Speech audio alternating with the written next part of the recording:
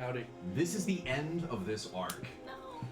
It is the final session of the Weave of the Ninestone preliminary arc, Tales of Twilight. And, yes, I just named it. And as we are diving into session number 7 of 7, we lost one.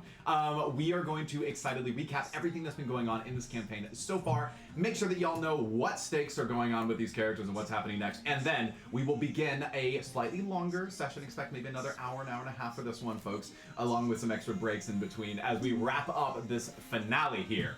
I will comment that this is our final day with Uyanga's player and with us in person, but don't be alarmed. There might be opportunities for these characters to continue to reunite in the future. But let's get into the real world, the Chrysalis world, and recap 6 whole sessions worth of content.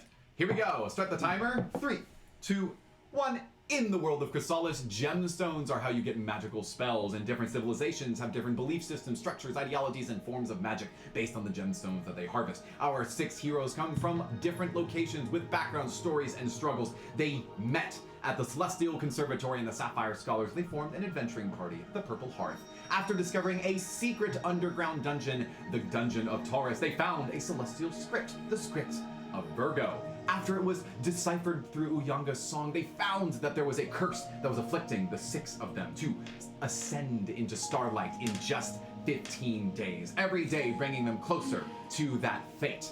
However, after a little bit of help from Headmaster Zagria, Gaius, and Nova, who offered to act as a distraction, they fought their way through some lower-level officers, fled the conservatory itself, and through the woods found themselves trekking until they made it to Starstep. Starstep, a city on the outskirts of the conservatory, is where they met Xananis, a young wizard artificer who was desperate to find his next breakthrough in his research, knowing that there was a mystical, mechanical, and biomechanical electric energy coming from the Thundercrag Peaks.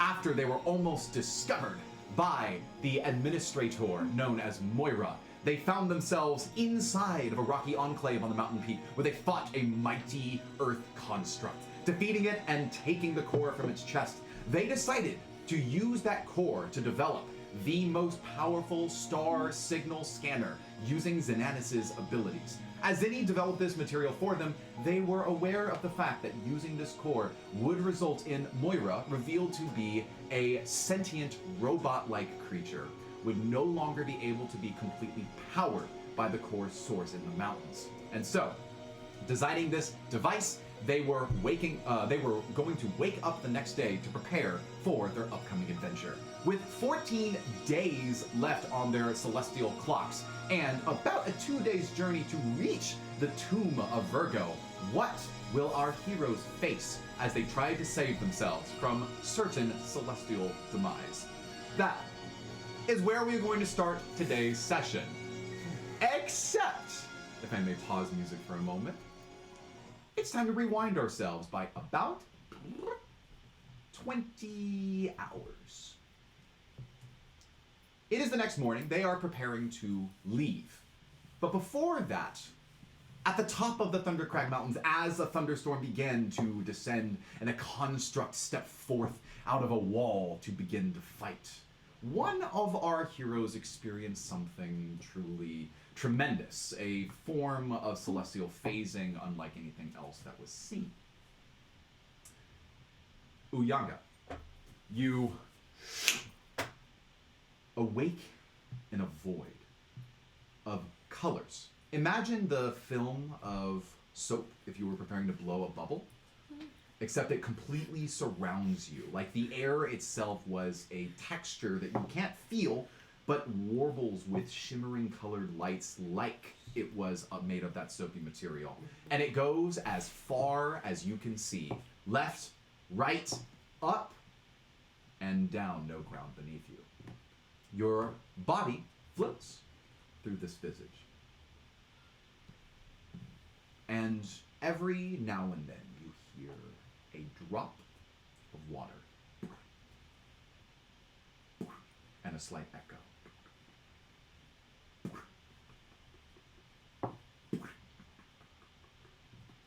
What do you do? How conscious am I? Like, how much can I think? Probably operating on, like, 1 Vicodin.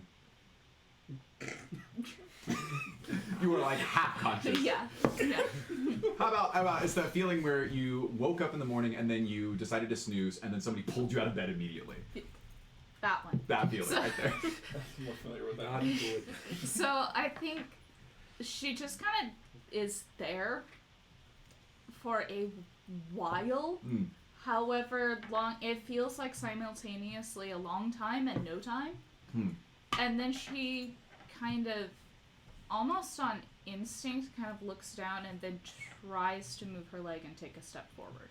Okay, you do this, and it feels like there is not solid ground, not rock, but almost like a thick liquid that you can sort of pull yourself through, like you're swimming in water.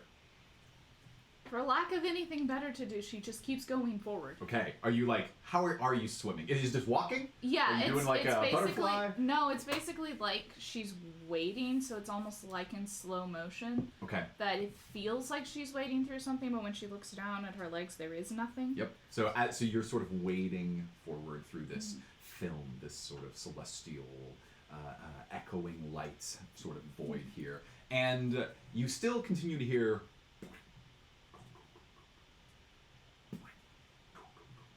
And as you move, you can tell.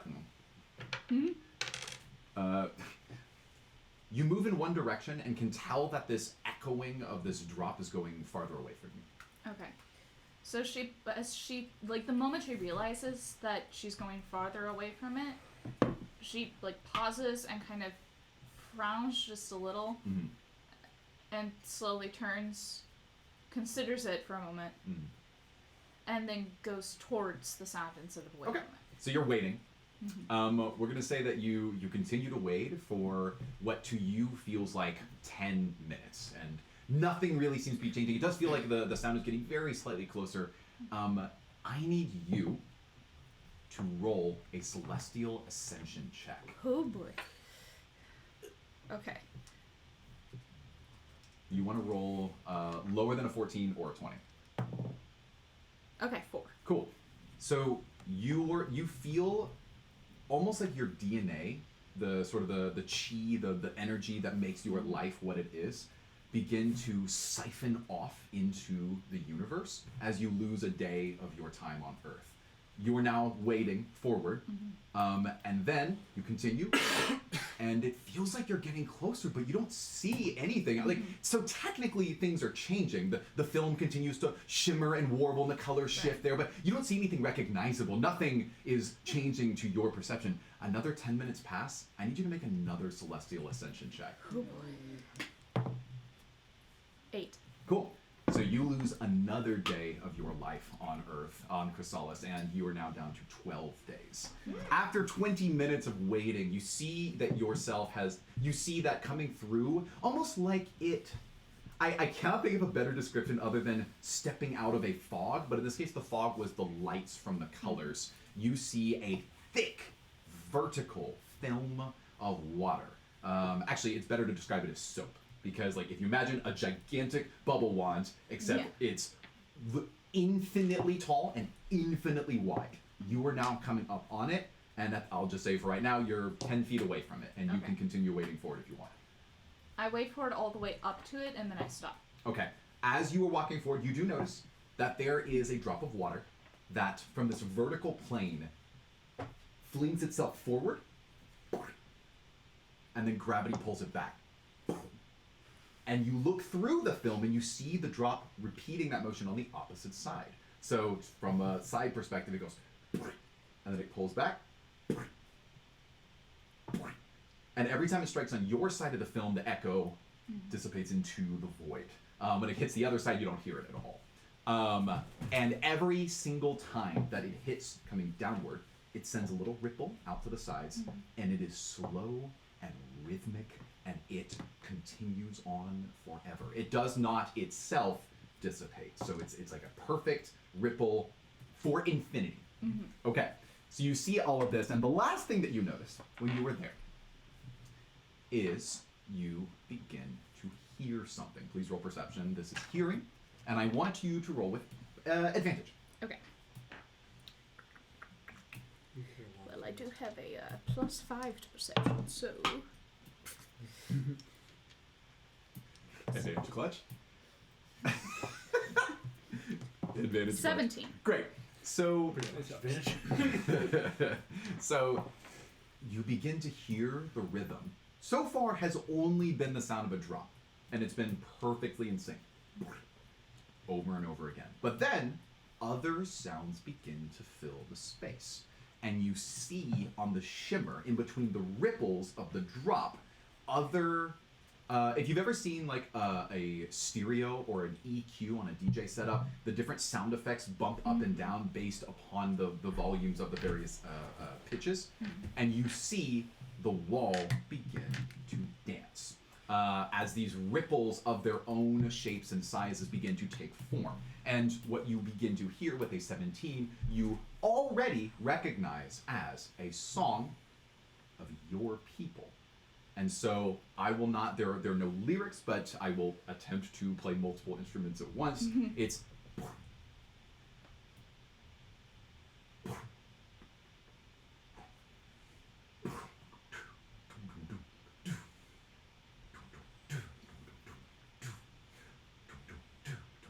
and then you hear a wind instrument.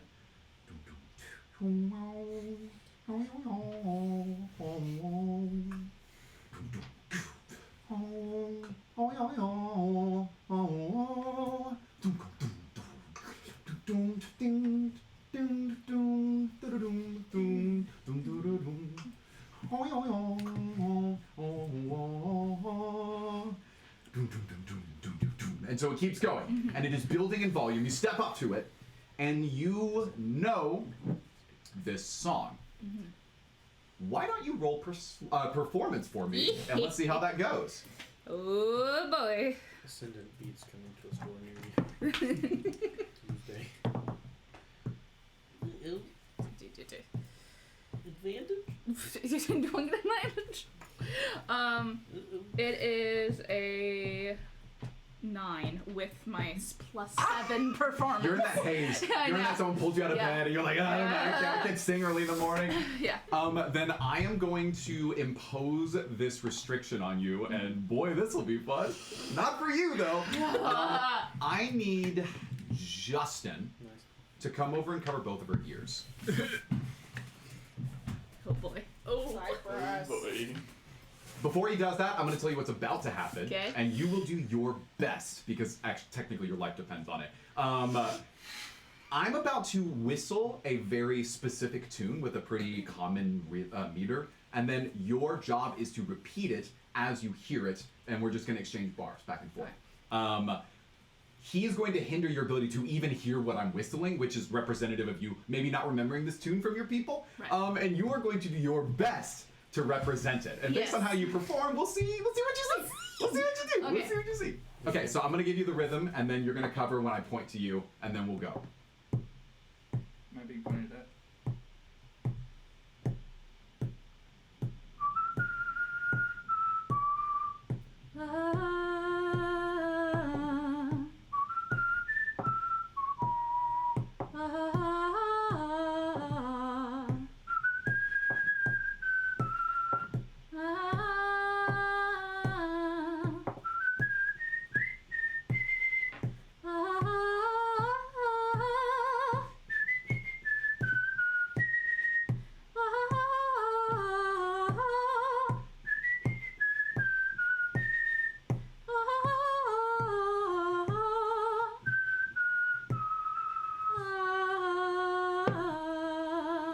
Awesome, so fun. So you are focused, and you did a great job. I think my whistling's actually pretty easy to do, but you know, for what it's worth. It's fine. For what it's worth, you're natural. So you start singing, and as your voice begins matching sort of the dancing of the EQ I've described on this shimmering wall, you begin to see not just the EQ as I described it, but you begin to see faces, like relief sculptures pushing through this film, and immediately you see the face of your father, Tamulin. And you see him making motions that would indicate that he's singing. You don't hear his voice. Instead, you only hear music. And then next to him, with a, what'd you get? A 9? Yeah. You see a bunch of nondescript faces, but you see that they're moving in a way that might signal they're dancing. So they're moving up and down rhythmically. There's some small ones and some big ones, like people. And as you are listening, you then begin to hear a shift in the music. The music that had a particular rhythm and arrangement of instruments is now being sort of infected by other sounds that don't belong. I'll try to simulate. So the song begins playing, and it's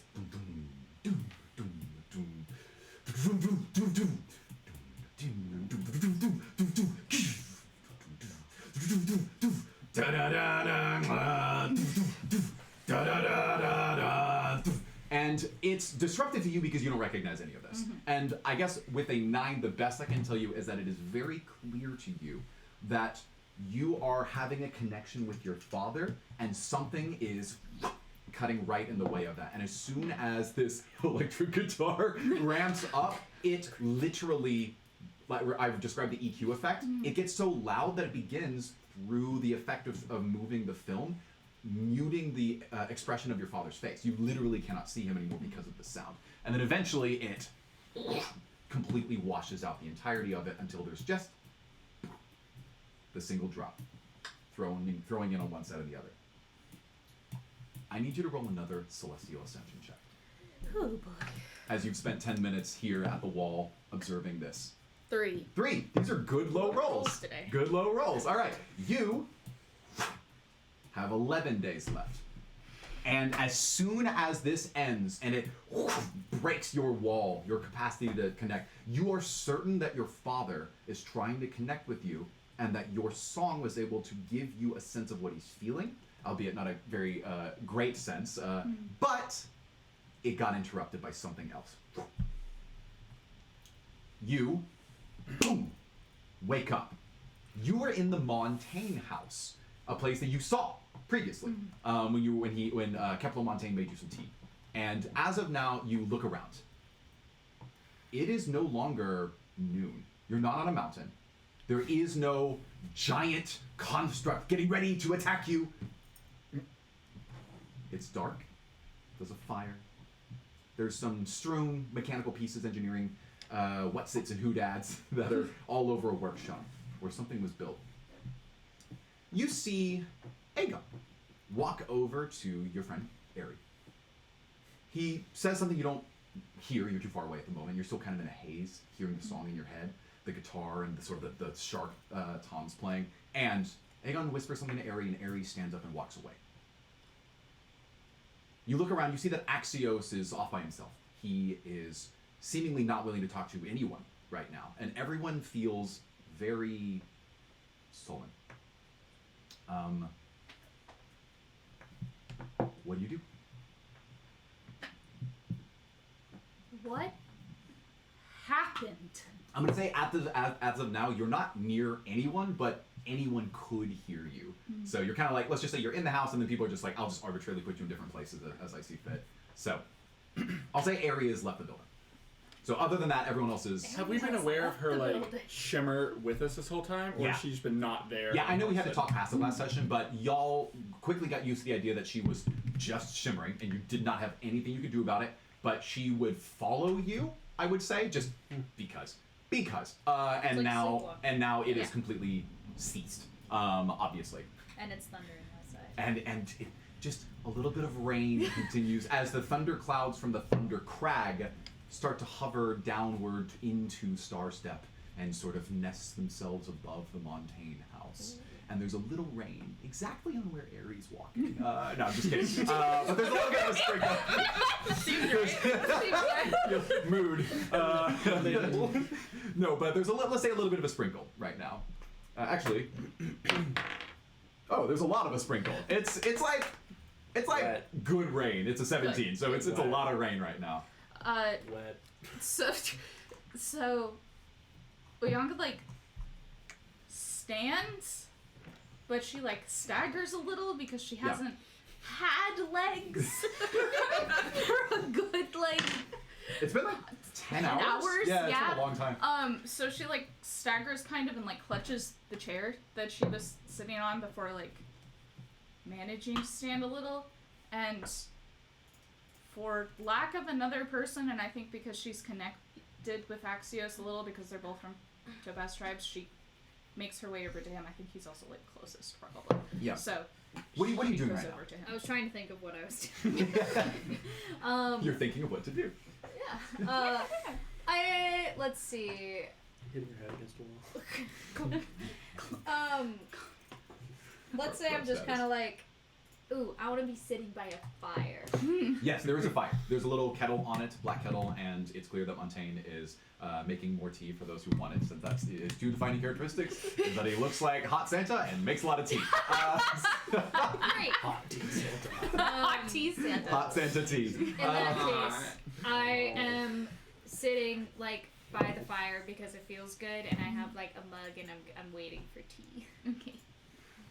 So Oyanga walks, staggers, manages to get over to him, and kind of half falls, half kneels beside him because her legs won't really hold her anymore.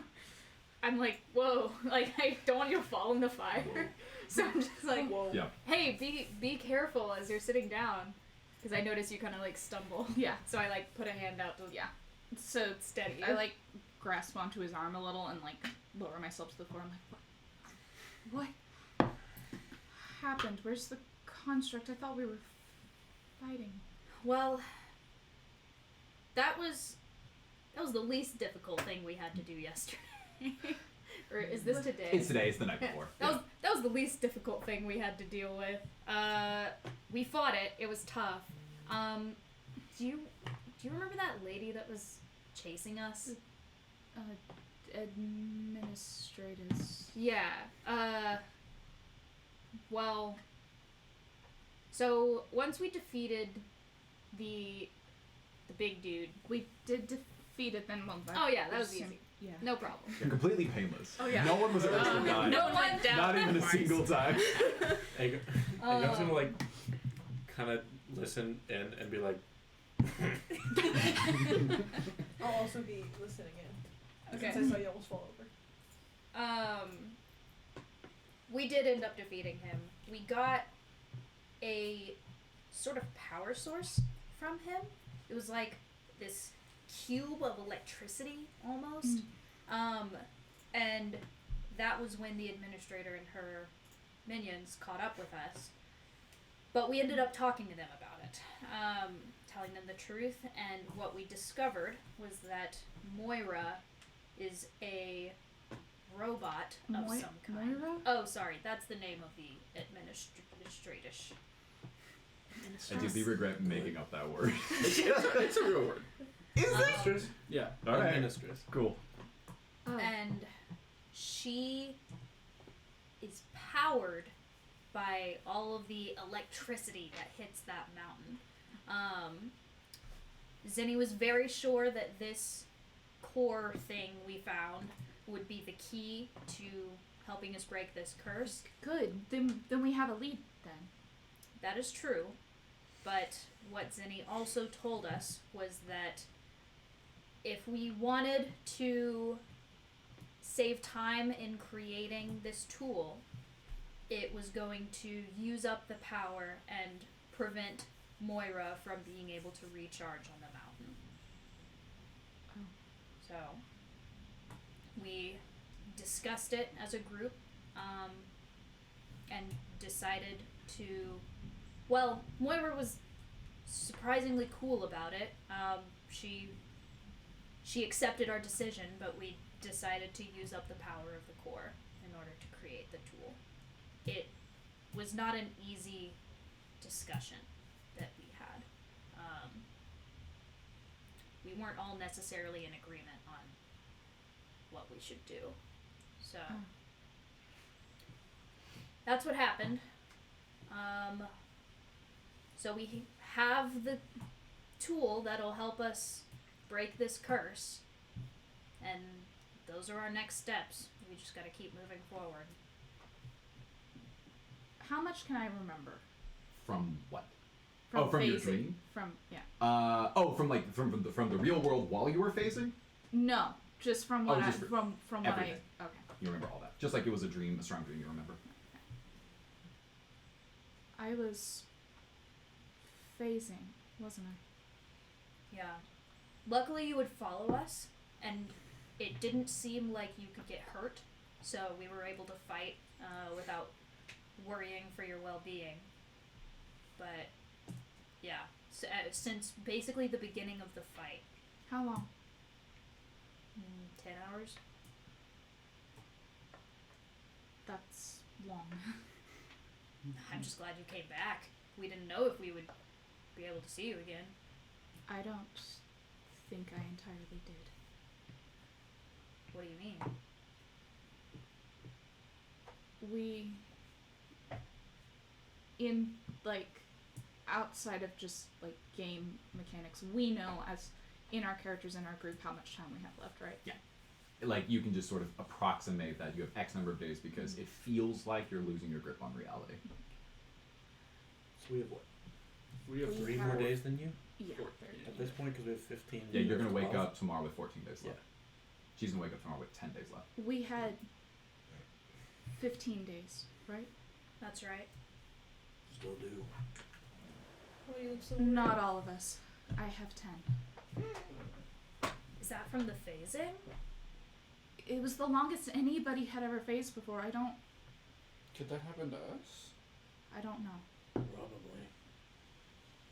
Well, on the upside, because of our decision today, we'll get there a lot faster. We would have lost about 3 or 4 days, Zenny said, if we had gone another direction. So, Upwards of weeks, I think he mentioned. While this is happening, I need to resolve some lasting consequences from the battle. Because a battle like that was really hard physically on this party. You two went down, is that correct? Twice. You went down twice. We'll get to that. You went down twice. Oh, okay, cool. Here's what we're going to do. I know that. Let's do Aegon first. I want you to roll a d20, and we're going to determine just how badly you were injured based on how you went down. Cool. 19. Cool. In your fight against the construct, you were finding opportunities to stop it from moving. You were going directly up to fight him, and at the time at which you were knocked out, you took the hit with your face, which was especially bad. Your nose is broken in such a way that it's about at a 20-degree angle off of what it should be. Ow. In universe, it's clear that with a little bit of magical healing, it could be completely corrected. And honestly, would probably just heal back on its own, albeit a little crooked. You have a broken nose from now on. Okay. Cool. Can we heal that? Can you hear? I want you to roll again. D20. It's also a 19. It's also 19. Okay. Kid nose is doubly broken. Very, very pointy. Now your Very nostrils broken. it's like almost off. You also, as of now, your the left side of your chin, this jawbone was broken in your fight, and so just laughing or eating foods, swallowing, chewing, those are all extremely painful for you. Left side of your jaw. Broken bones, not fun. All right, are you excited? No, would I know that higher or lower is better in this scenario? Nope, it's random. It's distributed in such a way as to not have a system. Okay. One of yours will be a bludgeoning injury. The other will be a lightning injury. So we'll get to that. Let's roll bludgeoning first. That's less exciting. Great. It's a nat 20. So good. Pretty funny. Bad. So Wild surge? No. you took a blow to the head in combat that gave you a bad strike to the temple of your head, causing an immediate concussion and will incur a psychic injury. I need you to roll d20 for this. Okay, would I know that this is better, higher, or lower? It's Or still is it kind of still random. It's still kind so of random. I took the lucky feat, and I Yeah. need to know before you give me the I'm result. sorry. I now understand why you were asking. Yes. Okay, so yes, you can totally re-roll this if you want. I wish this had enough. It's fine. It doesn't matter. How about this? Screw it. Including the previous roll that I just resolved. If you want to just not have it and re-roll, you can do that. I'm not going to tell you what the other options are. This first roll was from bludgeoning damage, so they're things like what you saw Aegon experience. You can re-roll that. Or you can roll the psychic injury and then re-roll that if you want to. I want to point out that I'm not going to permanently cripple your character's Okay. combat abilities from this. I'll just roll psychic. It's okay. fine. That's a 5. That's a 5? No. Oh, that's the wrong table. Okay, cool. Okay, cool. Whoa. Dang. All right, cool. Oof. Yeah, so you took a strike to the head. It's a concussion. Ow. Here's what you're suffering at this point. Okay, hang on. Let me make a note of it. Okay. You have severe migraines. Whenever you are deeply concentrating on something, which translates to like a perception check or a wisdom check, then you begin to take not a lot, sorry. You take damage from having a lot of pain from your headaches. It doesn't actually give you disadvantage. You just take damage when you do it. Damn it. Great. I thought I might as well tell you, even if you haven't done it yet. It's every time you do a check, it's d6 plus 2. To be 8 damage. I'm re-rolling that. Yeah, that seems wise. I'm using a luck point to re-roll, and Alright, then cool. I can choose which of the ones that I Cool. take. This is so funny because in the context of the universe, you're using luck to like have your concussion give you a different Right. disability, which is very interesting. That's an 18. 18?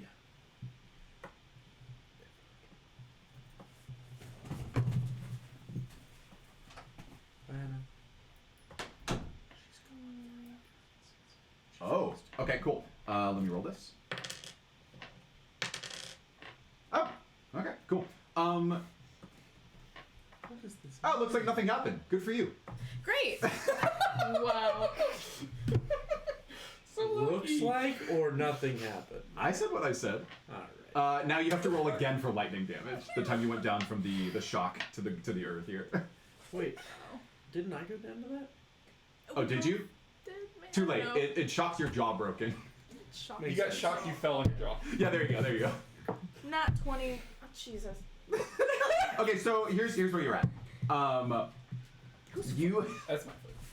Your body was so severely jolted by electricity that occasionally, anytime you do dexterity checks, you have muscle spasms. And the muscle spasms. I'm a rogue!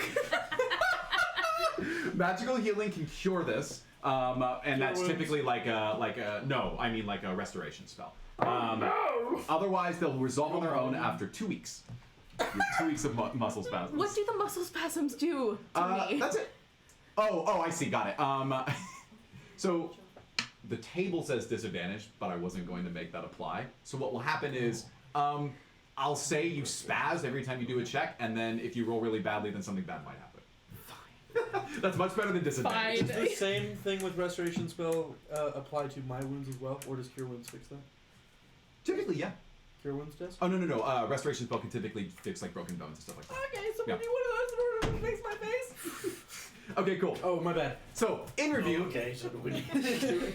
in review, broken nose, broken jaw.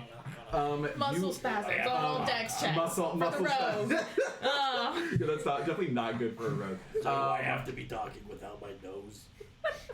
Yes, It doesn't yes, sound I do look forward to that actually. It That's what really I want. doesn't sound Okay, cool. good. So you two are tending to these wounds as you get ready for rest. I'm gonna say that we wrap up the day. So unless anyone has anything really burning they want to do, yes. Does that mean my long rest was after my left point was expended? Yes. Awesome. Yeah, because technically it happened when you got hit. Yeah. But weirdly enough, you leveled up after. I don't know. Whatever. It doesn't matter. It doesn't matter. So then you all go to rest. And What a great night. We already rolled your Celestial Ascension check. That means that all of you lost 1 day. You also lose a day as part of being with the party, so you're down to Love 10 that. days. The rest of you 14 No, I was already days. at 10, wasn't I? No, I said that number earlier. I said Okay. tomorrow you will be at. So Okay. you are currently at 10. They're at 14. Next day, dawns. Something happens during the night. Uh-oh. What? Am I still outside? I don't know. Where are you I assume sleeping? You came in. Honestly, I would probably stay outside, probably under like a shed or something. Okay, you find a That shed. mean- that means There's a little we'll like be really planters concerned in the morning. sort of garden there. You go over there. I'll spend the night outside on Fern, Are our animals just because with I'm us? concerned about Harry. Okay, yeah, that's fine. So let's say that you're out there at the moment. It is nighttime. Stars overhead. You can hear thundering in the distance. Okay, I can't control Can't IRL control the weather. clouds. And Ari, during the night, your body breaks into cold sweats, and in your mind's eye, as you sleep, you continue to hear the voice from Lena's apothecary shop in town. Great. Holy cow. You He's having a hear. great time here. You hear. You doomed them. How could you leave them behind? You led them to your slaughter. And you see, flying across your face, it's Sora's decapitated head. Like it was just thrown. No thanks. You No see, thanks. kind of like a superimposed image of blood trickling down the steps of the Crying Courthouse. You see your father's face, like a flash of lightning in the night. You see your brother there, standing, erect, sword out, as he commands the troops to kill your friends and allies. You see faces of the common people of Krya. And then at the end of all that, you see Kita, who is still trapped in I'll just say the courthouse, in the keep. And throughout all of this, you continue to hear this voice echo as it gets louder and louder and louder and louder, and then you wake up in the middle of the night. Cold sweats. You will continue to have nightmares for, looks like only one more night. I rolled it. You rolled well. So you just, I guess I'm allowed to tell you this. You'll have nightmares for one more night of rest. Congrats. Okay. Great. It's morning! Lovely. Love that. What is Does she just have a mental breakdown I think and not recover? I think that's what happened. At what Let's be point real. did she just go crazy? Let's be real. I do, well, so that was an option. She did not get that. So let's be real here. I think most people who play rogues want to be the edgy rogue, and she got to actually be the edgy rogue, This is not true. by design, which is great. You do have nightmares. Oh. They don't do anything special Great. in terms of mechanics Except as of now, destroy your mind. except destroy your everything else. Emotion. You wake up, physical, Montaigne. He has made all of you some toast and eggs, and they've got little goat cheese on them. Love that. He's pulled in some like vegetables from his garden, so you can have some of that food. And then he is packing all of your stuff up, as Zinni is also there, and the two of them are getting ready to see all of you off. I assume this smells great, but I can't. My nose hurts really bad, you guys. Kepler says, "Oh well, I think Kibo here has a processor. If you want him to blend it up for you."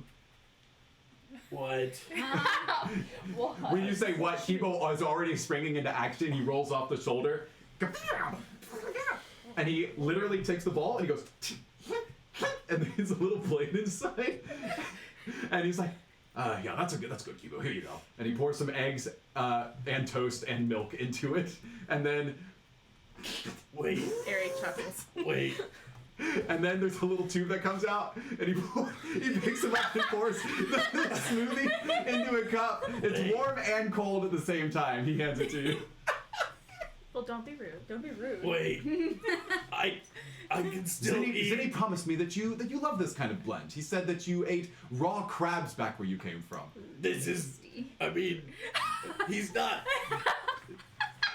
Just eat it. He How also do I describes that you resolve are this?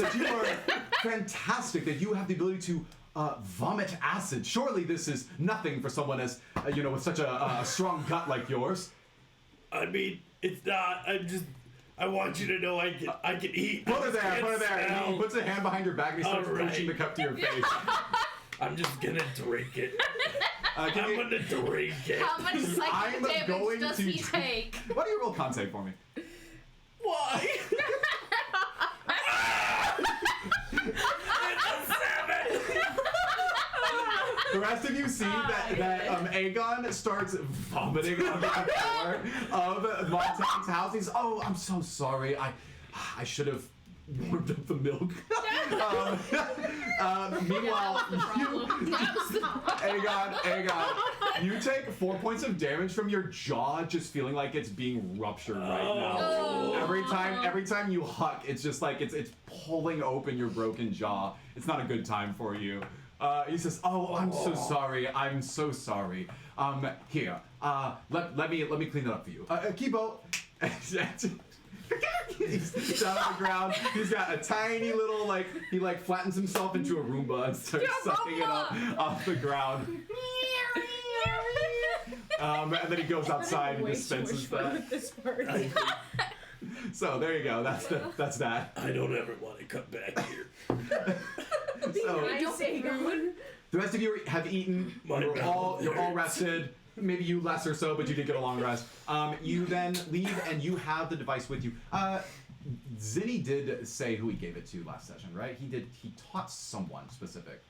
Neither of us. Not took us. it. I I have think it was Lupin. Okay, cool. So I Lupin. wasn't taught how to use it though. We're just gonna say the entire party's taught how to use it. Zinni briefly describes to you that the way that the device works is that you are to help it to catch a signal. If you imagine like a radar gun for speeds, you have to point it at the signal that you're trying to trace. It will then capture it and store that signal so you can have it sort of indefinitely. And then if you were to point it, you use it to basically check locations for specific things. And this is the advantage you get because of your consuming the core decision, is that it has an LCD screen that explicitly tells you within a 1 mile radius the exact location, if present, of that particular signal. So the sensitivity of, let's say, the gun part is increased. You have exact locations for the particular signals that you already have stored, and it has unlimited storage for those star signals. There are more uses that you might discover, but that's what he tells you he knows it does. So he's now given it to you. He gives it to Lupin. Lupin, you're holding it. And he already has the signal from his radio. So he plays it back. He then points it at the device, catches the signal. You now have the signal of what Zagria cast to locate the Celestial Tomb. On top of that, he confirms by scanning the Celestial script that is in your bag, Aegon, that it matches. So he scans it, it is now stored, the Celestial script is in your device, which is called the Star Signal Scanner.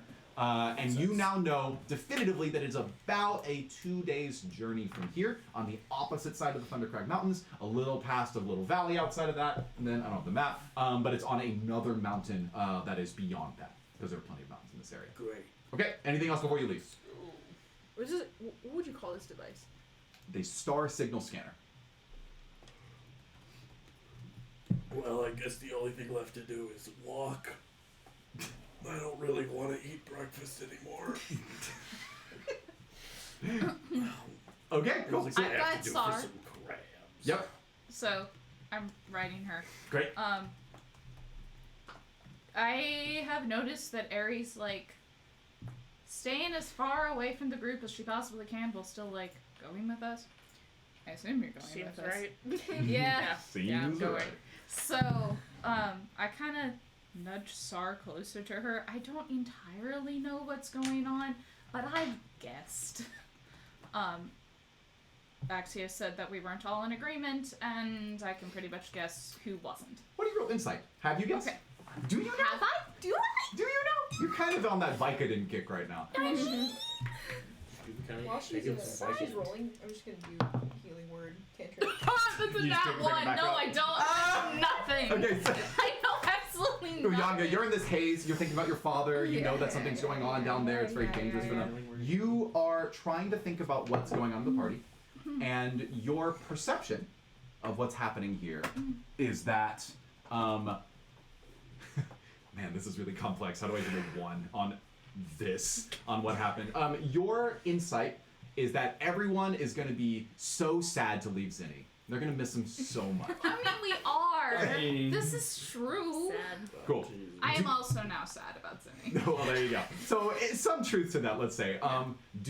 Would your character act upon what you are pretty confident is missing Zinni and console Ari about this? Oh no.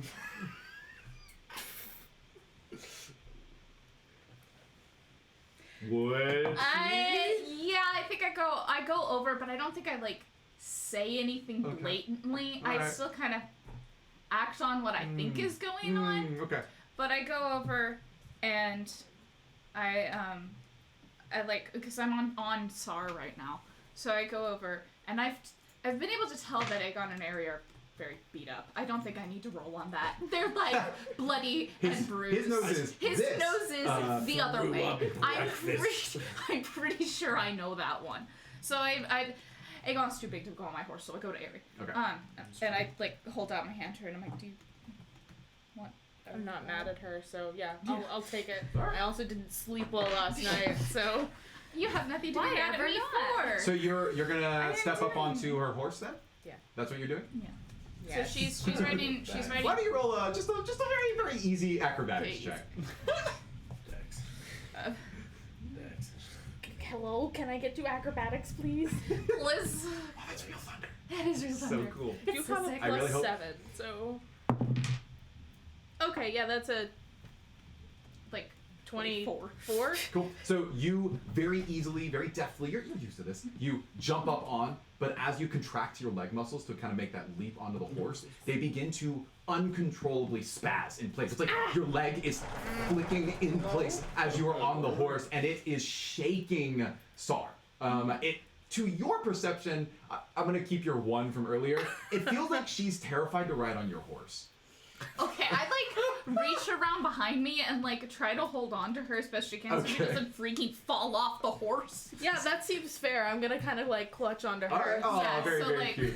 So yeah, she's riding pillion with me now. Okay, good. So buddied up on the horse. You're definitely not scared of riding the horse, No. but you'll take the comfort I'll as take it. it. So you ride off. Keplo and Zinni stand at the doorway. Zinni outside his tower where he built this device as you ride forth. Tears Now, streaming from his eyes. Does Zinni say anything?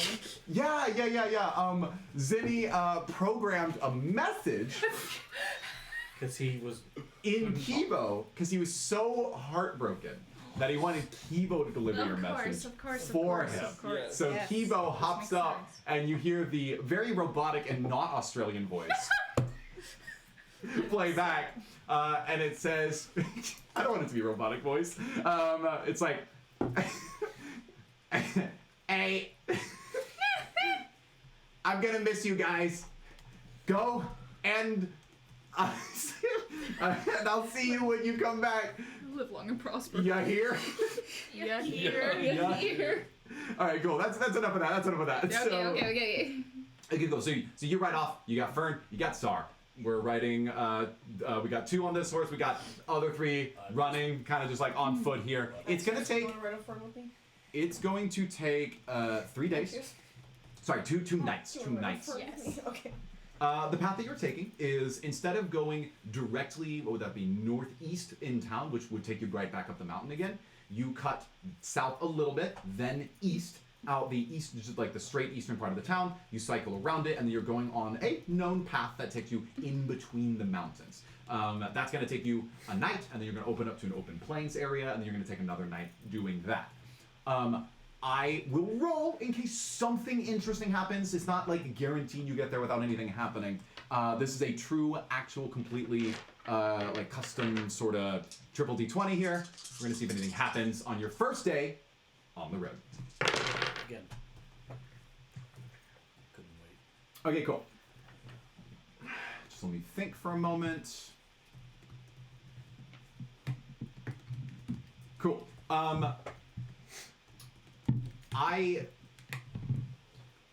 I will merely talk through what happens. I don't think this is important enough to warrant full roleplay. You reach a juncture where it looks as though guards from a local city are taking a toll on people that are passing through the mountains. They are asking you. As thunder strikes, and the guard looms down and looks at all of you.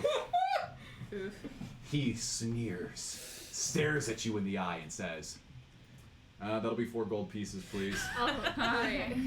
Really? That's it. Well, who has our money? 4 gold pieces for Actually, the Truth that's Keeper really nice. Preonis' It's in troops. Thank you. It's in the part. Okay. The app has a. Here you go. Well, Do you want 4 gold from all of us, or just 4 gold for everybody? Well, are you one party? yes, Yeah. 4 gold will do it. Just need to keep care of the roads. What did you say it was for? It's 1 more than 3. No. What was the? Do you want the gold or not? What was the gold for? To maintain the roads for Truth Keeper Preonis. Thank you very much. Welcome. Okay. He checks them to see if they're legitimate.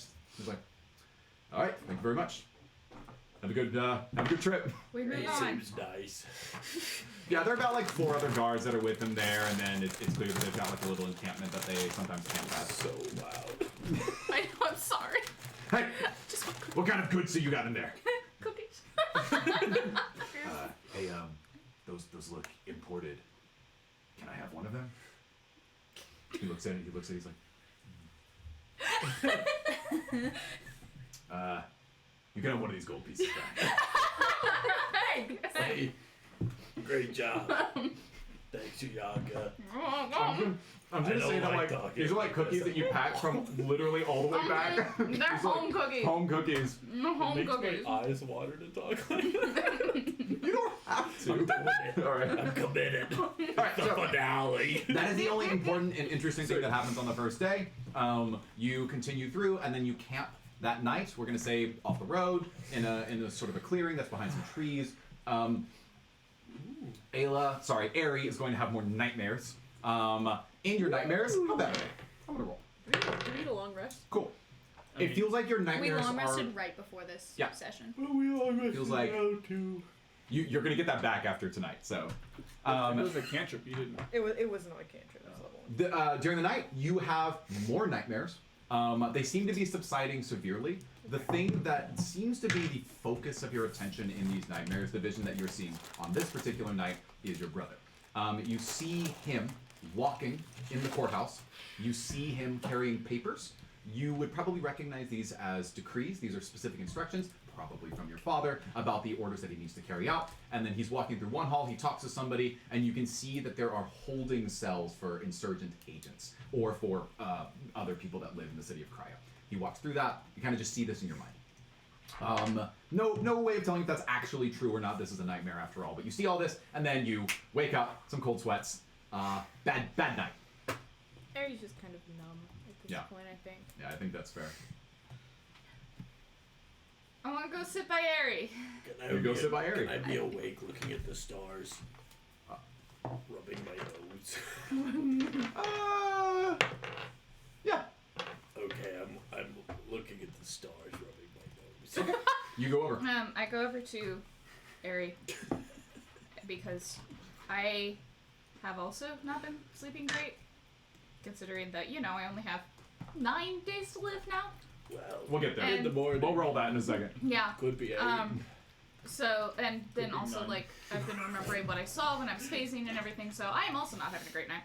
So I walk over to Ari, and I go and sit beside her, and I'm just kind of quiet. You see her walking up maybe 30 feet away. You notice her walking over.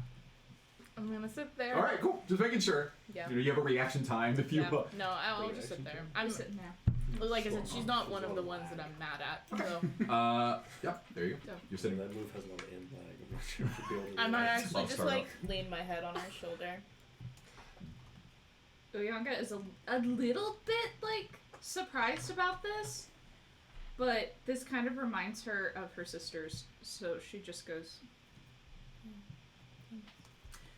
I'm not gonna go over. My But nose Fern- hurts. But Fern is gonna walk over and then just cuddle at their feet. At your command, or because he wants to. Command. I know. Yeah, do animal handling. Okay. Nice. Roll the d20. Roll it. It's like a +4. Because Fern is not especially Not great. like intimate with Eri Yeah. as a character. But So likes Uyanga. I mean, true. He does like Advantage? He does like Sar. That's a Sar different a lot. creature entirely. How'd you Advantage? Take No. no 10. do? All right. So you two are okay. So you're sitting there. we Does anything bonded. else happen? rebonding. I thanked her for the ride earlier in the day. And apologize for the violent shaking. We'll say that lasted like 2 minutes. And then Okay. it stopped. Okay, cool. You two are sitting there, very quiet, and then you hear, and there's a werebear walking up, and his nose is sniffing the ground in front of Now you. roll our eyes. He's like walking up to the two of you. He seems like cautious. He's kind of just like very gently approaching here. He doesn't do anything. Do I see Lupin give this command? I'll roll for you. No. Yes. No. I'm gonna glare at her. Glares. And then get up and move to a tree. Oh no. Uyanga looks up at her and she almost calls Eri back. I will pat Fern before I leave, though. Oh. It's not his fault. Fern. Fern seems uncomfortable. Um, I just whistle and come back. Okay. he does. I almost call out to Eri, but I just kind of look sad and keep sitting there. All right. It's a I weird noticed night. She walked It's over a to the weird tree. night. You? Yeah, I noticed because I'm looking at the stars. Okay. You do this. Fern is returned to Lupin. Eri sees you coming. Uyanga stays with Sar kind of on the ground to the side. We'll say that you two are alone enough to be out of earshot. I walk over. Don't leave this time. That's better. Aren't you in a tree? I thought you were under a tree. Given that my legs have been violently shaking, You don't want to climb. I you don't wanna really climb want the to tree? trust them to climb at the So you're moment. like you're I'll under just a like tree. sit at the base of the tree, I Okay, guess. cool. I'm just gonna go to the tree and sit also, like with my back against the tree, and just like fold my hands in front of me and say something. So Aegon walks up and says something. I say, Very clever. No, just kidding. I don't think that we had another choice. We clearly did. I wish we did. Can I roll insight on Eri to see if she wants to be in this conversation? I didn't even think you were there. Where am I? What's Let me happening? roll luck. Taking a nap in the Let me roll luck for you real fast. Add spell slots to the app. I rolled high. You happen to be awake and happen to see all of Great. this taking place. I'll do that. Okay. Roll insight. Oh, I forgot about that part. Impressive. You were very attentive. Well, I got a 12. Okay. Your read on the situation is that Eri is tired. Okay. I That's it. will let them keep talking. Okay. I don't think that there's ever going to be anything I can say to help, but I am sorry that Did we you had know to do that. that everyone I have ever loved in my life has been slaughtered in front of me? Yikes. No, I did not know that. Did you know that it was by my father's hand? Did you know that he thought that the killing of innocents was just because of his grandiose ideas, of his dream? That sounds like a pretty jerk. Yeah, it does, doesn't it? My dad left me on a mountain to die. Oh, that was not Did the- you know that you were the last person that I loved? Oh, What? wait. What? Egon, I fell for you almost immediately. What? And I'm watching you follow in his footsteps, and I'm worried every day that you'll throw yourself off a cliff to be with the stars. Thunderclouds start to roll in and thunder rains. I can't watch another person die by my hand, and you were supposed to be with Nova, and that was fine with me until you threw her to the wolves to die too. And I seem to be the only person who cares about that. And now we've killed Moira. We've left Zagria. We've left Gaius. We've left everyone that I cared about. I don't have much caring left. I suppose that's fair. But, I mean, the point of our quest is to go back. We're supposed to go Is that the point of your quest? Zagria. Because last I heard, you were willing to give yourself up to this. You were waiting for your chance to join the stars. You were ready to leave us. I'm not going to look at you and say I trust the stars more than everybody, because I don't. They've been there for me when nobody else has. I'm done with the nose thing now. Okay, cool. Okay, great. They were there. My dad took me to the top of a mountain. I was 7. And he said, find your way back or die. And I thought about it. But then I looked up and the stars were still there. So I didn't have a family other than the stars. And then I came here. I met that old guy. Master Verini. Closest thing to a dad I had. He sent me here and I finally had a purpose. Oh, I did the nose thing. I don't know. You found I don't- us. I don't think that the stars are my only family anymore. You sure seem willing to give them up. Not after yesterday. Yesterday was a turning point, Harry. I don't think that we're supposed to join the stars anytime soon. And if there's anything I've ever learned studying on the top of a mountain for 13 years, it's that there's never just one answer. That rock is not the only way we'll save Moira. That staff is not the only way we'd find the tomb. But it's what we had. And for what it's worth, I can't guarantee that I'd be able to help everybody if we didn't have the staff. And I don't really want to lose you guys.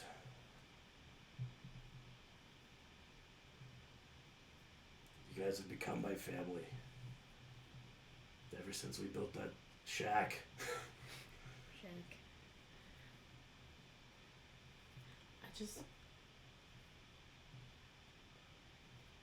My whole life has been dedicated to destroying the man who did this to me. And I don't want to have to add another person to that list. It sounds like a reasonable list. I don't want to be on it, if it helps. I mean, once we get all this sorted out, we figure out a way to stop ending up in the stars in about, a couple weeks. I mean, I've learned that I like beating up bugs. And from what it sounds like, your father sounds kind of like a bug.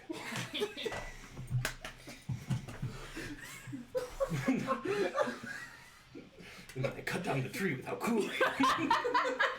Are you gonna punch the tree? No. You wanna punch the tree? I don't want to punch the tree. You wanna punch the tree? It seems like a good moment. I'm not gonna ruin it. He's socially awkward, not an idiot. Debatable. Well, you know how it is. Hold on. Is there anything else? Oh, is there anything else going on here? I don't know. I'm waiting on a response. What are you doing?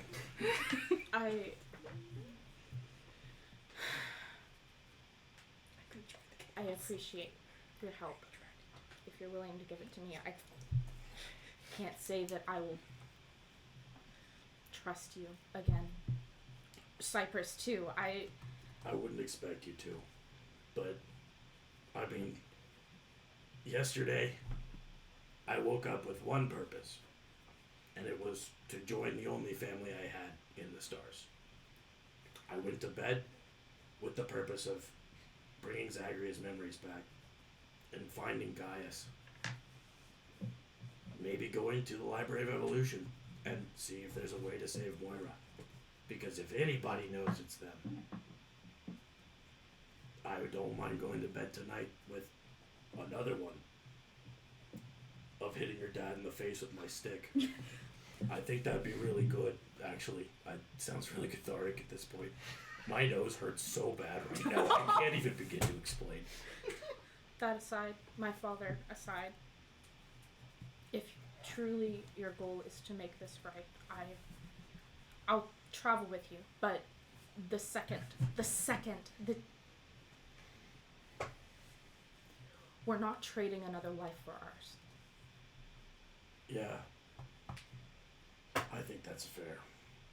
A lot of people have already died. Or, I mean, Moira's not dead yet, but I still don't think that it's over for her. We'll find a way. The stars have answers. We just have to know how to ask. That's what I've been doing my whole life, asking. Good night. Good night. Lupin. I'm gonna see them talking, and they're like looking. Everyone just assumes that they're all nosing. I'm gonna roll and see if you actually are up. Please. You're also awake. I'm trying to sleep. Hey, I'm chilling somewhere. No, I'm Chilling. going to be nosy. Okay, if it makes you happy, oh benevolent DM, I have gone back to sleep. Okay, great. Lupin starts to get jealous Okay. because she is like Aegon for a while. Oh no! Why? Trouble trusting Why people. everybody? Why didn't anyone fall in love with Axiom? Because you're a freaking lion. To be fair, a hot lion. I'm gonna but a go lion. With Axios. Lupin. All right, I'll accept Lupin Axios. walks over to where Axios is and asks if he's awake. Are you awake? Trying not to be. As you can see. He's laying there like What's this. up? He's doing the Sokka and the tent, right? Hello. Just kidding. Do you need anything, Lupin? Lupin puts her arm through his fuzzy arm and then just puts her head on his shoulder. Yeah. And that's it. I don't say anything. I put a very large paw on her very small head. So covered. Just completely covered. That's Russell. That's it. All right. Very good. This is pretty cool. So you all go to sleep. You get another long rest for all those spell slots. Let's go. My spell slot! Wait, My spells do I know why she's upset? You want to roll insight? Yeah, I do. Go ahead. Gosh. Not 20. Wild surge. 21. Holy cow. Wild so, surge that moment. Axios. Cuddling all of a sudden. You're used to your brothers being sort of pick of the litter back in the Ember-Main Yeah, Pride, that's reasonable. and so a lot of the lionesses there would pine after them, and you could, I think, maybe from the whispers and the joking chuckles of your older brothers, and then them making fun of you, and maybe a few girls and your pride head crushes on you. I think you get the sense that Lupin is not so happy that Aegon specifically was spending all that time over there with Harry. So good at reading women. So women. I'm available. Can I explain what I'm feeling after? Do you just tell him this? He hasn't said anything yet. All that's happened is your actions. I don't think I was going to say anything because she doesn't need me to talk in this moment. It's clear that she just like needs some comfort. And so I put my paw on her head, but I'm not going to say anything unless she wants to talk about it. Look at that. Modeling good communication skills. Wow. Axios, the woke lion. I'm not going to say it out loud, but Okay. I want people to know what I'm thinking. Okay. Okay. Is that allowed? Like you're trying, like you're, wait, what do you want You people want to our know? the players, not the characters, to know? Is that what you're saying? No, that's fine. I'll just be quiet. All right. Well, let me know. Let me know if that changes. The night begins. This is really interesting. I had already pre-rolled this, so I'm not scripting this. But tonight is the last night of your nightmares, and so you go to sleep, and you just had nightmares. That's what woke you up in the first place. Yeah. You are back, and you see Endor walking through the Crown Courthouse, and he takes those papers, and he's walking up. And it almost feels like the ground he's walking on is moving. Like the cobblestones are moving under his feet, like they're just like shaking and shifting. And it's almost like they float and carry him to a massive stone. It was originally the courthouse's judge's seat, which has now been appropriated as a pseudo throne for your father. A big chair, like a purple runner, going all the way down and off this massive table. And you see that he has tons of papers there, charts on the walls, maps, and then he walks up and he says something akin to, I've completed the orders as you've requested, sir. And then his response is, very good. Now, there's one important thing that we have to attend to. He says, yes, sir? Well, you see that, and from just off screen, a wooden staff find its way across the table and into Toriel's face. And he's knocked back into his chair. He was standing, he's now seated in his chair, and you recognize the staff as Aegon's staff. And you see him sit there just, I will not be made a mockery of. What was that? Who are you? Show yourself! And you begin to rest, and a smile pulls across your face as you lose your psychic nightmares and you finally get a good night's sleep. And so the next morning begins, the day that you will finally arrive at the tomb. And this is the perfect place for us to take our first break. So we're going to take about 5 minutes. Don't hold me to it. And we will be back shortly to reconcile all of this wonderful new news along with the upcoming entrance into Virgo's tomb. We'll see you in a little bit. Take care. Hello, welcome back. Thank goodness that night was completely uneventful, like any of the traveling days that I had planned in my sessions. You know. Really easy to budget time in this campaign. Let's go ahead and start the next day with our Celestial Ascension check. We are going to see where everyone is. You have to roll separately because it is more likely that you will start fading. For everyone else, you were at 14. You need to roll basically lower than a 14 or I guess get a 20. So As a party, I'll right? roll in front of the Party thing? That way you can blame me. Great. Yeah, There it is. okay. Here we go. And just have water in it. That's not even true. All right, there you Now go. it's 12. has water 12. in it. Congratulations, you have 13 days left to live. Good luck. Young guy. 16. That is higher than your current number. You drop not just to 9, but also wait. You rolled a You what? go up to 8. 16. That's right. drops to You 8. actually drop to 8. You lose an additional day. This represents I'm gonna die! your grip accelerating as you get farther and farther. And you actually know a lot more what this feels like because you've seen sort of one of these voids that represents this transition. So, okay, cool. Let's keep going. You wake up in the morning. The sun. Actually, no, it's foggy. Fog starts cutting through the trees, and you get on Sar, and you get on Fern, and you prepare to run. Does anybody do anything as you take off? Can I just say I'm that I'm running very for- shaky and like everybody, I feel like at this point, since I only have 8 days to live, I kind of look like I'm dying. Dark circles under the eyes? Yeah. Sure. I mean, Right. also none of us Right. slept super, except Cypress. Cypress Cypress was now so night. Cypress knocked down a good old salad. Yes. Conked out. Okay. What's that? Did Axios notice the color of my wings yesterday? Oh, right. I would Tell have us a tell us pretty about one, your Yeah. wings. What's special about your wings? So my wings change color depending on how I'm feeling. So Okay. blue is sad, Sad. and then yellow would be happy. Okay. Green is like just a neutral tone. Envious. What? Green with envy? No. No. That's stupid. And then pinky purple is like feeling either like a familial connection or like romantic connection. Oh, well, that's confusing as heck. We'll say pink is romantic and purple's family. All right, cool. There we go. No, I like the potential that's set up, but that would be so the funny. Alabama conundrum. All right, cool. I'm gonna say just as a canonical rule in the universe, most people not from the refuge, they don't know this. So it's not like people can just read your emotion from a mile away. It's only. It's not the emotion. Did you see the color? You rolled a 21. I'll roll for. Oh, you already rolled perception. Well, back when I That rolled was last insight. night, I rolled an insight Oh, on insight. like how she was feeling. I'm gonna do some quick rolls for you. Okay. First of all, would you know anything about this at all? And the answer is no. You wouldn't just naturally know this. Second, do you just perceive it passively? I rolled really poorly for you, so you didn't even really notice the wings changing color.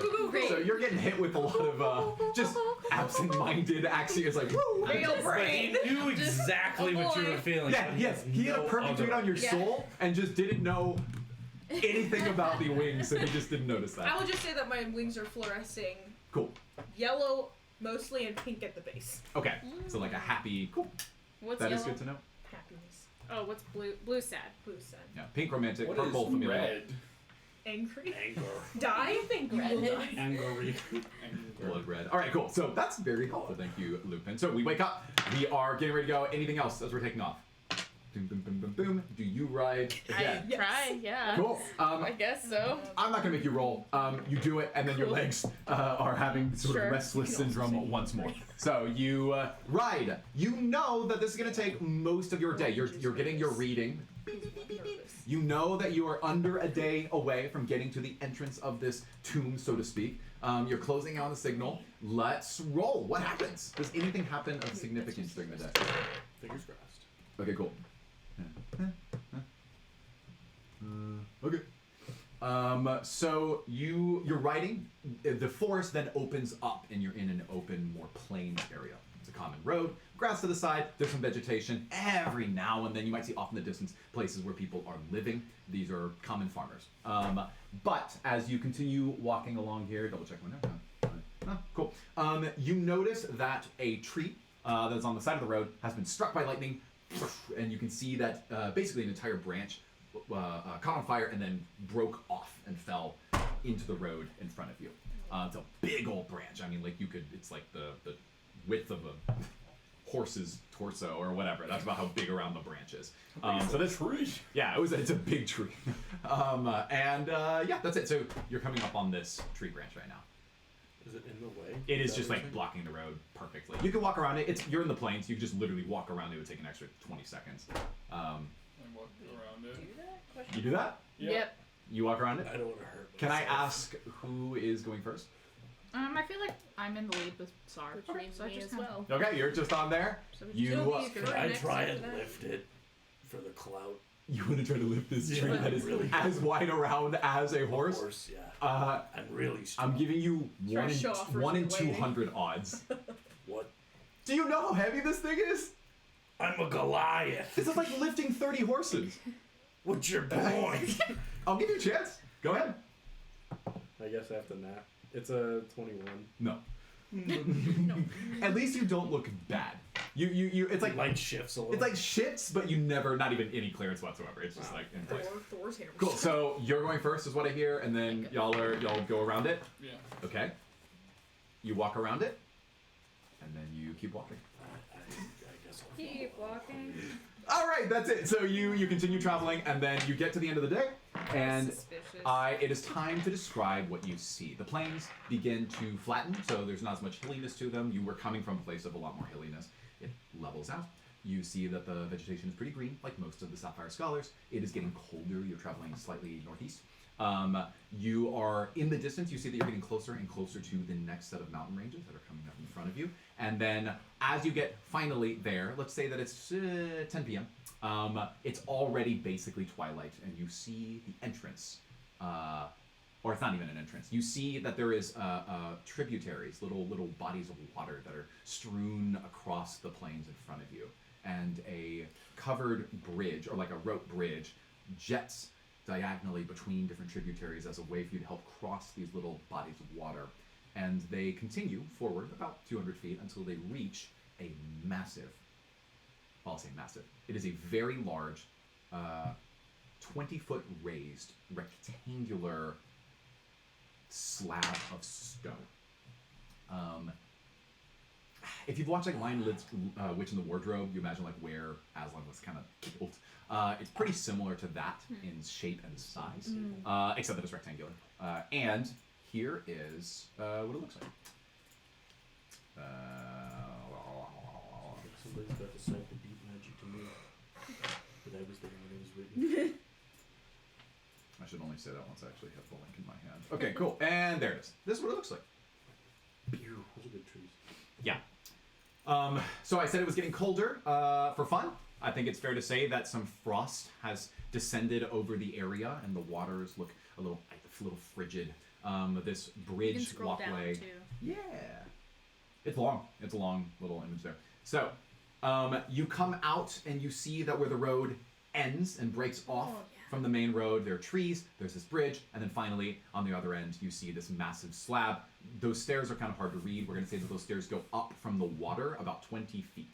So it's pretty tall. You'd be pretty high off the water if you were to climb that. You'll notice a little gap there at the end. That's about a 15-foot gap.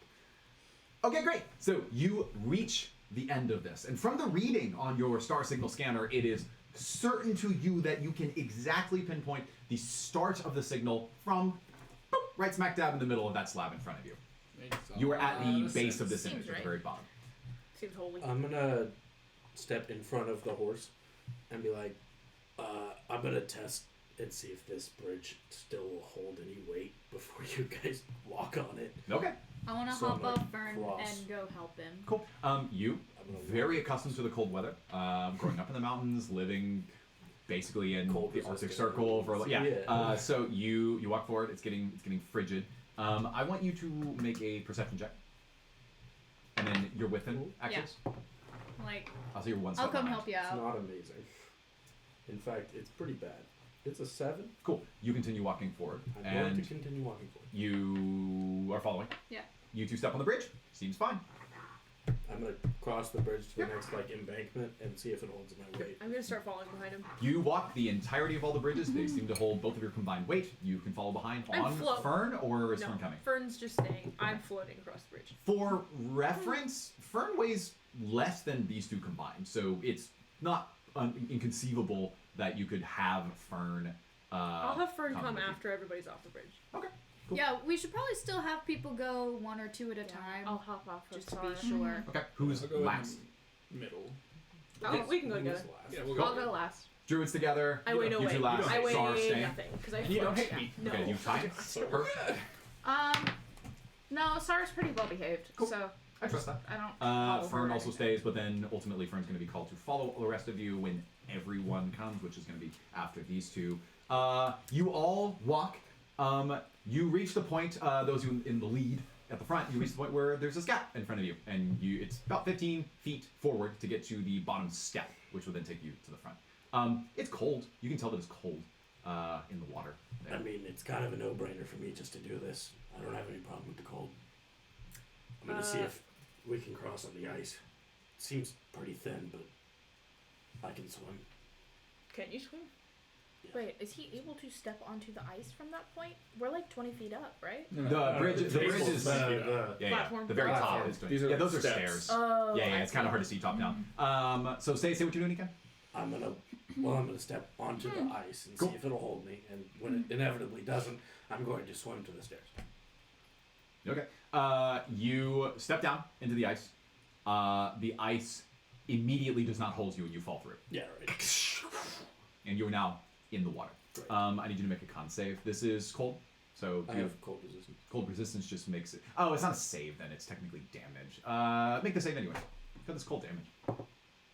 19 plus. Cool. You would take half damage, but I'm just gonna say you don't. 19's pretty good. So you start freezing, but you buffet it off. You've done this before. You go for morning swims in the Arctic, right back where you live. So I had to catch crabs. barehanded Crabs! in the water. Both ways. In the snow. Is there anything in the water around you? Are they crabs? Are they crabs? It's a nat 20. Crabs! No, it's not always It's a crab. I am going to roll that crab. thing that I did for the animals in the forest. We're going to do mass and size. There aren't many, and they're pretty small. But what are they? Sounds like fish. That's pretty funny. While you're in the water swimming around you, there is 2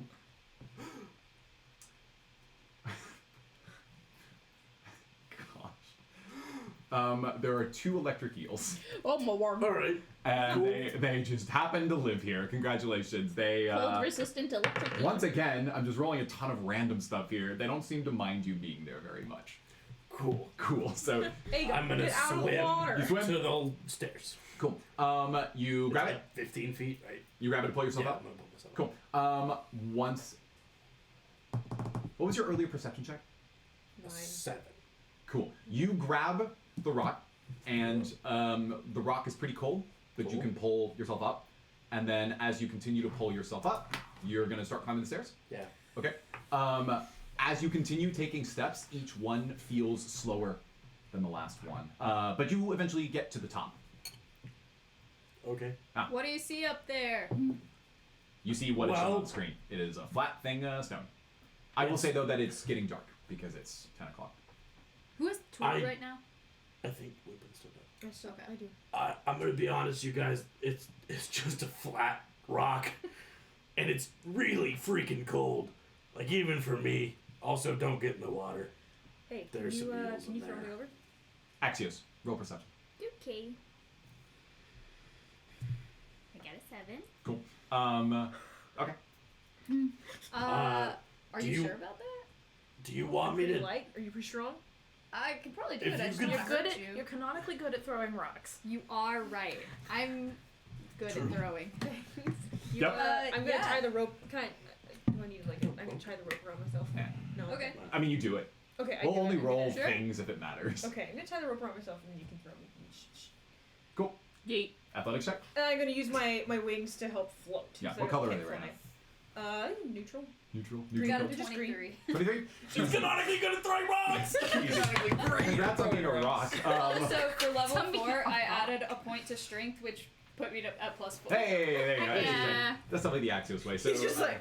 so you get the yeet action. You are instantly you land on the top of the stones here. I need you to roll perception.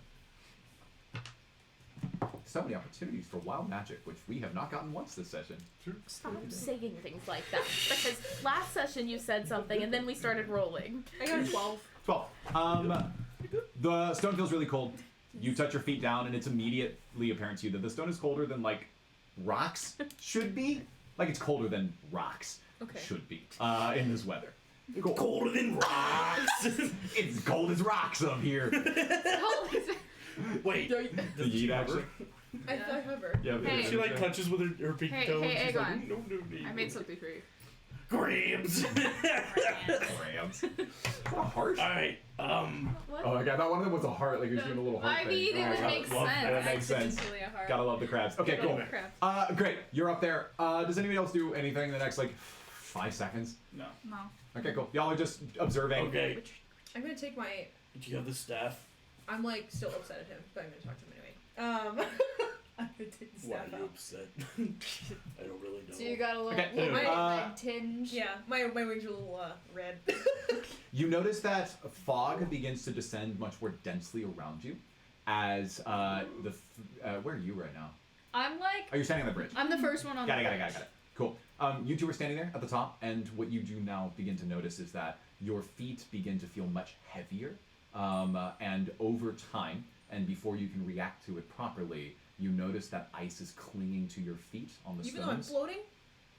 Oh, good point. You don't. Congrats. Oh, Ice is going to cling to Aegon's feet. You have some stuff on your feet. I'm gonna give Yes. you. I'm gonna give you one chance. This is an athletics check. Nice. It's technically contested athleticism, but just go ahead and roll athletics. Contested by whom?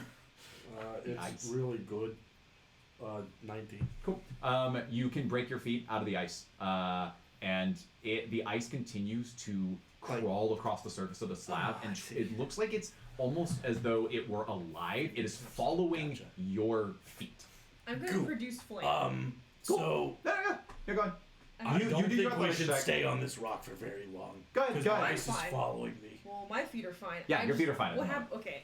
What happens when I produce a flame and I leave it in the middle of the slab. So you put it there, and then it melts the ice. It's just like solid stone underneath wherever you put the flame. So we're good. Fair enough. All right. Okay, got a little campfire, a little produce flame going on there. Cool. I'll just keep producing it because it's a cantrip until I can't. Because I die. Nothing else of note happens at this point. So I imagine that you get off, or all of you get on, or what happens here. Guys, I think it's safe up here. The signal is literally in the middle of the slab. Yeah, I guess we should go. join then. Yeah. We get there. Okay, we're gonna say you all climb up. You stand there. You're in the middle. What do you do now?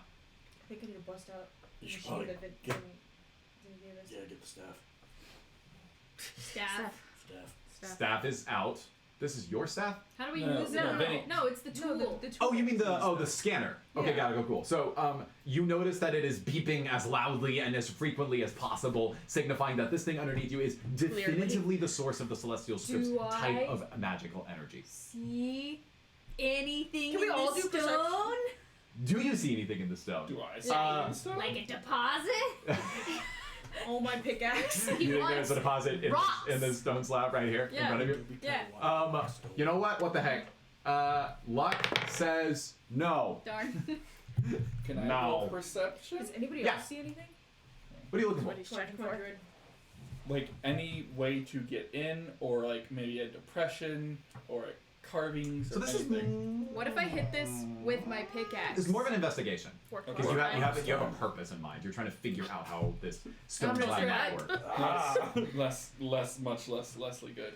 Okay. I'll let him do his perception first. Investigation in this case. 12. Cool. You are at least somewhat confident that there isn't some obvious gimmick for opening up the stone. There's no secret button or anything. Alright, I'm gonna hit it with my pickaxe. Okay, you do it. Give me a mining check. It's just a d20 in this case. Oh, okay. Yeah. I got a 14. Cool. You strike it, and it cracks, just like you were hitting regular rocks with it. And Okay. then you pull your staff up, and now there's a crack in the rock. I want to hit it again. Okay, do it. Should I help you? Yeah. You wanna join? Help me out. Okay. Especially because I just got a 5. All right. Hit it. 14. Cool. You both continue to, and you're kind of just like cracking the stone, and it feels like it goes down another 20 feet. That would take you another 300 swings. I think he's trying to tell us we're on the wrong track. Do I notice anything about the stone surrounding the platform? Ooh. Interesting. So you're looking at these little stone columns that are around it. Mm-hmm. Why don't you take a closer look and roll intelligence? Okay. No, not that one. I know. Can I notice Hello?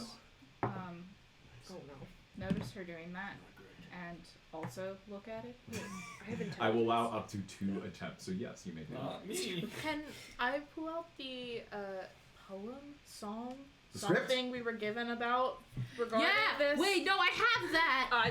I got a 4. So you look around, and they're very obvious to you, so I didn't have your perception at all. On the 5 facing pillars, inward, you see that there are glyphs that have been written into them. And you look really closely, and you're studying them, and wow, they look weird. Hey, What about that? Hey, What about these? you! Yeah. Can you read that? On the pillar? Probably not. I mean, do I know? Does my character know whether or not those glyphs look like the ones that we discussed? You from the book? automatically know that they have a celestial inspiration. Okay. Do I know that it's the stuff that Dulik did, or is it like just any schmuck who knows celestial? Roll history while I do this. Cool. What you got? Oh, no. So I have Oh, please. I want to see if it's I the take song those. Okay. or anything connected to the song that we had. Okay. So you are also trying to make sense of what it Yes, is. make Okay. sense of what it is. So you Help her. does that mean you pull out the song, or because Yeah, like, do you I have think like the I have like figures the in front of you? yeah, I have the Cool. Yes. my I got a transcription of dirty it. 20. Dirty 20s, pretty good. The Yeah, dirtiest they're pretty 20. good. So here's what happens in simultaneous. You pull out the script, and you're trying to examine if these glyphs that Lupin found on the stones around you match the patterns that are in the text. And I will review to you immediately that they definitely do. They are in the same order, starting at the 12 o'clock and then going around clockwise around the cycle. And then, actually, not 12 o'clock. We'll get to you in a second. 'Kay. You are with the 20. This will be helpful. You with the 20 are also certain that this comes from the same type of dialect that Dulik would have written. You have a really keen understanding of what Dulik's writing looks like based on your nat 20 from the second session. Yeah. And so as you are examining it, you notice that Dirty 20 is pretty good. The delineation of the script is in such a way that if a character runs out at a top third, middle third, or bottom third, it is only allowed to connect to a similar script, a glyph or rune, at that same third for the next letter. So like in cursive, every single one of our characters tails off at the bottom right so that you can connect it to the next letter. It is like that, except in this script there are 3 thirds and you connect them in that sort of order. I see. I reveal this because, thankfully, you can only make sense of the broad meaning of the song because it was sort of given to you through an epiphany. You don't know the script very well. You know that it is written onto these stones, but you don't know what order they're in. And because of that role, I'll actually kind of just skip past this part.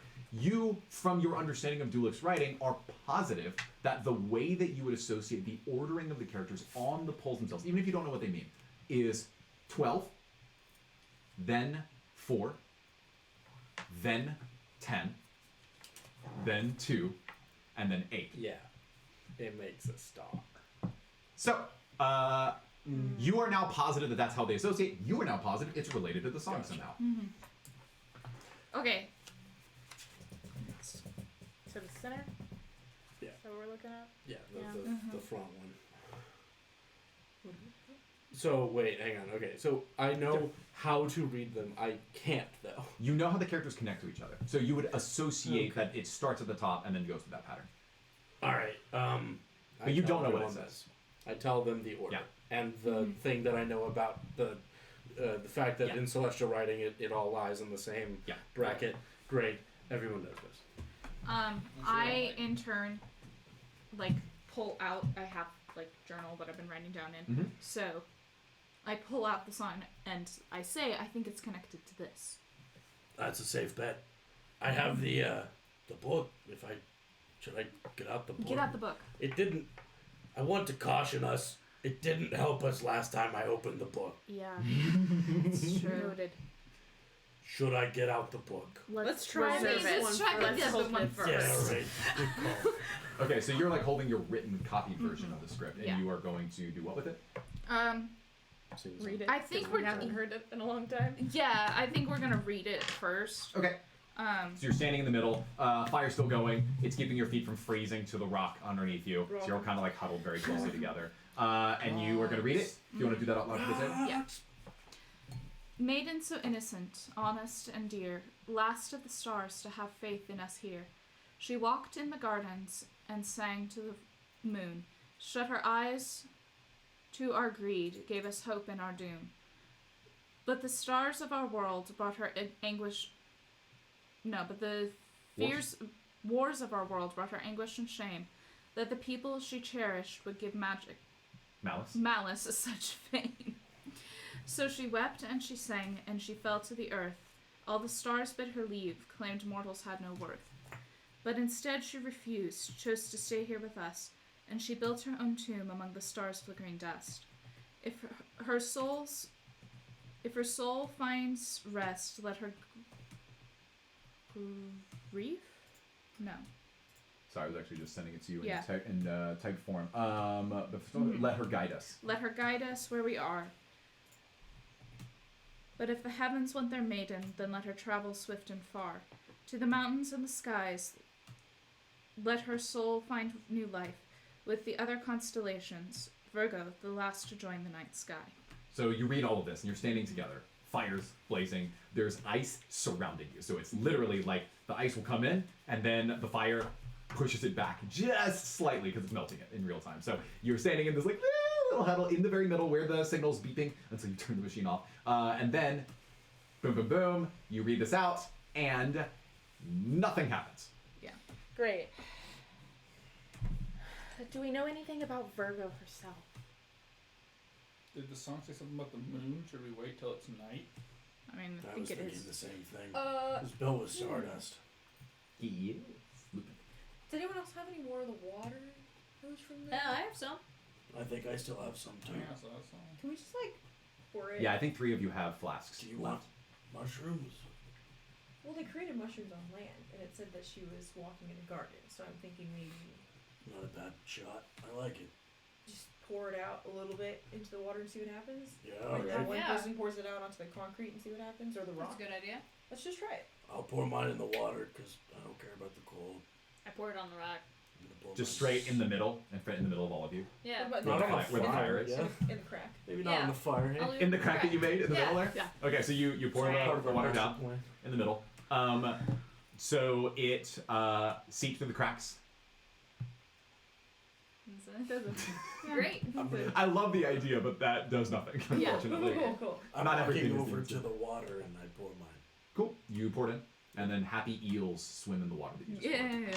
Yeah. Cute. Happy eels. That was cute. Again. That was worth it. I still don't have any more. In the water, next to the eels, materializes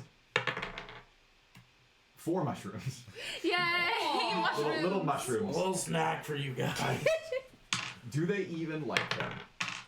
A lot. Yeah, they like them a lot. Yay! They're eating your mushrooms. I'm gonna like look down at him and thumbs up. And I hate to do this, but when they eat your mushrooms, they immediately grow twice their size. Yo! Yikes. What? Yeah. You guys are super big. Mushrooms are gone now. Great. Hey Are we guys. Mario? What's happening? Guys, the eels are a little bigger now. You can now audibly hear their zap zaps Zap zaps. Oh no. in the Lovely. water around you. Wonderful. Good job, everybody. Do we think maybe we're standing on top of it? Would the entrance be below the surface? Well, I don't really like her odds of swimming at this moment. I don't. Zap, Oh, zap, really? zap, zap, zap. The effects might wear off. We could try the thing about the moon. I guess we wait until I the mean, moon if you comes could out. pass Yeah, around the cantrip with produce flame, we could all cast our own. Isn't Yeah. it like yeah, it's a concentration, right? cantrip. That's an interesting point. I guess the idea would be that you have to. Be holding it to Holding it. concentrate it. Yeah. Understand. I In can, that case, bummer. I can druid craft a small campfire. There you go. All right. You might as well. We have a There's small now, campfire. There's now a Okay. campfire, and I you're, put it you're just as far enough away from the other campfire to like double the circle size. Cool. You have double fire Sweet. status. Did that take anything? Or you So you're You gonna said wait. it's like 10 I'll We're believe gonna it, wait. right? We're gonna wait until the Yeah, moon it's comes So out. it's Twilight? It's basically Yeah, it's yeah, getting alright. towards Yeah, we're twilight gonna already. wait Do we until see the the moon moon rising at all? Or So okay. moon's already almost up entirely. So I guess you'll wait. You stand there. You do nothing else. You're going to wait. So I'm we gonna wait. sit down. Yeah, we're gonna say that squarely at midnight, moon is at its highest point in the sky, based on the time of year, I suppose. And you notice immediately that the moon doesn't have the more whitish hue that we on Earth are associated with. Instead, it has a more of a golden color to it, like the light is refracting in an interesting way. It casts down almost like a spotlight, a much what's the word? Tangible? It's like a floating aura of light. It is much like you can see where the light cuts through, as though there was fog, and fog lights are cutting through it. So it's shooting down, and it sort of echoes around or shimmers around the immediate area of the stone slab you're on, and sort of the pillars all the way out. So it's a radius of about 80 feet. So yeah, that's So happening. it covers the whole area where. Yeah, and it's just Does it? glowing. Is it like hot, like the sun would be? Do I feel heat? You do notice that immediately the ice dissipates from around you, and you're sitting there with some Well, campfires. this seems to be on the right track. Well, I still think it has to do with the characters on the pillars. But The last thing that you notice Uh-oh. is that your knapsack begins to float. Like a force was lifting it up by a string. We need to take out the tome. I'm gonna take out the book now. Book And I'm time. gonna like open up the flap and it's gonna like come with me. Yeah. So you open the flap, and the book was packed towards the bottom, so there's some things kind of weighing it in the way. Nonetheless, it's being propelled by a pretty strong force and starts to lift upward quickly. Why don't you give me a dexterity check? Drop the book, it floats to heaven. Please don't that one, please. It's a pretty bad nat too. Dex save? Dex check? Dex check. That's 6. Cool.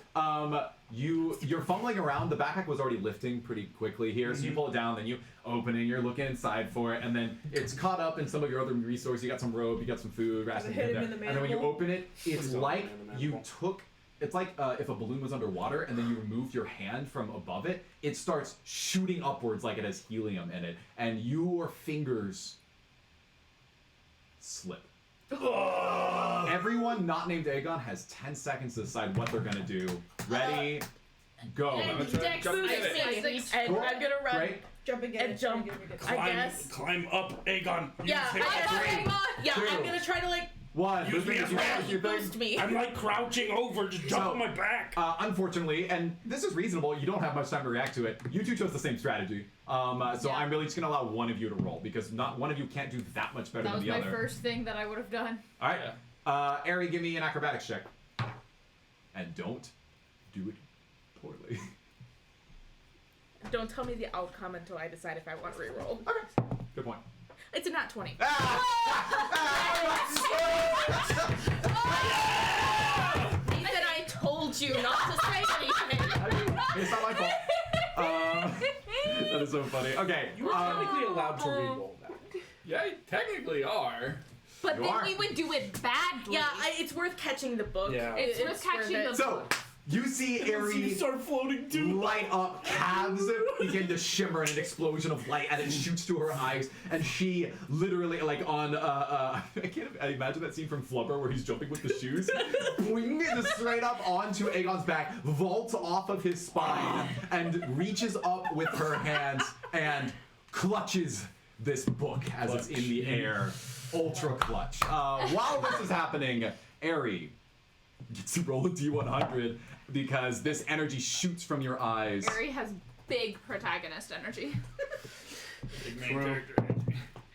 Oh no. It's a 12. 12?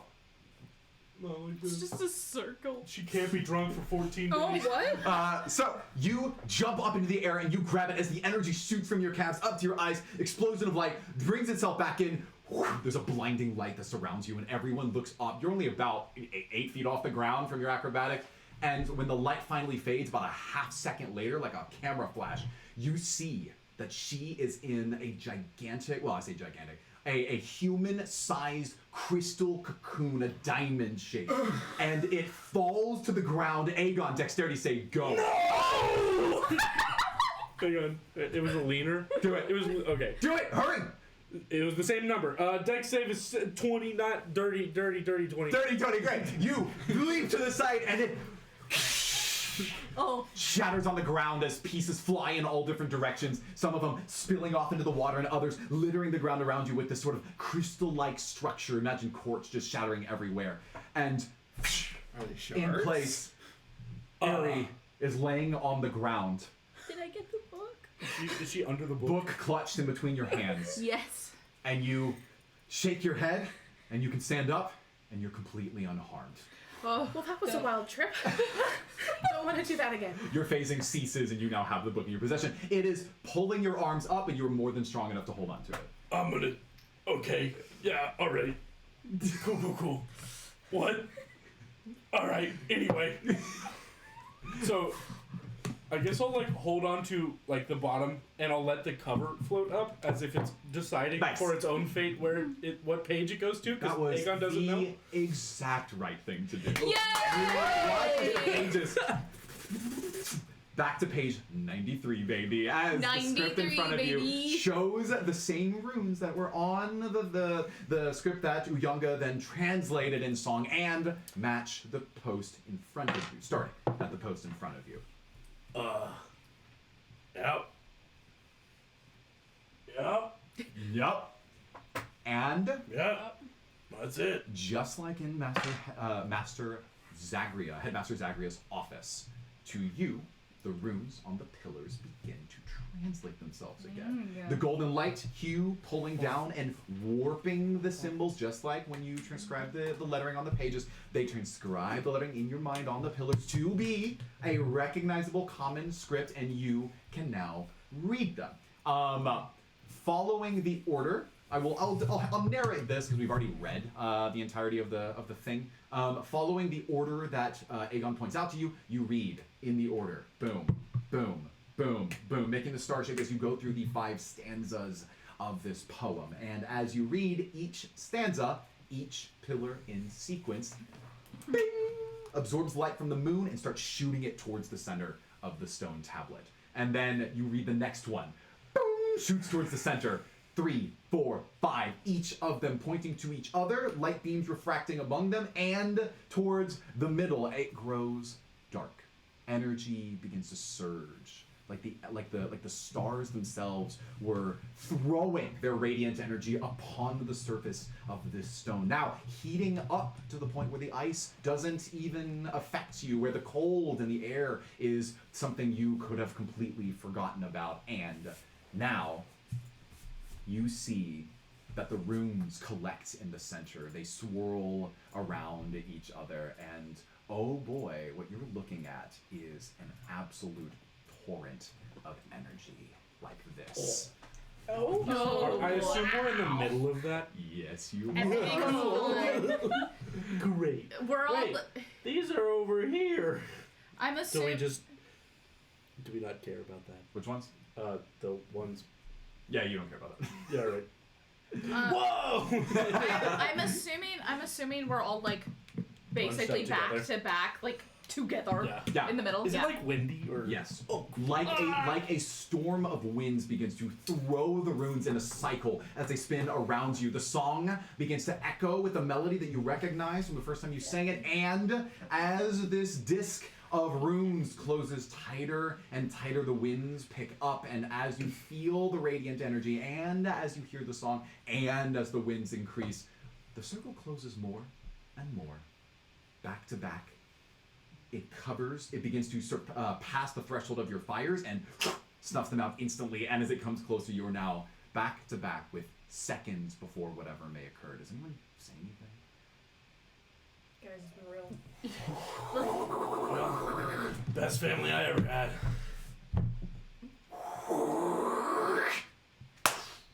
An explosion of light. To those on the outside, it is merely that this land returned to its original state. Dark, stone slab, now with a crack in it. Some water's been poured in. There's some big eels in the water. And you are all completely out of the physical plane as you have disappeared. You... Can we go mining there? Ascendant rocks! We're an ascendant rock crab! You... Two of you wake inside of this celestial void. I am rolling these randomly. Great. I was going to wake you up in pairs, and I swear I rolled this. I rolled a 2 and a 4, so it's Ari and Aegon. I swear I rolled this.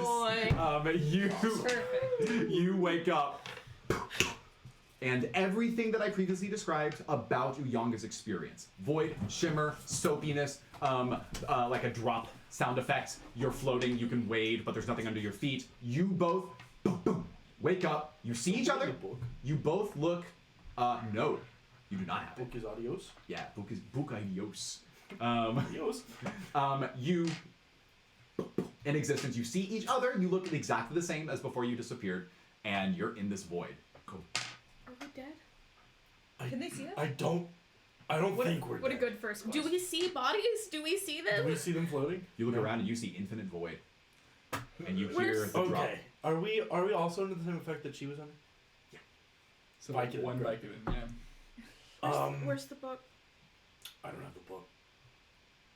And I don't know where we are. If I had to guess, probably something to do with the Ascendant Curse. Did we I don't know if we got not picked. make it? We both touched the book. I Do we hear the drop? You do, yeah, same drop. What's that sound? dripping, I guess. Like a cave. Boom, boom, Cypress and Lupin. Literally, it's like they step through a film of color. I'm thinking about WandaVision, right? So kind of through the radio signal, except in this case it's more of a soapy film. Step through what looks like just this portal, and they are now in there with you. We're not dead. Okay. Are we all dead? Are we dead? Were you guys dead? Did you guys die? It's just a bright flash, and here we are. Yep. You didn't feel really anything other than groggy. We also, I think, bright flash. We were here. Okay. I guess we just got here earlier. Only the things that were in the circle with you. So I have my stones and everything. but you don't have your wolf. Bear. Bear. Okay. Yeah, I don't think you would have fit in the campfire No, circle. Vern is right. MIA. So is So it's the four of us. where's the other Where's two? the I don't Naxio? know. I don't know, but y'all popped in a couple seconds. It's hard to tell. Your Seconds or understanding of minutes? time is drastically warped. You have it feels like days and seconds are passing all at once. Felt like After us, I think. a little bit. Okay. Some time passed. I don't know how many I days think. we have.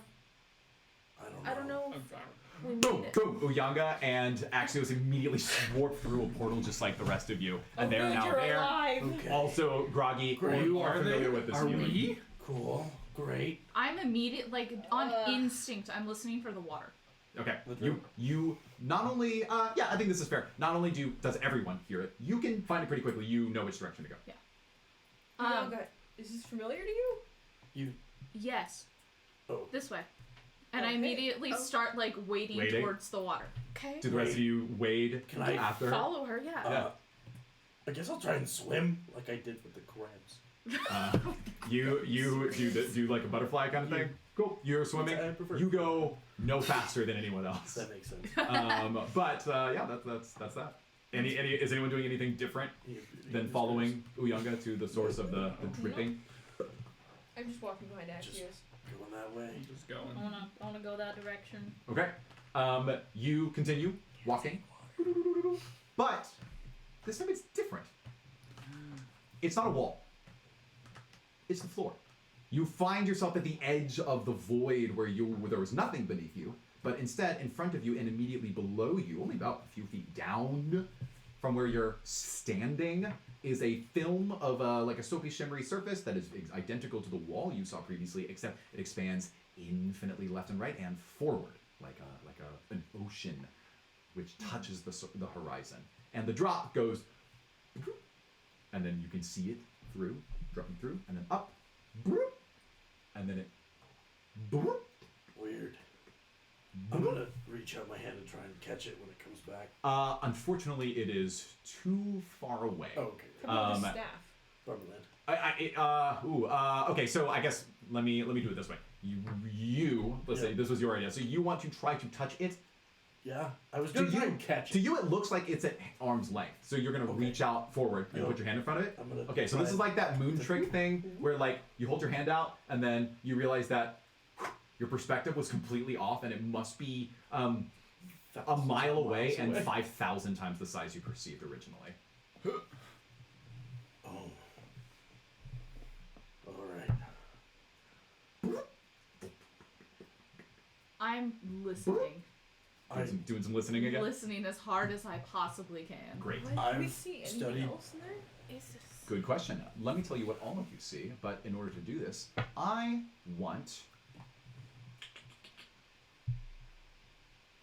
two random people.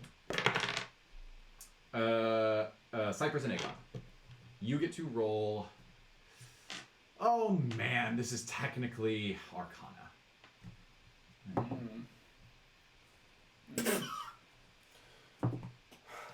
That's fine. Nat 20, my man, Yeah. my guy. Yeah. Cool. So you are listening and trying to engage with what's happening here, and as the drop begins to almost hypnotize you, your eyes begin to glow. Your ears phase and shimmer in place, and as you are listening, you begin to hear what sounds like a woman singing. This woman's song is enchanting and beautiful. Great. And I'm gonna ask you to not roll wild magic. Instead, I need you, or instead, your ears shimmer. And as you are, we're just gonna leave it at that. Nat 20s are good again? You hear this voice. Please continue. Please continue. You hear this beautiful voice of a young woman singing. And it fills you with an incredible sense of warmth. You remember what it was like being alone in the mountains of the Oran Hollow, and the idea that someone even decided to take you in meant that you had a purpose. And then you found family here at the Celestial Conservatory, and maybe more than that. That chosen family is the kind of feeling you feel right now, like you've known this person for a long, long time. And for the first time in years, maybe ever, you get to come home. Your body, under the influence of your grogginess as you've been in this plane, your body begins to teeter and your eyelids shut and you fall forward into the film. The rest of you see as Aegon basically face plants into the film and immediately disappears. That's not gonna be good for his nose. My nose. Nose is disintegrated. The rest of you see this happen, and I will comment that you begin to now gradually, as a very soft sound, even you, Cypress, hear the voice of this person singing as the shimmers, as previously described, begin to take on the shape of the sound. And for those that were extremely perceptive, which I don't have to have all of you guys roll this really quickly, which is only Axios apparently, can see the shimmering sort of relief sculpture image of this young woman. Long hair and a single long flowing light dress. Dress made of light or light colored dress? Lightly colored. Wait, is it blue or Just curious, asking for a It's blue. So there you go.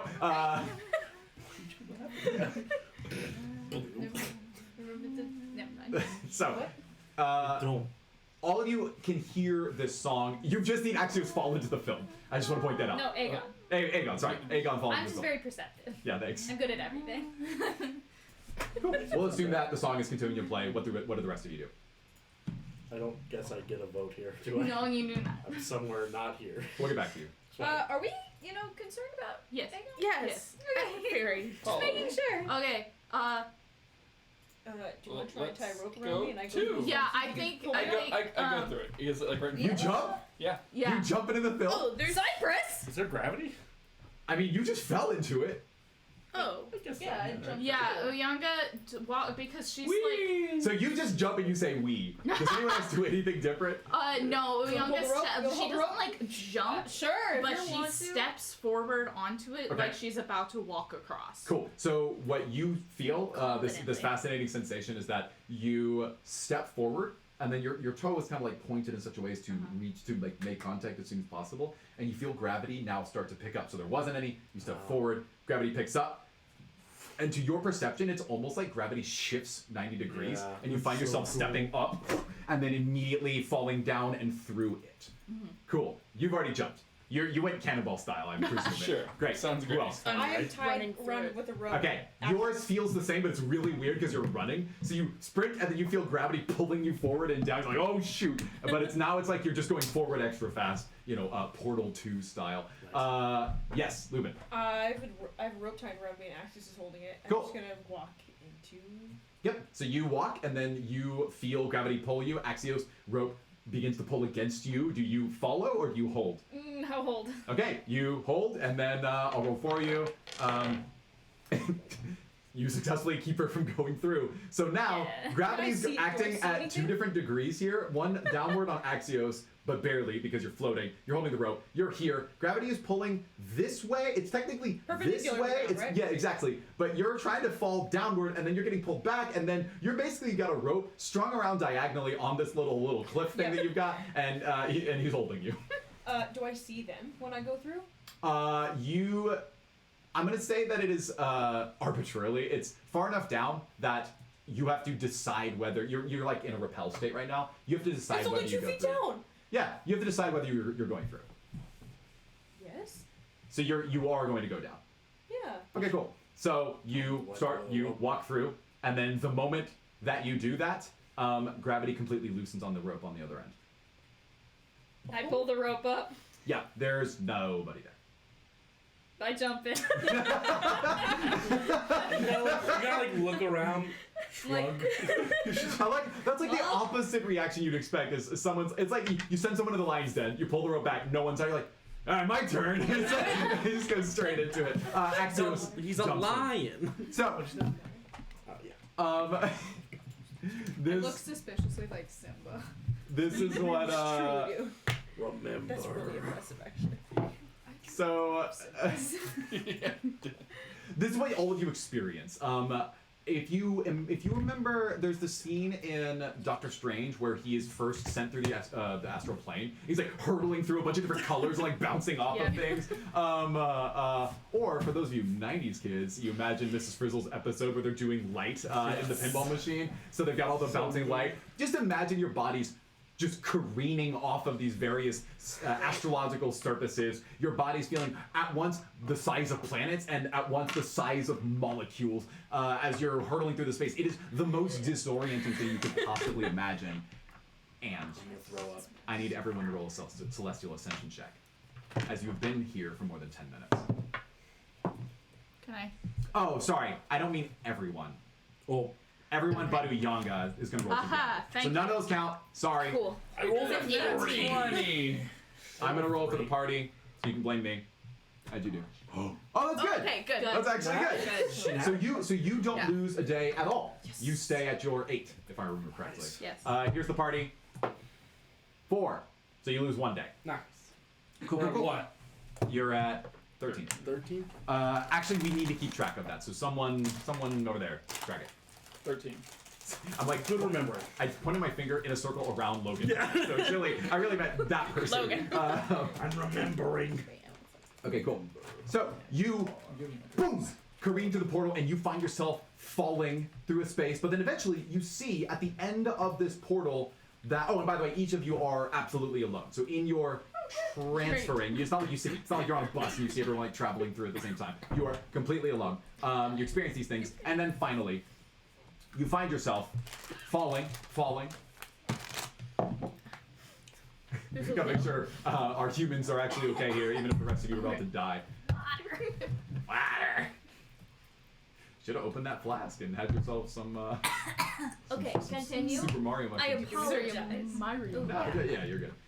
So you see that rapidly coming upon you at a speed that's almost impossible to describe, like the speed of light, but you're experiencing it as the light itself. You see that coming up is the structure of like a mausoleum, and you see that its roof is entirely made of gorgeous multicolored stained glass. And you see that there are 12 symbols across the roof of it, and they are all so ornate and have different colors and caricatures and shapes. Let's see if any of you remember any of this in the literal half second that it takes you to go from 1,000 miles away to crashing through it and breaking it. I want everyone to roll a very high perception check. And I will roll for Aegon. I got an 8. I got a 13. Nick? 5 or 6. I'm gonna spend a luck point. Interesting. That's a 22. Okay, that's pretty good. Unfortunately, it needs to be even better. So actually, assuming that you got a 20 plus, I was gonna have you roll again. This time you need a 15 or higher. Same perception check though. Okay. We're just cutting it down to like a 1 in 40 chance. 15 or higher? Yeah. All of us did? Or just some? No. You would need a 9. I'm gonna spin another one. Uh-oh. I think this is Oh, the luck. I've got one more left after this. No. Unlucky. Yeah. The best feat the one that you only use when you're not the thing that it described. So, dang, that sucks. Okay, cool. Well, what I was describing, Aegon, is that you careen through a stained glass roof so quickly at the speed of light that you can't remember more than just the fact that there are a bunch of these symbols across the top of it, and they're really ornate, and then your bodies collectively crash through this stained glass roof. So, Great. Oh. and the moment your body strikes the stained glass, 1, you don't feel anything. Weird. Great. But 2, you now see each other as you are falling 25 feet off the ground inside of this mausoleum that you've just broken the glass for. You have 5 seconds to tell me if you do anything to stop yourselves. I try and grab somebody else. I'm gonna 5, use my monk feet 4, to do say slow it. falling. Anyone else? I'm gonna open my wings and glide. Cool. I'm gonna try to like roll when I hit the ground. Cool. Yeah, I'm cannonballing still. So You're already in ball mode. So I'm just gonna like take take it. his Land on shoulder your and roll. butt. Okay, good. Yoga. I'm sorry, I don't think I can do anything. So I'm Checking not our going spells. to. Cool. All right, let's resolve all of it as you fall 25 feet from the roof of this mausoleum to the ground. You float down without a scratch. Congratulations. Lit. It's nice to be a sylph sometimes. Only sometimes. What were you doing, Aegon? Slow fall. Is that a thing? Monks. He Oh. did it level Monks. 4. Monks go burn. It cuts it your fall feet in half, I imagine? No, it makes me reduce any fall damage by 20. Oh, sick. Well, Sick. that would be helpful. So good for Yeah. you. I want our tuck and rollers to roll a pretty tough. It's a dexterity check. Take it. Yep. Wait, so I reached out to try. Sure. Hold on, I reached out to try and grab somebody. You grab Somebody. me. Yeah, You grab whoever me. is Probably closest with to me. The I would. goal being to use them as a meat shield. No, it's like if we're falling, I I have feel like it'd be wings. like. No. Sure. Lux You know? says, "Wow, she's literally right next to you." I rolled a 20, and you can just. Wait, I don't want to drag her down. My wings are huge. Look, I give you For 5 you. seconds to make your choice. You decided to grab onto her. You didn't have enough time to think about whether that would work Okay. out. I now actually do need you to make an athletics check. Wing Acrobatics or athletics. athletics? You two are doing acrobatics. This Am I is doing- Ari and Wait, am I doing Cypress. That's a You're 6. You're just I've you just got a free grab because she was literally right next to you. Great. 17. 17? That's a I have a 6. 13. For athletics. 13? So What'd you Yes. 17. here comes. Tuck and roll, tuck and roll. You weren't necessarily prepared. I'll roll some luck for you and see how you land here. Not good. Not great. As your bodies strike the ground, boom, boom, boom. You cut your fall damage in half. You two are going to take standard fall damage. You were doing slow fall thing, which is literally just reduced by 20, right? That will make this essentially negligible, so don't worry about it. Cool. And you grab onto her, and unfortunately, your wings aren't really strong enough to hold carry you and an entire lion with armor, like a I'll paladin. land on him then. Yeah, that's the goal. That's Okay, what cool. he said. Super bad. Yeah. So you fall. I guess this is not a bad strategy. I am still going to make you both take half damage. So Darn. I'm rolling for all of you at once. Okay. Could have been worse. Ari 3, 1. Oh, you two both 3 as well, and then you two 6. Okay, you that's take not nothing. nearly as bad as I Yeah, thought. falling damage This is gonna be a lot worse. is Superhero it's landing? 'Cause d6 I'm times celestial. 10 feet for each 10 feet. What's up? Can I take superhero landing? Because I have been studying the stars and I know anything about Ascension. Did you just say superhero landing? Yeah. Which does what exactly? I want to land Land like a superhero? Yeah. Okay, cool.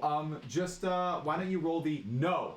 Oh, valid, but like, you know. No, I'm just kidding. Why do you, yeah, sure, whatever. Roll luck, just luck. I don't care what it is. 7, cool. You look just awful. Well, I didn't take damage, and that's important. Cool. Great. But you do, yeah. Soft footing or slow landing, you're able to do that, and you see that this glass is now scattered around you, shards, 300 of them, all over the floor. But they litter. Shards? No, glass shards. But they litter over the top of a large tomb.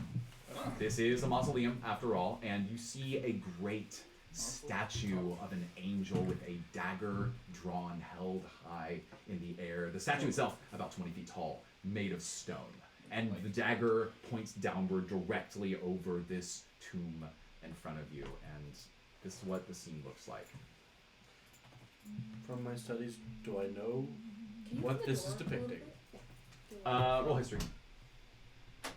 Like a crazy high history, by the way. It's not good. It's Okay, cool. You know that statues were typically constructed if they meant something important. Yes, yes, I do. Cool. Seems important. All right.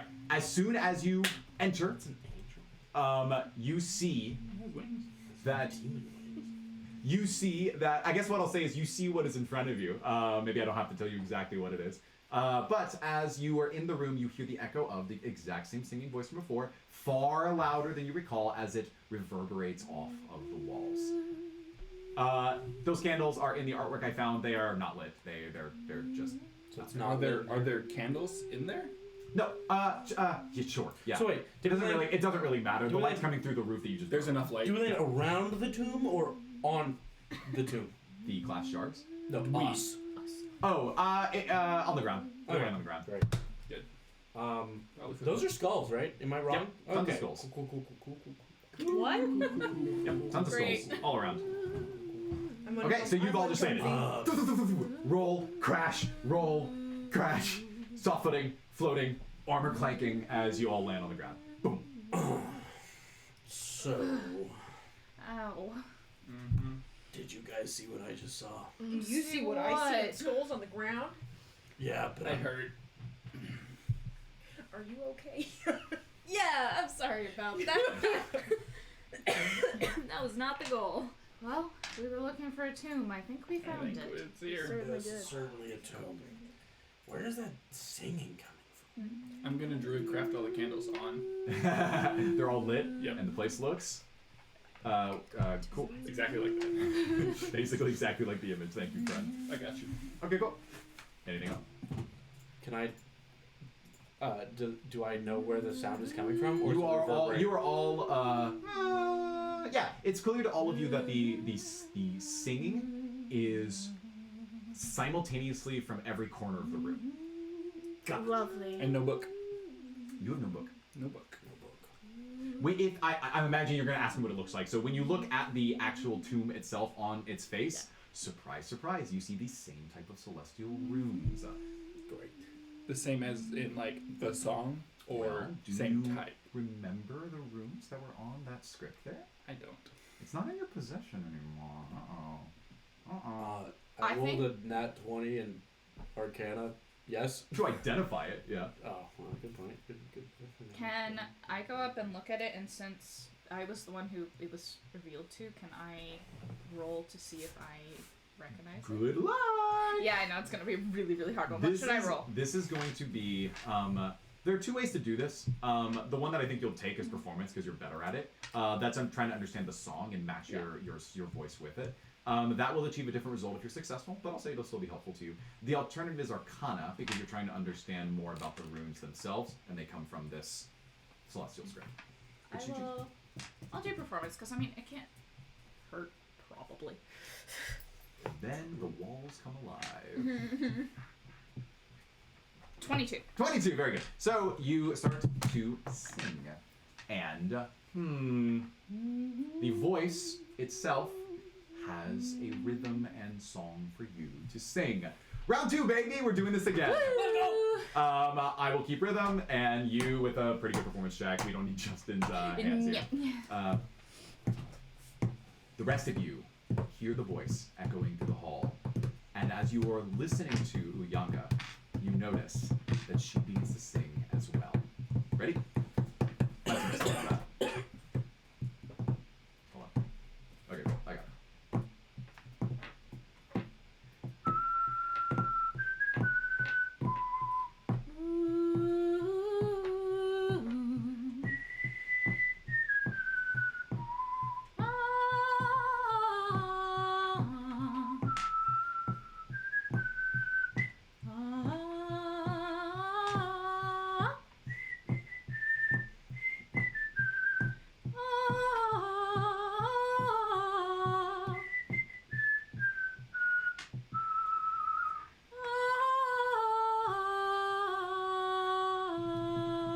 on this last and lingering note, you begin to feel the surface of the tomb shake like an earthquake was in the actual box itself, and finally, crack, crack, crack, crack across the front, it separates. In an explosion of lights, a visage lifts, and you are greeted with a spectral form. A young woman, a white dress, a necklace, and she looks over you with a feeling simultaneous of fear, and the word that comes to mind is fatalism, a willing to accept what may come. It is both. And as she floats there, a few feet above the opening to this tomb, you see that she speaks to all of you. In a language you recognize? Absolutely. Okay. Although I guess I'll comment that, yeah, whatever. You're hearing it with your actual ears, if that matters. It's not like a telepathic thing. So she says, "Oh, you did this. Oh, you're still singing! I thought you were playing music. That's amazing. I'm gonna want you to be able to breathe in a moment here." So she says, "Hello, welcome. You have made a journey to my resting place, and I suppose I should at least welcome you here before asking what brings you to this plane. I am Estrella." We're cursed. Can I just be Break the like ice. dumbfounded? Because that's like a real Yes. celestial. Yeah, I'm Yeah. dumbfounded. I'm just like This is like- straight up like crying, and my nose hurts. She responds to you first. What does she think about you, Aegon? Okay. So she responds to you first, and then she says, "I'm sorry to hear that. I too know what it is like to be cursed. Maybe there is something that I can do to help you.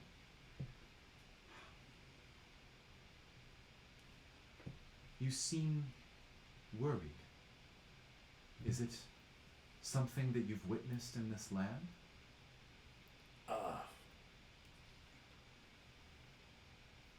I've been studying the Celestials my entire life. And you said your name was Estrella. That is my name. Well, in the realm that we're from, you have a new name of Virgo, the Celestial. Yes, I am. She's floating. I am aware of what mortals call me.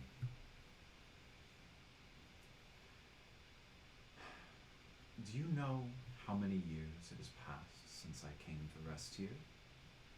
I'm curious what has changed in the outside world. The stars haven't, other than the addition. I'll point out that for the party here, only somebody with a really good understanding of the legend of Estrella, namesake Virgo, would know at what year she was reported to be buried here, because it's like a blend between myth and history. And realistically, only you would have a shot at this, so roll history for me. With advantage? No. It's a 2. It's a 5. She's probably like 20 years old. Like, she's probably been buried for 20 years. Don't tell her that. Yeah, you think this is pretty recent. Right. Like, I think your parents probably talked about this at some point, right? Surely, certainly. Can I say it better? Sure. Okay. I mean, we didn't study all that much, but I would assume that to you it's felt like 20 years at least, which time passes differently here. Only 20 years in the mortal plane. That's surprising. I can tell from your attire that you have very different clothing and armor than when I was first buried here. But that is no matter. I'm very embarrassed at this moment. Oh no, you ain't. You're very confident in your knowledge. Okay, great. So she says, if you are cursed in the same way that I was, I imagine that you have a duty to the stars, to ascend and join them at a particular time. I can see this in your eyes, in your calves. Calves. In your ears. Your ears are still shimmering. In your ears. I can tell that you don't have more than a dozen days, it seems like, for most of you. Does that scare you? The idea that you might join the stars? Yes. Why is that? Our time here is not yet complete. If I understand what little I understand of your story, you felt it wasn't your time either. When you were called first. My story is not even that odd of a story among those who are called. I was a normal girl. I lived and studied, and I fell in love, and I had friends and places I loved to visit in these mountains, and I think that when the celestial gods took to me and wanted me to become one of them, they thought that I would be delighted to join, but I think like you, I felt there was more for me here. So I chose instead to live out my days. But the curse on my head is that one day I too must join them. And I see here that all of you are now afflicted by that same fate, the one that I was supposed to bear. We touched your book. Specifically, I touched the book. She leans forward and she nods her head and bows and she says, I am so sorry that you are going through all of this because of my choice. I wish I knew how to make it right, but I do not know the answer.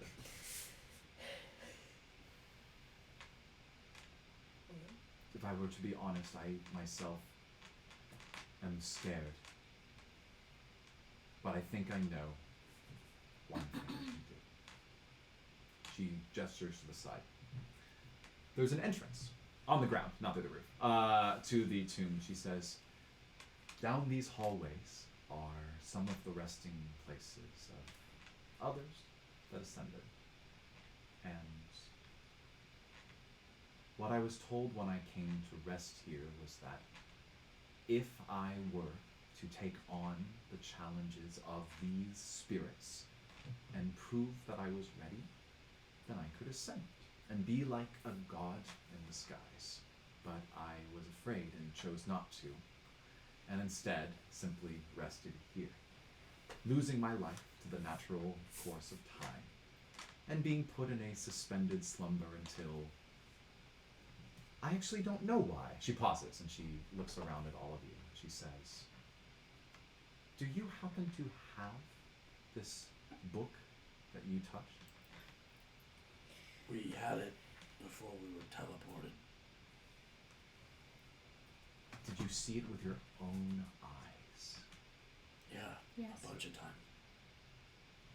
No. I mean, did the meaning of the text become apparent to you, almost ingrained on your hearts? Yes. To me. If you don't mind, I'd like to check myself. She hovers down and is now in front of you. And slowly, she waves a hand and then sings particular notes, which you recognize as the melody to her song. And as she passes through all of you, you begin to see that coming from your chest, emblazoned runes, glyphs, glowing, shoot forward almost like a hologram, the scripts of this text, the one that you originally saw in the book. It is clear that these are attached to you, inside of you. Maybe the cause of your curse, but certainly they are the celestial script in you right now. So, She says, I believe that you bringing the script here has given me another chance. And I think that this is what I was waiting for. That I was called to sacrifice, to allow you a chance at a new life yourselves. And then she looks, that's mine. And then she looks at all of you and she says, okay. Down this hall are challenges. I was told that if I could pass but 4 of these celestial challenges, then I would be able to ascend through... Oh dear. She looks up and notices a hole in the ceiling where the stained glass used to be. And she says, well, through there, I suppose. There were supposed to be instructions there about what to do next, but I suppose instead we can learn from the other Celestials that came before. And she says, I'm scared and I'm afraid I can't do it by myself. So if you would join me, I think what we need to do is go and speak with the other celestial spirits. And that is where we want to take a little break. We will be back in just a pretty short break. We're going to make it 5 minutes. I will hold to it this time, and then we will get to see the finale to this special journey for our heroes. See you soon. Hello, welcome back. Time for the final stretch. The last thing that we learned is that Estrella, the celestial inspiration for the Virgo constellation, has told the party that they were to complete 4 celestial challenges that come directly from the 11 other celestial spirits, and that they can be found down the hallway in the places where they themselves have been buried. All of these mortals having ascended, you are to walk with her. I don't know why I'm doing this in the past tense. So, as all of you are standing with her, she gestures and her body floats. She then floats down to the ground and her feet begin to physically walk in front of you. She is not merely a ghost, but now is choosing to physically interact as she walks across the ground. She guides you down a corridor, and what you see are 2 rows of 2 stories of large statues stretching down another 300 feet. Every 50 feet or so, you see a new statue and a tomb, and all of these different shapes. You see a mighty bull with its horns raised. You see 2 humanoid figures with interlocked arms. All these are statues, if I didn't make this clear. You see a large scale being held by a woman on top of her tomb. You see a scorpion with its tail raised and its eyes darting. You see a goat. You see a lion. You see a goat. Oh, right. It's the zodiac sign, so I don't necessarily have to explain all of these until you choose to focus on one of them. But as you see these statues, there are 2 rows of 2 stories. 3, 3, 3, 3. With the 12th one being completely vacant because it is Virgo. As you walk down, you feel completely distinct star signals, energies careening off the walls like static radio noise, as if it was interfering with your ability to see and hear, like someone turned up a really high-pitched noise inside of the room.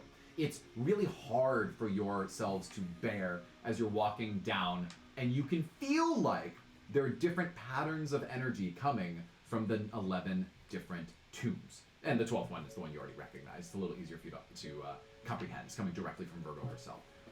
So, Estrella looks at all of you, and she says, I was told that I could choose whichever challenges I believe would best prepare me for ascending. But I didn't know which ones were right for me. Maybe, together, we can tackle these challenges and give me the chance to take on the Ascension for all of you.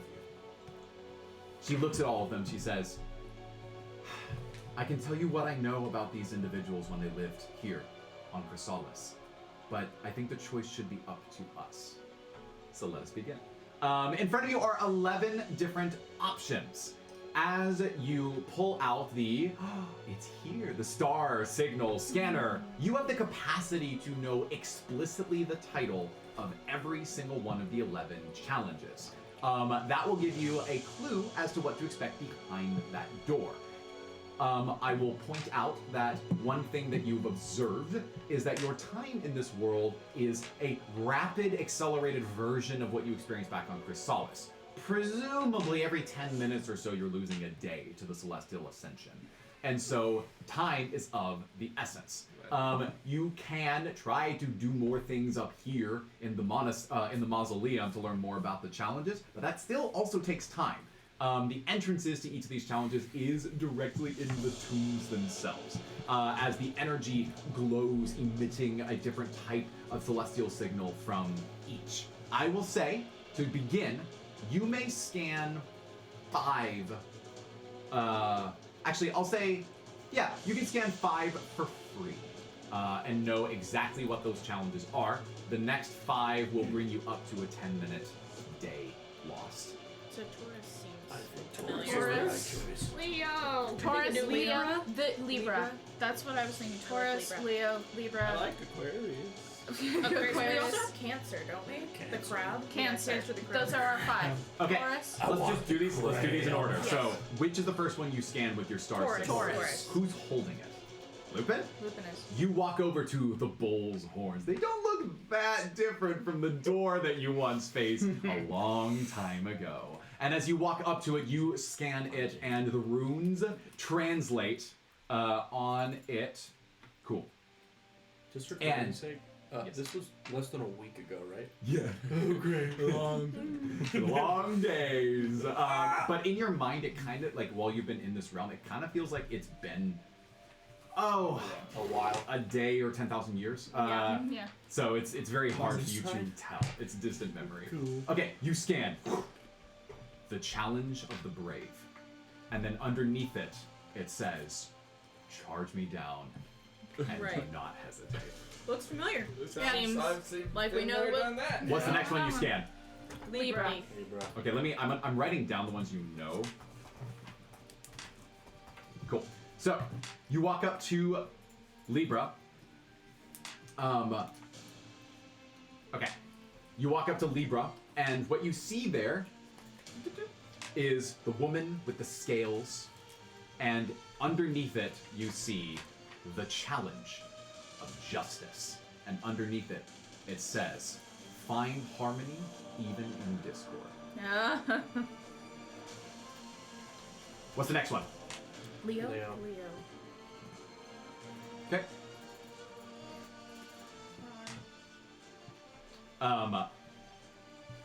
You walk up to Leo, and you see underneath it, it says, "The challenge of pride." And underneath it, the script, as it translates in front of you, says, "Only those with strong will may survive." What's the next one? Aquarius. Aquarius.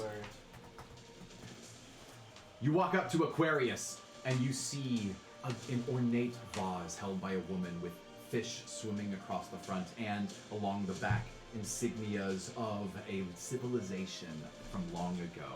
And as the scripts across the front translate and reveal themselves to you, excuse me, you see Aquarius, the challenge of change. And underneath it, it says, let me write this down. And it says underneath it, finds the best version of our future. Okay, and finally, one more for free. Cancer. Cancer. Cancer. Grand. Cool. Eat You walk up- 1,000 crabs and You walk up to this massive crab-like statue, and the runes on its mighty claws translate, and it says, "Cancer, the challenge of imagination. Reality is what you create it to be."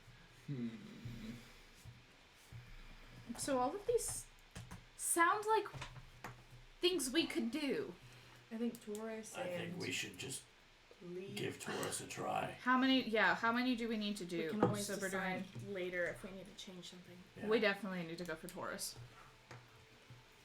Yeah, everybody good with Taurus? I feel like we have We've already- experience with that. Experience. Estrella, are you One more thing. joining? Because, oh boy, do you love the one more thing. Oh boy, do I.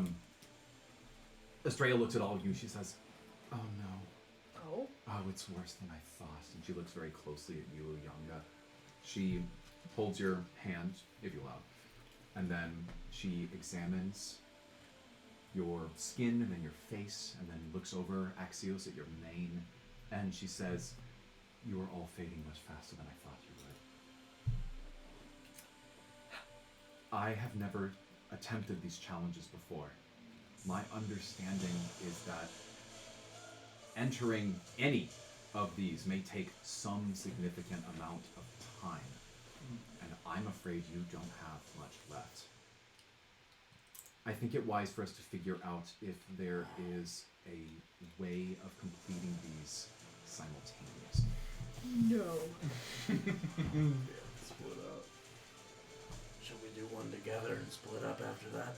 I don't know if we've been. I will don't think we mechanically do. narrate for you as a party. Let's get a reminder on how many days you have left. 13. 13 and 8. 8. Still. Attempting a single challenge costs you a celestial ascension.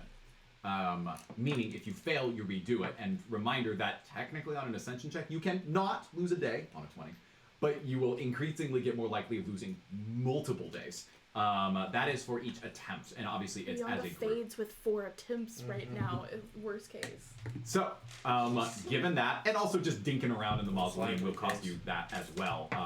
But that's every 10 minutes of just I think we sitting should- around. And that's for each. Split. So, are we gonna have to keep track of our own? Yep. Because if we split up, Yep, then I'm gonna have you okay. track your own ascension. Okay. Cool. I You think need to being a- complete 4. Will you tell us the descriptions? Yeah, absolutely. Yeah. So, in short, Taurus, challenge of the brave, Libra of justice, Leo of pride, Aquarius of change, and Cancer of imagination. And it's fluffy text underneath it. Let me know if you really care about it, and I'll. To be really honest, I didn't write it down, so I'm going to approximate what I said previously, and then chat can correct me. But they have to do with those core tenets.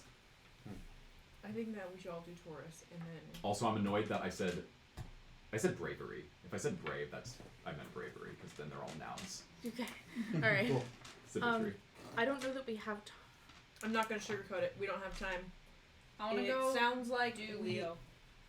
I would go for justice. Wait, for was Libra. Taurus a strength thing? We don't even know if it'll be the same though. It's true. It was I a still bravery. It had the We're same. eventually gonna have to do one together, so it's whether or not we start with it or end with it. Not Why would we do necessarily. four? Have to Why do would one we together? do one together? Well, do if 4. we split into 2s, You need 4. yeah, I know we need 4. Oh, If we you split do. into 2s, then we take care of 3.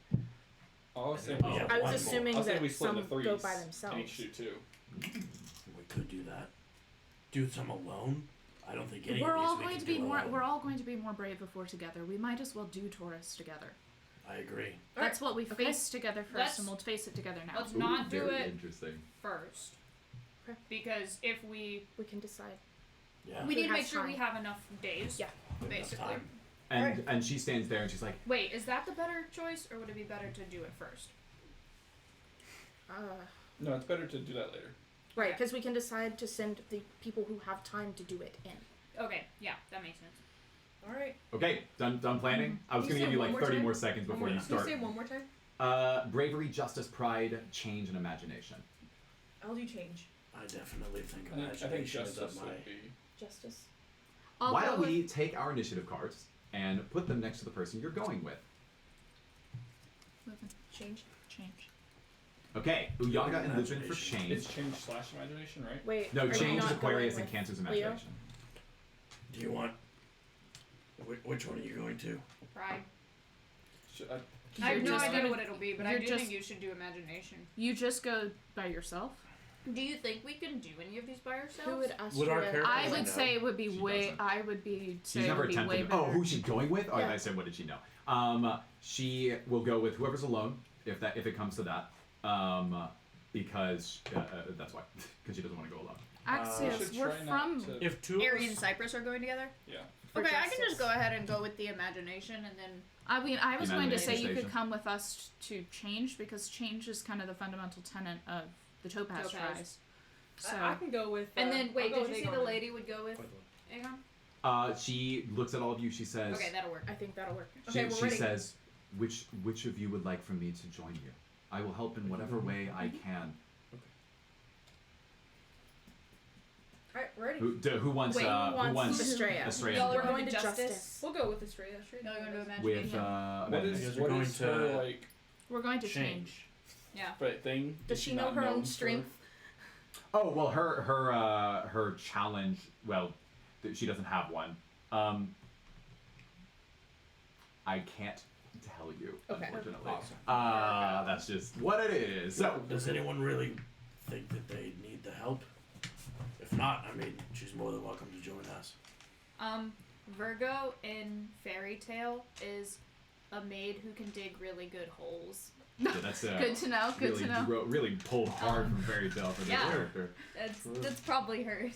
Great. So for imagination. So I guess she's going with She'll Aegon go and with Lisa. us. yeah. Okay. Imagination. Why don't you mark that somehow? Get a, there's Here you more go. words, yeah. Cool. I don't have Can I get a it. pen? So Estrella, It's okay. She's you can the just write white down Virgo if you want to make it easier to track. Yeah, write that down, but with him. Can I have a pen? But So, time already ticking, your body's beginning to phase in this massive hall of these titans that have all but Virgo ascended. You have the chance to save yourselves by helping her to achieve her fate. And so you go into these portals. Good luck. Any music will be warranted or welcomed. And now it's time to Lights. randomly roll who will go first. Get lights ready. I'll tell you who it is after I determine where we are. So, 1, 2, 3. Okay. Oh man, there's so much to remember now, but that's okay.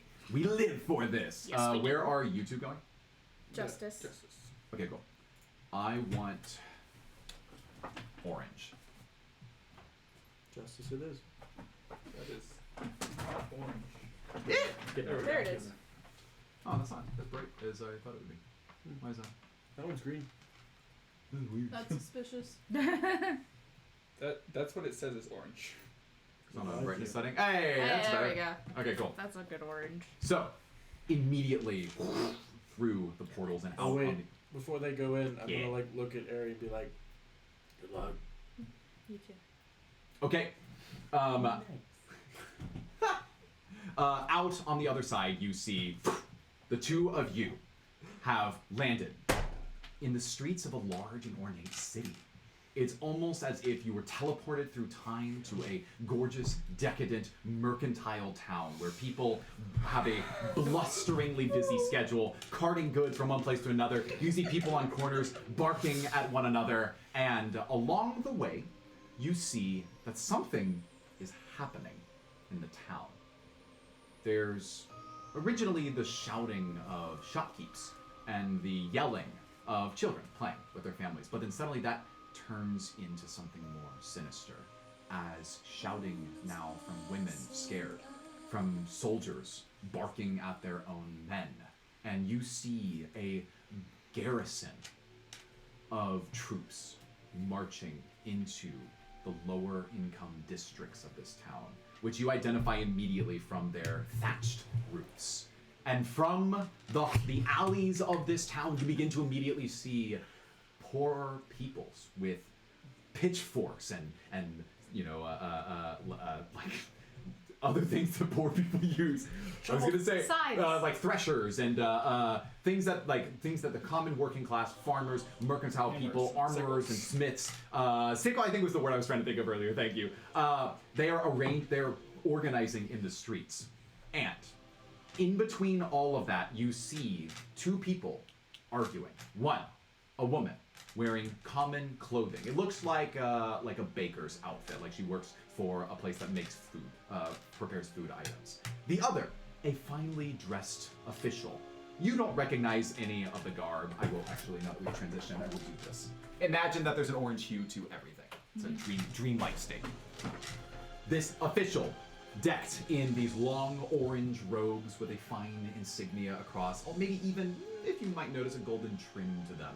And the two of them are this close from each other, yelling at each other's faces as their troops on either sides are at a standstill in the streets. You two land in the midst of this crowd, and immediately the two leaders see you there, and they are cut off in their dialogue, and they turn. They say, well, I'll say who's saying what. The woman says, "Hey, you! Do something to help us.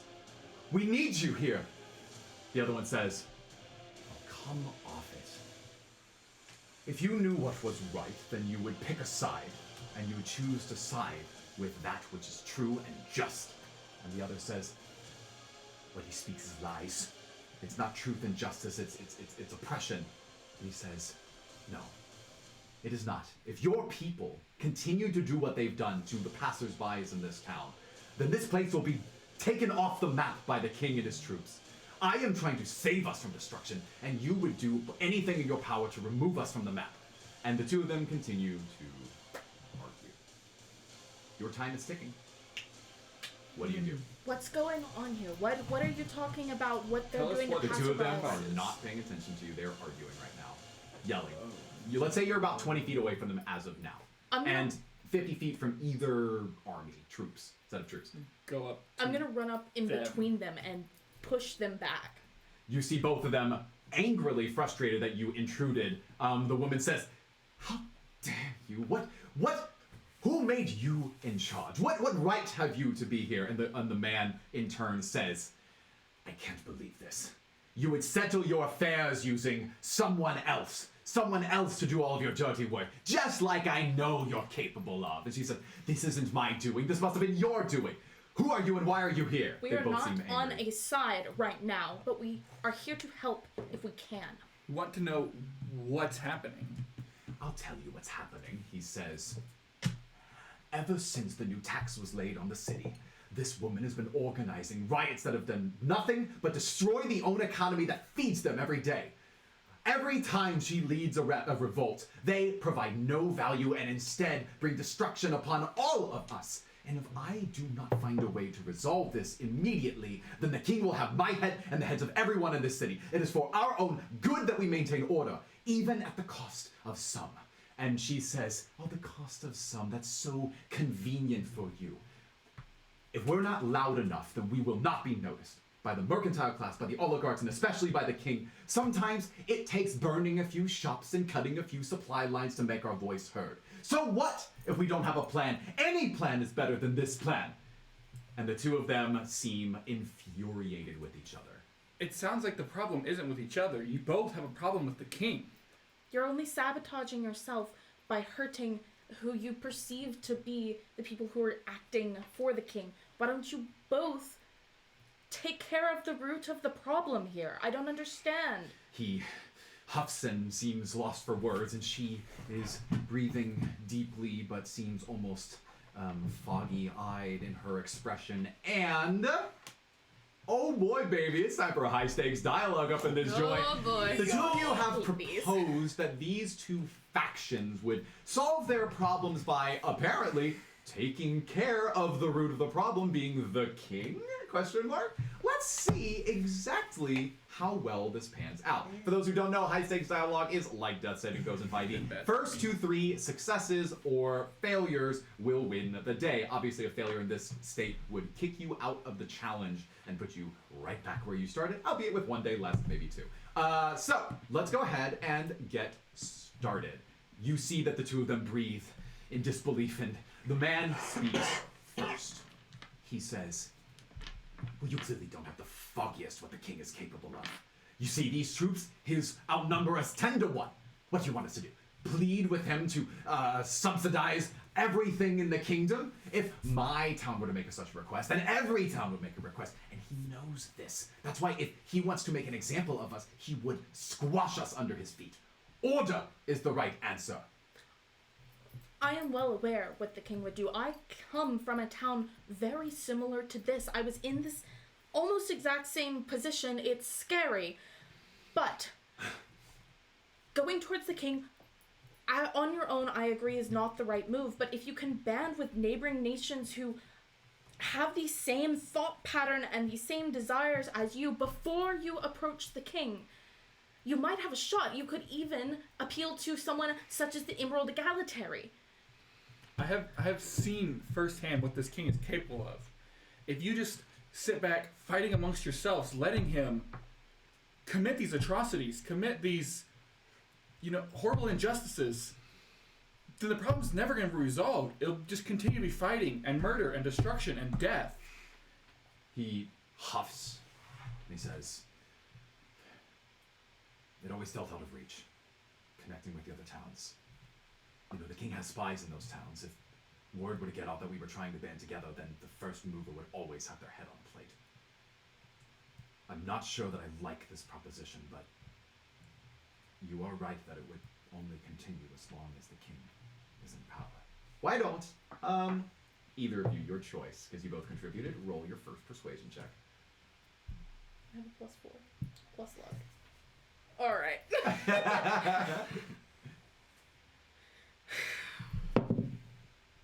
I'm lucking. No. 2. The final luck. It's a 2. No way. It's like a 7. He looks at you and he goes, oh, I see.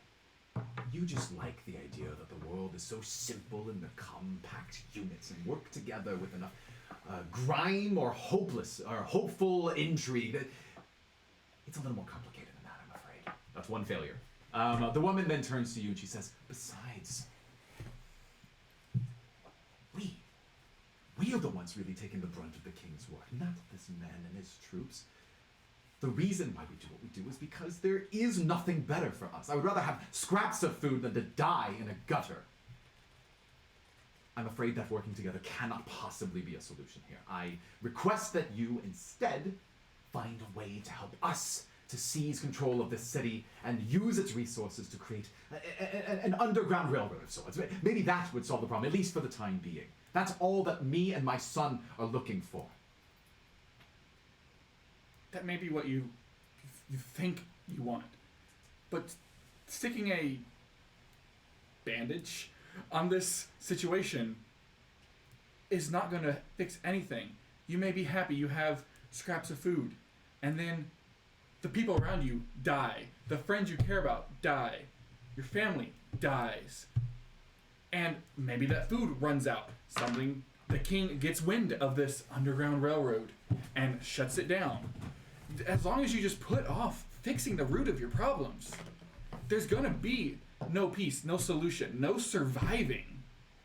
And for the record, I agree with you that taxing you for all that you're worth is not the solution here. Instead, work together to share the brunt of this. You have wealthy merchants in this town. You have the wealthiest of citizens who could share some of this brunt so that everyone has food on their table, everyone has warmth to sleep in. You don't have to make this the worst case scenario for yourselves, even if you can't do anything about the tax itself. You can try. Catch this. Catch this instead. There you go. Add that to your persuasion check. Thank you. Am I still rolling?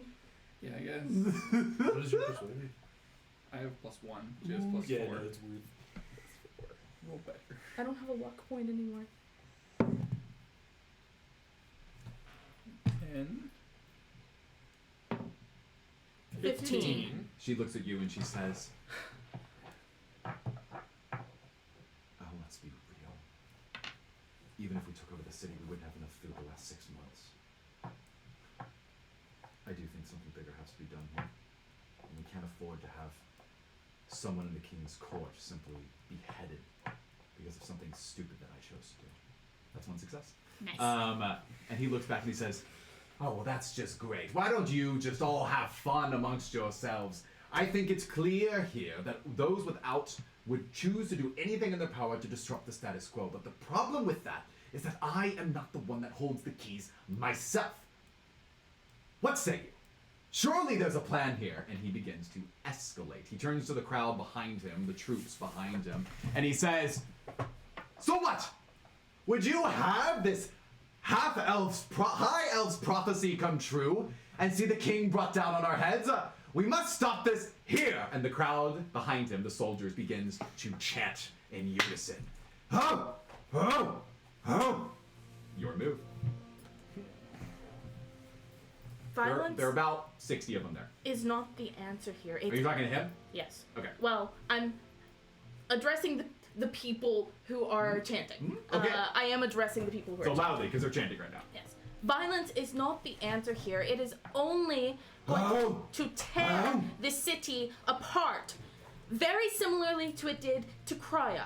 I don't know if you've heard of Krya, but it was in a very similar situation and it tore itself apart under the ruling of a ruler of the city who thought that he could outsmart the king, who thought that he could do better for his people when he was really only protecting himself. I do not want to see the same thing happen. I do not want to see history repeat itself here. Let's see the man roll and see if let's see if he thinks that you're lying. Because some people are pretty persuasive. He breathes and he goes,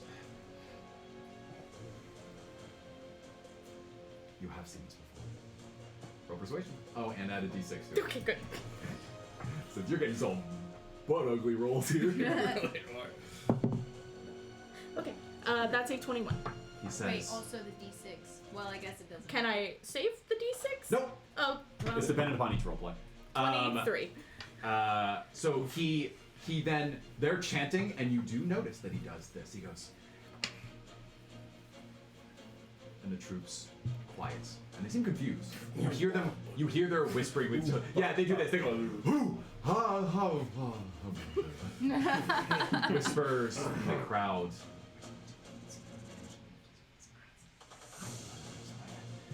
And he says, if things ended so poorly for these people that you once knew, then what would you have done differently? Right now. And she says, in turn turns to you and she says, yes. To be quite honest, I don't hate this man. Because I know that he's not really the one pushing the power in the city. But sometimes, in order to keep yourself on your last leg, it's almost as if you need someone to hate. I well understand that feeling. It's easy to push that anger and hatred on to the one who's carrying out the rules, who you see day to day enforcing these hardships upon you. But you must think about it. He's just doing a job. You have to look at where the rules are coming from. Who is pushing those down? Where they start. You take that source and you stop it. If you block that, then he has no animosity towards you. He's just doing what he's told. If he's not told to do that, then there's no problem. The man says,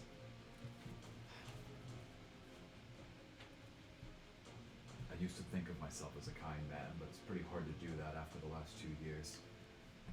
If I had the ability to rewind time and turn down this position, I know I would have done that in a heartbeat. I want both of you to roll. It's effective advantage, except not as good because it's you rolling as well. If one of you succeeds, that's number 3, baby. This is what you need to succeed the challenge. 11. It's a 12. 12 after modifiers? Without the d6, yeah. Yeah, no, you didn't get a Yeah. d6 because you had advantage on that. He looks at you and he says, but even still, I've spent the last 2 years of my life learning exactly how to maintain control in the very small realm of the world that I actually know. Anything outside of that could mean the death of me and my family, could mean the death of many people in this city that don't deserve it. I think I have to do what's best for my people. And she begins to lean away from him and turns to you and says, I understand that. And I think I might as well. That's a failure. Final round. The two of them begin walking apart. Almost like one of those very peaceful and honorable discussions between generals before they return to their troops in trench warfare to then begin fighting. And they are now just parting to go back to their troops. This is your last chance. You're wasting an opportunity here. And I know that this town values opportunities as valuable as this one. They keep walking. You said you're worried about your families dying, your people dying. The choices you're making right now will lead directly to that. They both pause. If you take this opportunity and waste it, walk away, and turn out to all-out warfare, things will only escalate. This only ends in bloodshed in the path that you're taking, but you do have an opportunity to make the most of this situation. This does not have to be a repeat of Krya or the countless other cities that have fallen to the Amethyst Kingdom. You have the opportunity here to start something new. To start what, then? He turns around. You keep saying that there's this other thing at the end of the rainbow that we can create for ourselves, but I've looked in the vaults, I've seen the fields, there is nothing for us at the end of this. I might as well enjoy the most of what I have in the meanwhile. And she turns and she says, I wish I could believe you. Trust me, all of these people wish there was something better for them here. But I think ultimately, we know that we don't have power, and that's just the cards we were dealt in this life. Maybe it'll be better in the next one. They both seem resigned. Any last words? You don't have to take this hand that you were dealt. I made something more of myself. I came from Krya.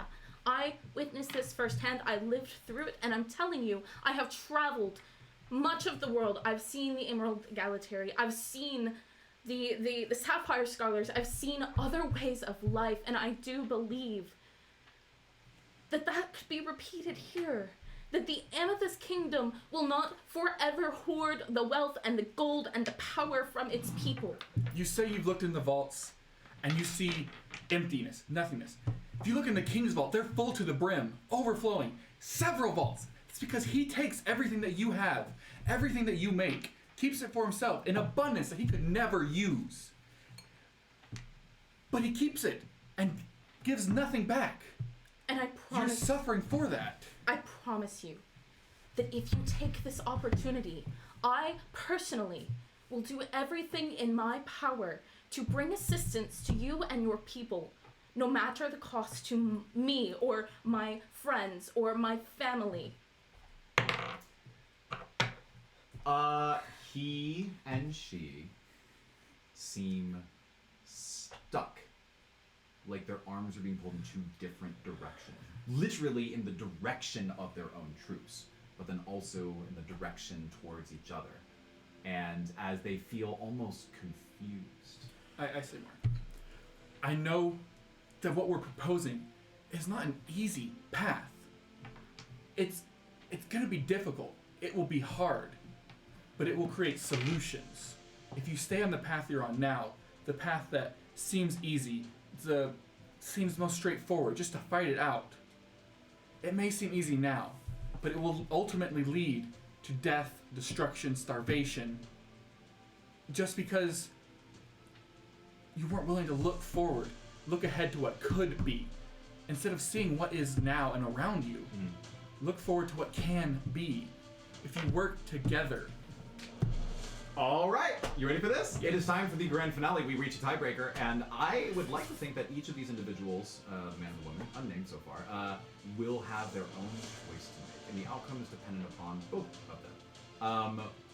I think that you two are making very different, but they're complementary in a way, but they're different arguments ultimately. I like the approach that you've taken. It feels right to say that Cypress's approach is to help re-divert the man's anger towards the king in an idea that defying him is the solution, that finding a way to overthrow him is a solution. Meanwhile, you proposing ideas of hope, of self-sustenance, of peace is something that Ares proposing to this woman. And so, for that reason, because I think it's interesting, I am going to roll in front of the table the thresholds you need to make in order to persuade them. Both of you are going to get a d6, congratulations, but the number that I roll is based upon what they currently feel. You're at 2 and 2, meaning they are neither in nor out. So this roll could really be anything. I will roll in front of the table. You can keep it there in case I wobble. This one, light die, will represent the woman's ideology and whether she likes Ares' argument to an extent. You'll roll later. You need to tie or surpass. I can't see A it. crit, a nat 20. 20. Oh no. It's an actual 20. What do you have to say? And you, Cypress, need to meet or surpass a 16. With the d6? With the d6 in tow. Does This nat is the 20 count as a nat 20, or does it count as a number? 20. It's a 20. Okay. Yeah. Also, it wouldn't matter anyways because if they roll a if 20, it's a critical then success. they're definitely Right, passing right, it with yeah. the d6. Can I roll Well, a she can 20? tie, theoretically. Well, and a tie is a win. You done with yours? No. Just to clarify, a tie is a win. If you tie it or surpass it, you win. You persuade them. Okay, so Ari needs a actual 20 to persuade this poor woman to give up their tactical advantage in this particular battle and try to find means to a solution. Meanwhile, Cypress needs to meet or surpass a 16. Let's roll these one after the other, starting with Ari. Good luck convincing this woman. Start with a d20 and then roll the d6 after. I don't. That's a 12. 12. No, 13. 13. Noted. She Okay. seems, from your final cries, unmoved by your statements.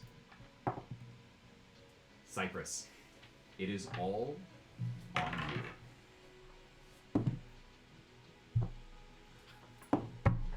Y'all are It's a cursed. 6. Y'all are cursed! This is booty. It's a day lost. Over 2. Or two. Go ahead and roll your d6 anyways.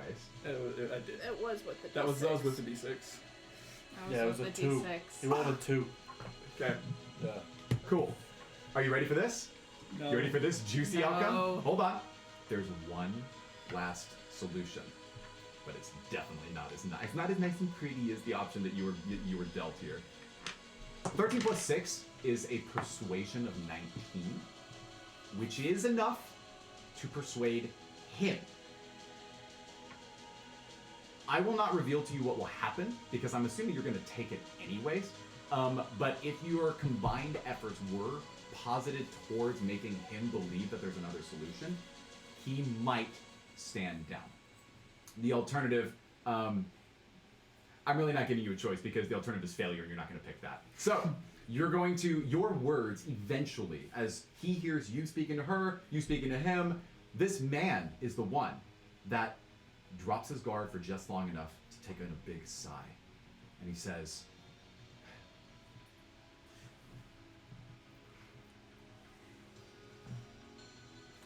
if it is as you say,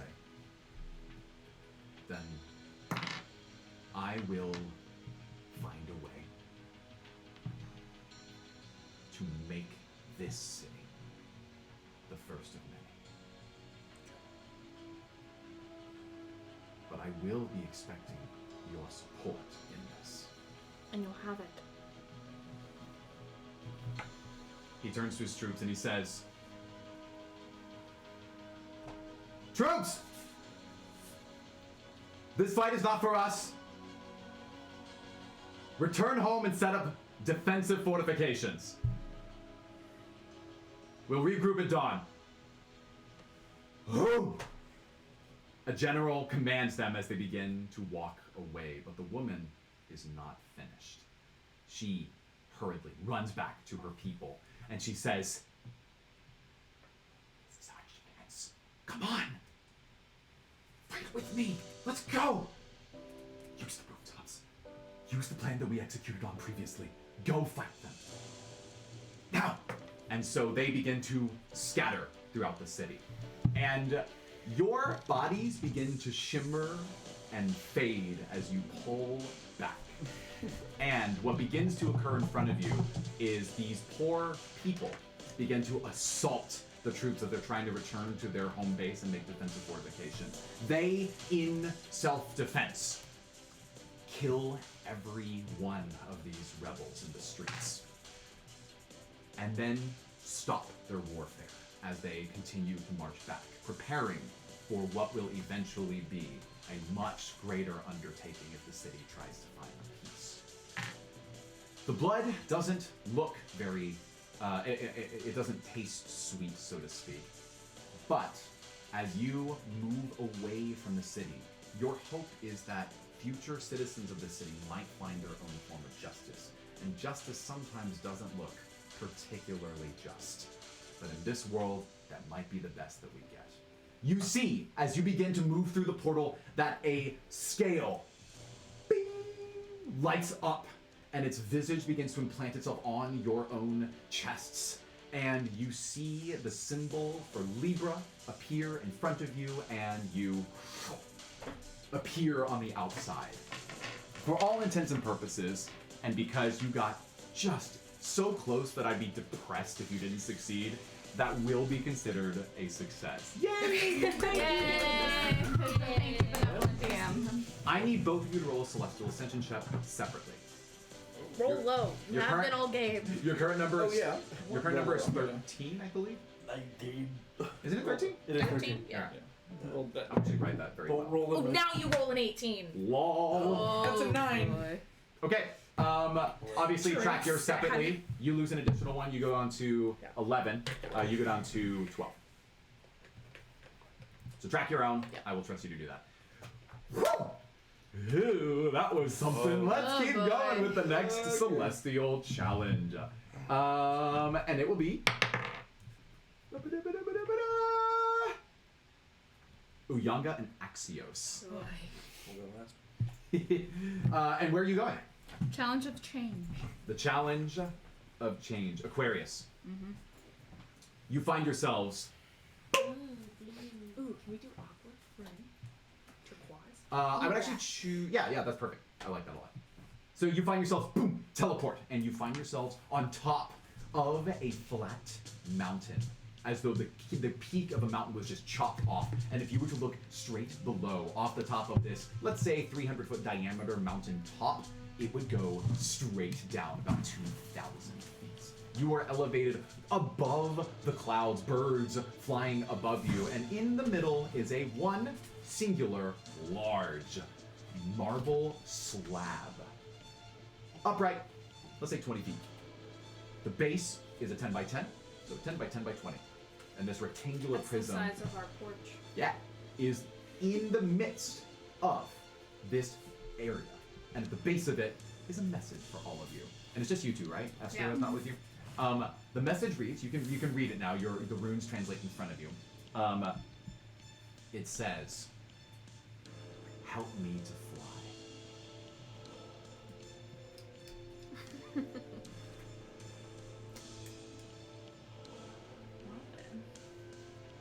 Do we have flying spells?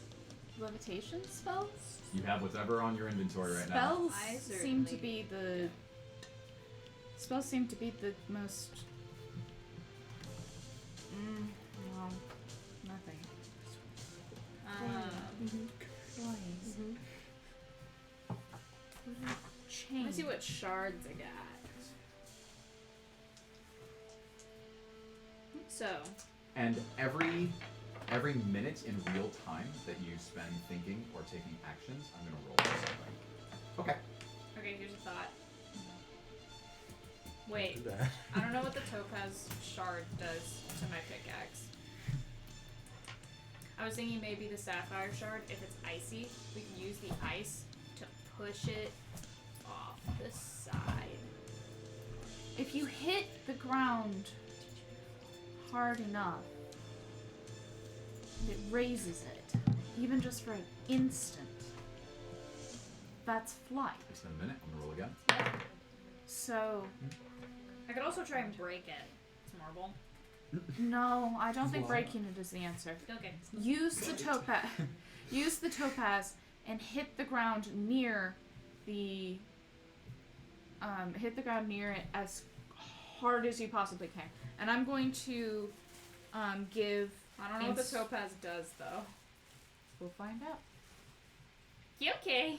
I'm going to roll to give him bardic... I'm just gonna give him bardic inspiration. You feel inspired by Yuyanga's words. How inspired are you? I'm so inspired It's been another minute in real that time. I'm hitting the ground with the topaz and my pickaxe. You're at the ground. Right next to the marble, yeah. Literally right next to it. That's what we talked about. Shard in. Yes, Okay. go. As you strike, whenever I'm narrating, obviously your time stops. Oh, okay. As you strike the ground, you hear a noise so loud that you can't even begin to. I can't even begin to represent it for you. But imagine The yeet? 4 simultaneous thunderclaps as it shoves this entire marble slab in the opposite direction of where you were standing, away from you. And I mean, goodness, this mountaintop is pretty big, but I'll roll and see how far it goes. It goes pretty far. It slides as the ground grinds underneath it. You see that marble is being left behind as it's scraping along the stone ground, and it flies, let's say, 30 full feet from the force of your pickaxe. The shard inside dissipates. Flies? That seemed effective. It flies? Seems Slides. effective. How close is it to the edge? 60 60? feet. Okay. Thought you said 6 feet. 60 What was feet. Ice. Ooh. Use the sapphire. Oh, okay. Okay, so I'm gonna take the sapphire, I put like it it. in here, put it in like between the marble Mm-hmm. and The edge. the lead, and the No, edge. no, put it in your pickaxe, right? Because your pickaxe makes everything stronger. Well, yeah, but I have to like Yeah, like you have angle to it angle so it, that yeah. it creates an ice. You're doing like a Frozone, like a Yes. Run like like a, that. We are like creating runway, basically. a curling runway. super, Yes. super cool. Super cool. So- yeah, you do it. Okay, I'm gonna sapphire. roll again. Okay. You do that. So you hear as ice goes. Why don't you roll? Roll d20 for me. Does she get bardic inspiration on the length of ice? Sure. Well, I got a 16 plus 6, so I got a 22. 22. Nice. That is enough for 30 full feet of ice. It's a lot of ice. You Only 30 feet? only 30 feet. That's a long way. So How am I you gonna get 60 feet? you shatter the ground as it makes this massive runway. Okay. You just do it again. Yeah, I'm Yeah. gonna do the same thing with Great. the topaz. Do you have enough shards for this? Yeah, I had not used any topaz yet, so I had 2 topaz and 2 sapphires. Okay, so you're using the other sapphire shard in your inventory. Yes. Okay. What did you do? Wait. Hold on. No, I did use the sapphire shard. So no. I'm not using the sapphire. I'm only using 1 sapphire and 2 topaz. Yeah. No, you have. Okay. I Yeah. thought you were gonna ice it again, the second half. No. Because 60 feet. Oh. Well, I don't have another sapphire shard, so I Well, can't. Because she We're uses it to gonna wake do- up the thing. Yeah. Well, yeah, that's You have it. one more topaz left? Yeah. Yeah, use topaz and do the thunder move. You're doing it again? Thunder shove. Uh-huh. This is a mining attempt, technically, so I'm gonna have you roll d20. Am I still inspired? No, because you just use I got a 3! Wait, can I choose when to use that? Yes, you use it on reaction. Oh. Before Well, the I wouldn't have result done is it. I had a 16. Okay, that's fine. Go ahead and you can apply Did it you now. tell me to do that? I was just curious. Get out of here. Sorry. Go ahead. I wouldn't sabotage You your may promise. add... It's not gonna matter. I got a 3. Is that much so? I mean, if I roll with these things, it's a 6 Okay, total. so you strike the ground, and it barely slides at another 10 feet. 50 Oh. feet to go. Okay, 50 feet though. We're still closer. We're still closer. Yeah, and it's now And on it's the on the ice, if that matters. Okay, it's I wanna, very heavy. Nope. Push it. I've been rolling bad luck for you this entire No. time. As you prepare yourself for your next attempt, you notice that a wyvern flies up. It is now overhead as it begins to look down at the two of you and rears itself ready to attack.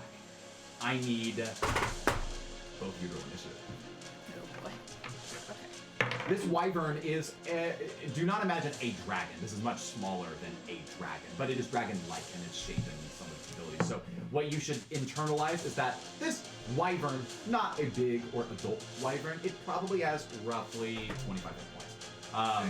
Now, it begins to attack, but you can choose to take your turns to do other things. So just keep that in mind.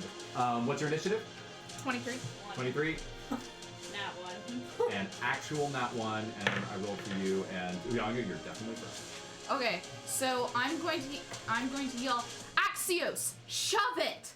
And Okay. while Push he off, does mate. You don't gotta be rude about it. while he does that, I'm going to use Firebolts, Tier 0 Sapphire, Okay. and yeet it at the wyvern. All right, go ahead, give it a shot. Okay, so I'm going to, I think I just do it, and it's my action, and then... It's an attack roll, right? Yes. Okay, cool. So then... 1, 2, 10... Let's see. Yeah. I know. So inspired. Yeah. Me too. Are you gonna push that lock? Hopefully. I'm not dead. I hope this won't look that. A wyvern? Yeah, kind of. Wyverns are pretty gross looking. 13 points of damage. Okay.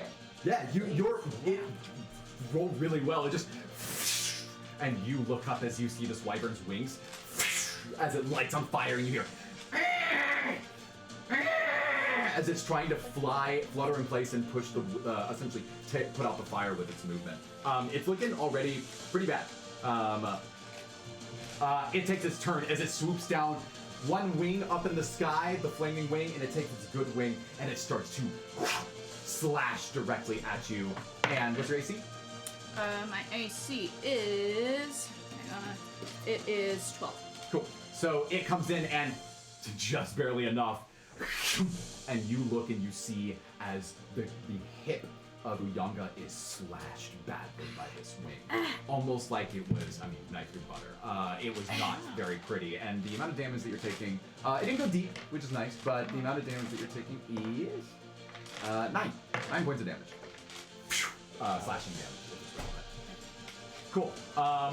And then it pulls itself up and it screeches. And I need both of you to make a wisdom save. That whole wyvern thing. 16. Sorry. 12. Cool. That is you, as of now, are. What's the exact word? Make sure I'm using the exact right terminology. Nope, I'm not doing that. You're not paralyzed. I think it is just right. Yeah, you are just frightened. You are frightened of this wyvern with its flaming wing in the sky. Axios, it's your turn. Okay. So, I have an idea. I'm gonna yell to Uyanga. Basically like, Uyanga, like get it to ram into the marble in order to like hit it off the edge. So, for my action, I'm gonna actually push the marble. Like I want to see how far I can push it on the ice. Give me an athletics check. Okay. A good one. But Big then it's a 19. It's a big It's one. pretty good. It's pretty good. Pretty good. You, Super good. and it's going to easily, from your push alone, make it to the very end of your ice. That's 20 more feet, Cool. which leaves it 30 feet. From the Yeah. edge. So the idea is that even though she's frightened, you have to move away from the beast. Yep. She can run to the marble and Yep. get the thing to like chase it and then hit the marble. I like that idea very much. idea. It is Uyanga's turn. Okay, so... Yeah. Yeah, we got it. I am going to, run towards the marble as my... I'm going to say it takes your dash action. And I Yeah, also that's my dash doing- action. Can I run Action. that 20 feet that I just pushed Yeah, it? yeah, Yeah. you got So movement. we're both Okay. running towards it. I'm All right. trying. I'm like yelling, waving my arms, trying to get it to chase towards we me. do that thing where we go and then we split. Yeah. It's like, where do I go? Turning to a Scooby-Doo episode. Yes. So we're both running towards the marble, and I am also going to... Let's see.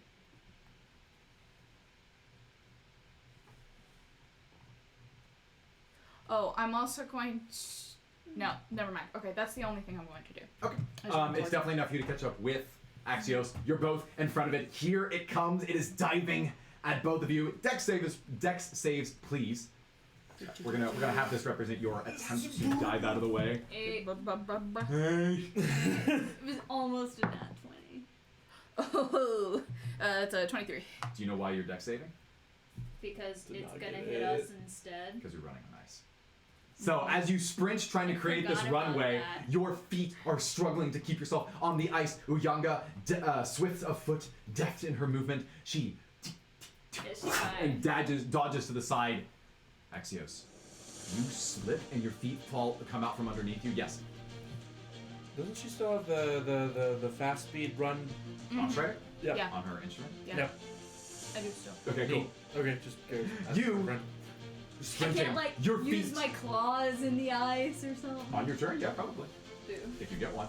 So as you are sprinting, your feet slip back and you're trying to keep yourself up your mane, fluffing magnificently. Alright, I'm Eat fine then. some ice as you fall down, and here comes Mr. Wyvern. His attack rings true as his flaming wing strikes into you. He sweeps low, and his head strikes you directly, pinning you to the marble, and the force is unbearable. You are crushed from the What, front, an 18? and yes. I have armor. Yeah, it's a wyvern. Also, you're on the It's a ground. wyvern. My body. You get crushed in between the wyvern and the stone behind you. Ready for some damage? Oh, I'm fine. He's rolling too many dice. I'm worried. Cool. I'll be fine. 47 points of damage. I'd be dead. You take 12 points of bludgeoning damage, Okay. and then your body gets thrusted into the marble slab, and how well did he roll? You notice that he tips over the marble statue, the marble block, Okay. and you go tumbling with it backwards.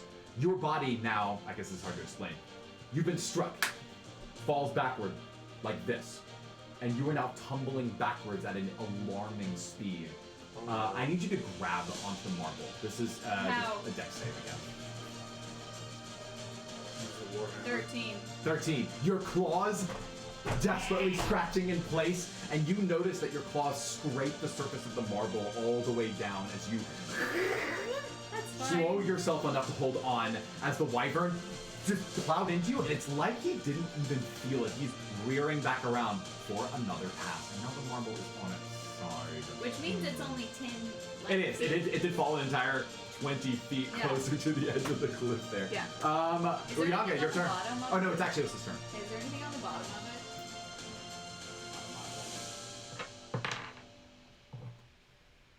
No. Great. Good to Worth a look. know. Is there anything on the top since I'm basically on the top of it now? Just seeing. No. Okay. The Gotta marble make block. sure. Your turn. What do you do?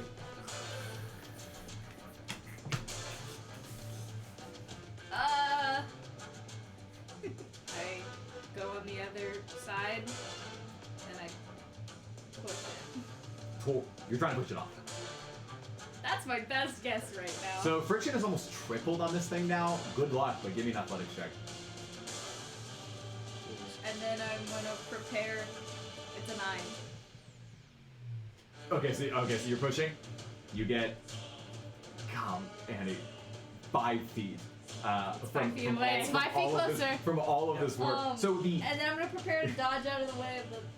so the edge. 15, it has 15 feet until it would even consider toppling. Yeah, it's 5. about The it. edge of this is 5 feet from the edge of the cliff, thousands of feet down below. But other than that, yeah, it's exactly as. My other what guess you is said. getting the wyvern to pick it up somehow. It's massive and heavy. Okay. Made of solid rock. Yeah. So where is the wyvern right now? He is swooping around for another pass. Okay. He'll say he's So- 30 feet above you.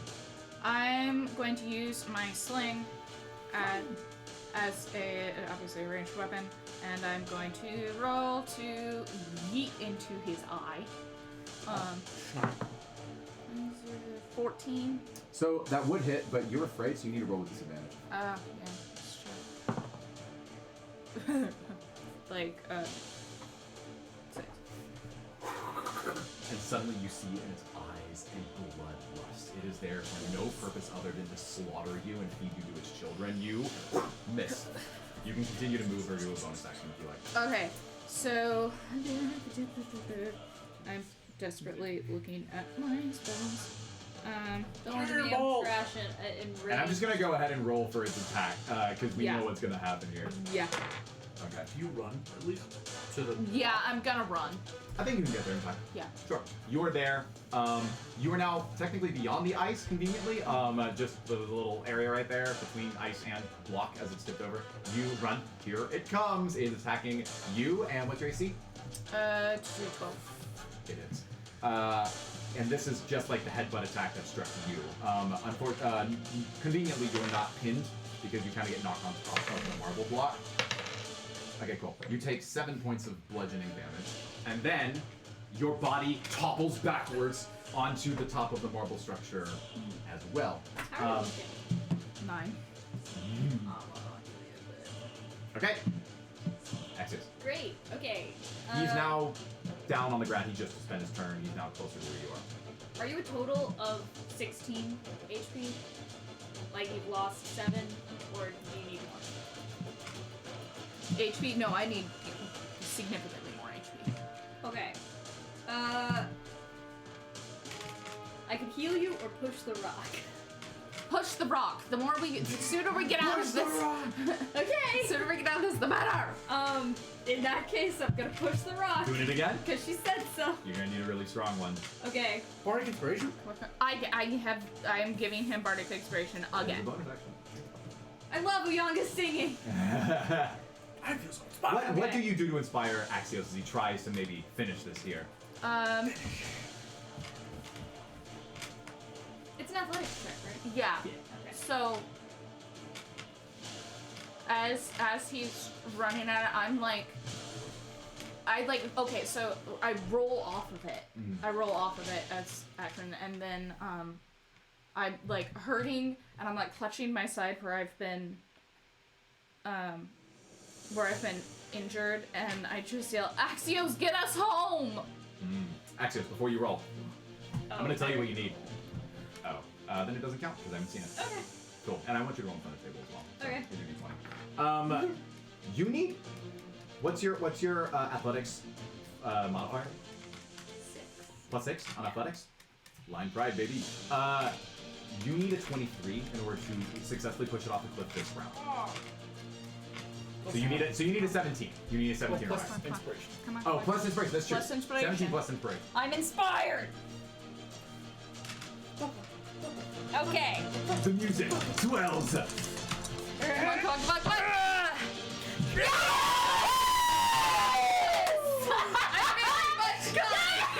Like, absolutely. You notice as the mane on Axios ruffles, and you see hulking triceps and deltoids activate as he begins to lift. Claws underneath the base of this marble statue. You push, you lift, and finally you fling this entire marble statue-like block off this mountain. Why? I don't know. And finally, music cue. We'll stop that there. You see this block.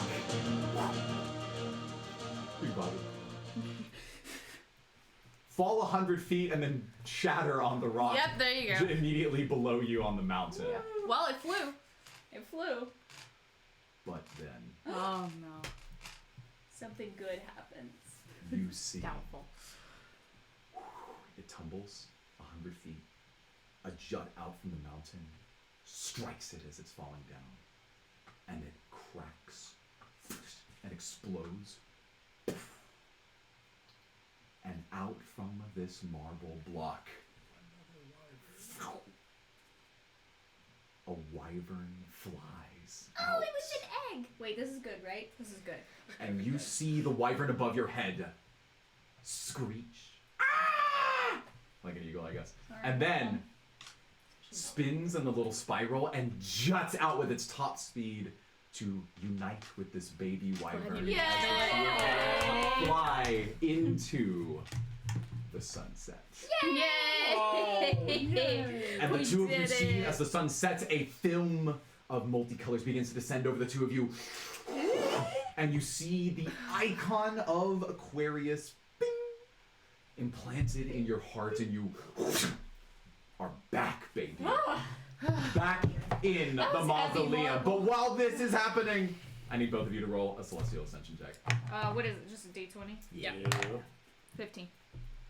Bummer. 19. So you're at high is 6? bad. You're at 6. You're at. Well, You have 11. 6 days left. You have 11 days left. I need you to track your own. who took Okay. my pen? I think you had my pen. And finally, we take ourselves to the trio. Estrella joining in tow as you go into which challenge again? Creativity. Awesome. You mean Cancer? Imagination. Cool. Sorry. That's okay. That too. That's all right. So, you. Turn to a Graham! So, you land on a gorgeous beach. Oh. The sun setting, warm, gentle breeze, and you feel like you could spend an eternity here just with how nice everything is. This doesn't And- seem so bad. You stand there, and it feels like time is not moving anymore. Like it's frozen, standing still. And Waves moving? only then do you notice, very perceptive, the waves are not moving. They are frozen in place. This seemed fine. I have a bad feeling about that. Estrella? too, yeah. Yep. Any Um, ideas? She says, "Oh, Cancer was such an interesting fellow. He was one always known for taking detailed notes of everywhere we went. He would tell us, we'll want to come back here someday, if not in person, at least in our minds. And I couldn't frankly understand what he meant, but maybe this was one of his memories. Oh, Was it a memory that you were part of? Were you here also? Do you recognize this place? I was never so close with Cancer, unfortunately. That's what Do you know Wait, where the waves wait, look are at that, moving? over there. Oh. She turns around, and the two of you see closer to the inland part of this island, it looks like, that you're on. There is a large bubble, a diameter about 3 feet across. And it's like if a crystal ball was in a fountain of water, constantly passing water over it, because it has, once again, that sort of shimmery looking, semi-translucent hue of a glass ball or of a bubble. And the two of you look at that. It is the only thing in this entire world, other than the three of you, that is moving right now. Okay. Walk over to it. Before we walk over, is this island? Can we like see to the other side of the island? And we're like, oh, ocean over there too. Is it like the Bikini Bottom Island from SpongeBob? And it's just like that little tiny thing. Yeah, it's a very small island. We'll say total diameter of the island about 300 feet. Okay, so we can see all of it. Yep. It feels like there's basically Trees, nothing. There's some question trees, mark? there's some grass, there's some bushes. Gotcha. It's an island. No dense jungle or no. anything. Okay. Small island. 100%. Yeah, we walk over the Let's walk over. Okay. You walk up to this ball and it is pulsing with this kind of energy. And when you look very closely, okay. When you look very closely, what you see on the inside is that it is. If you were to. I'm trying to think of a reference that would make this easy to demonstrate. If you are doing. Have you seen the music video for "We Didn't Start the Fire"? Maybe. I would say it's that on double speed. It's basically every image of every single thing that you can imagine existing, like an encyclopedia of the world, is rippling in front of you instantly, frame by frame by frame, every single thing. So it'll rapidly oscillate between magic and buildings and faces and foods and customs and dancing and music, and it's like the entirety of existence is in this ball.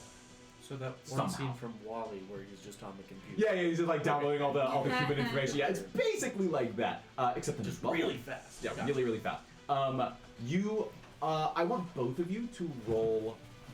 This is going to be. It's just perception. See how we do? 14. Mine's 5.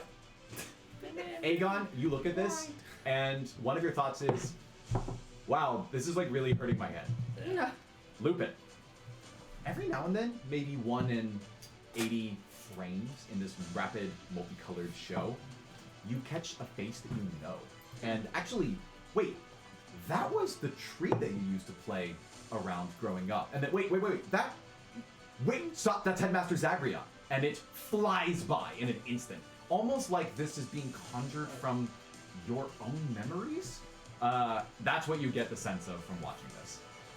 And by the way, Estrella is looking at it as well. She's trying to help as much as anyone else. And she says, oh, there's so much here.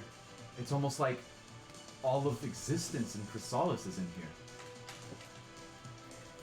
I'm seeing images of my family, my friends, and Headmaster Zagreus. Does she see Cyrus? You got a 14, right? Mm-hmm. No.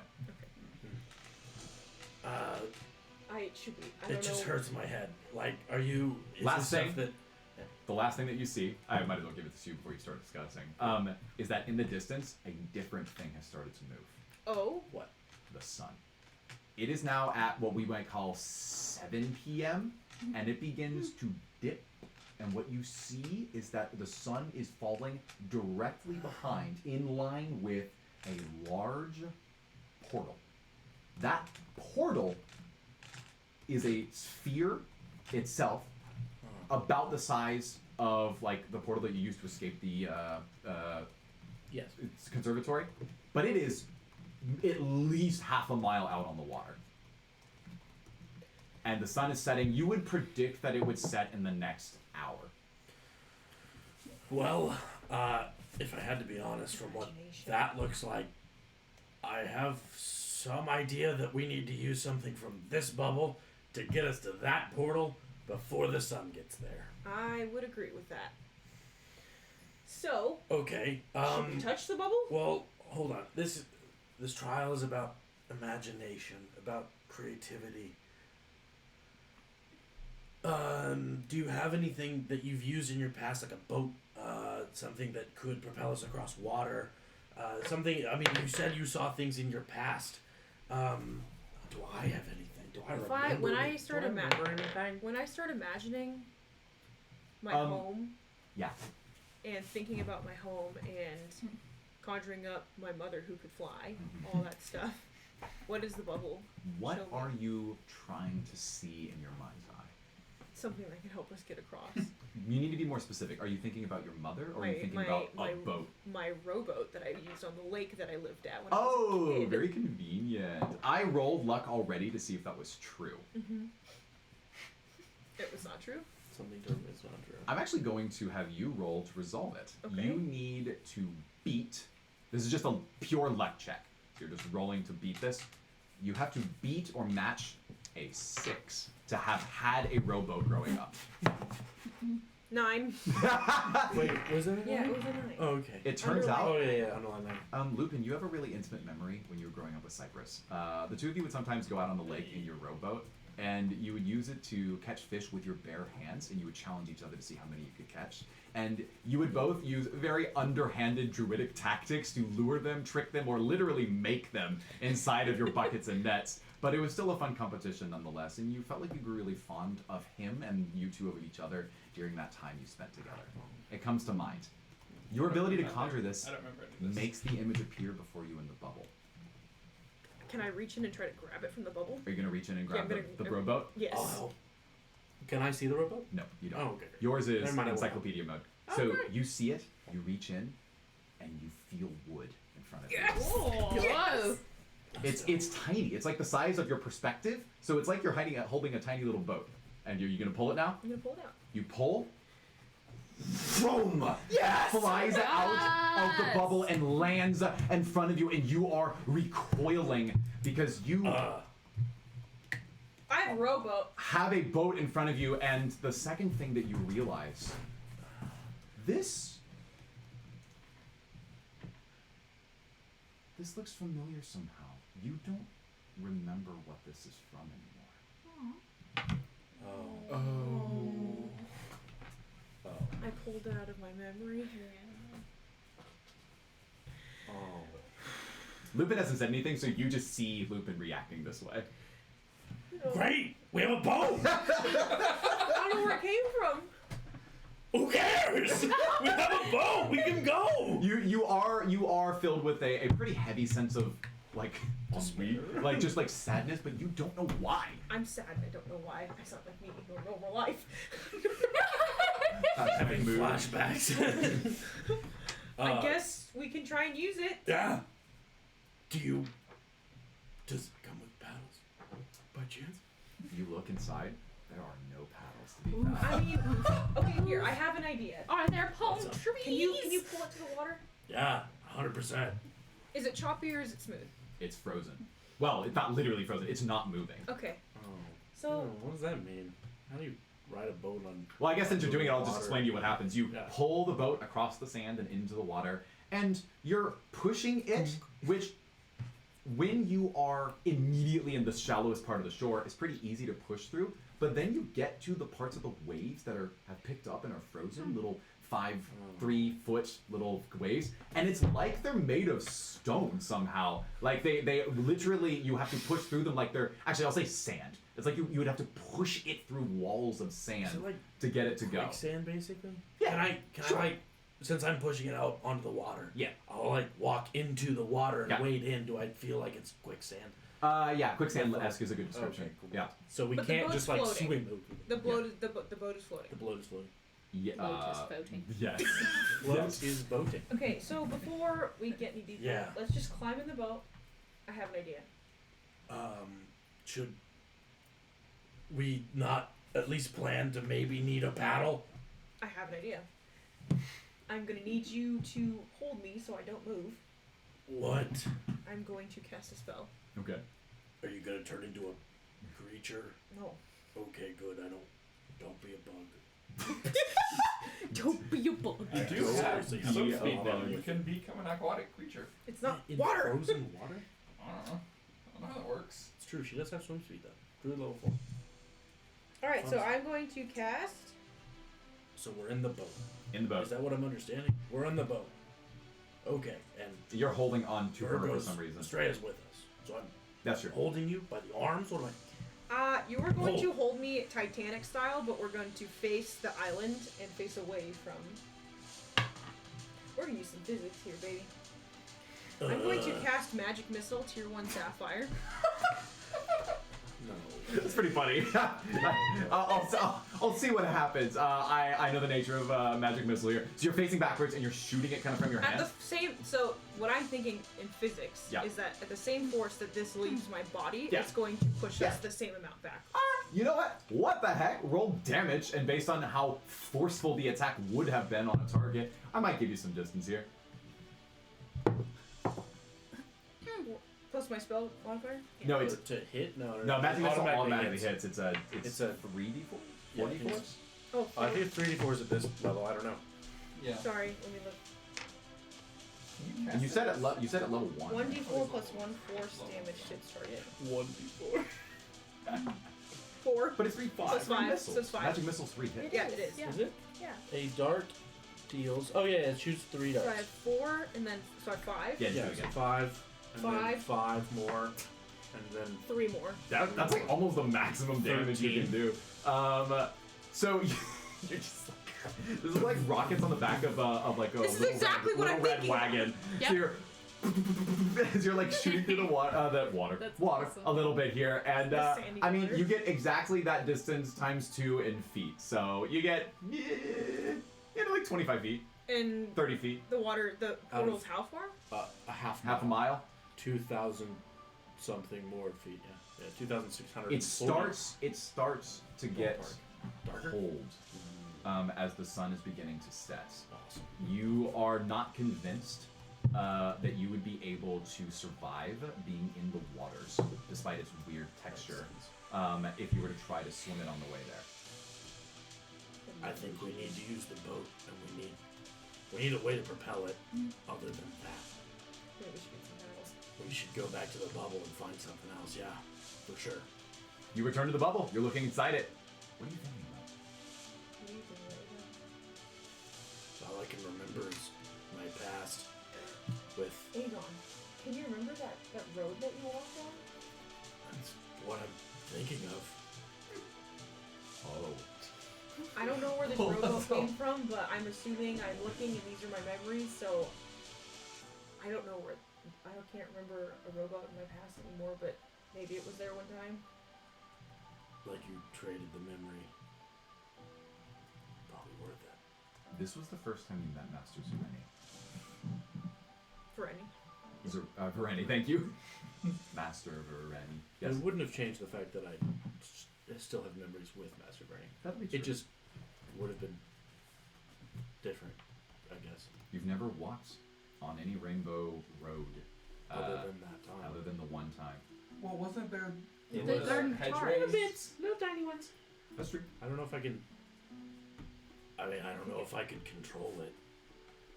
I only was able to walk on it with Master Vireni. That is true. I wonder if I could imagine that moment and bring him back. I've already rolled luck for you. It is time for you to find out if you can manifest this reality. Are you ready? You need to roll with a luck check, d20. A 6 or higher. Do I want to win this? Oh no, really? I rolled 3. Ha! Well, there you go. You think as hard as you can, and this rainbow road, Can't- it's just, it's like so many other things have happened since then, and you feel like you've let your master down, but this memory is not with you in this moment. You're still on that bike then, after all. I don't think I can let go of that. I mean, what else is in our past that we could Does Australia possibly remember Strand, anything? you went on many travels. Do you Yeah. remember anything? He said, most of my time was in the gardens of my youth. I'm afraid I didn't live a very long life. But I will see what I can find. I just rolled luck for her. She said, my thought was, every night my mother would make like a large stew on the fire for all of us, and she would ask us to choose which ingredients to bring in and put in the stew. And I thought that maybe having a strong fire, one that I could carry in a kettle or some other instrument, would be something that we could use. So I'm going to try and see if I can get that. So because that's a very strong memory in my mind, so that should be pretty easy for her. Cool. And then she's gonna roll. She needs a 4 to get it. I don't need to roll in front of the table. I'll just roll here. She rolled 14. So she reaches in, and there's a small wince, and she goes, okay. And you see that there is a black kettle and firewood, and there's some like flint to light it with. And she quickly lights a fire here, and she says, oh, there's some very interesting patterns on this. I wonder what those are for. And she holds it out, and now you have warmth and light for your journey.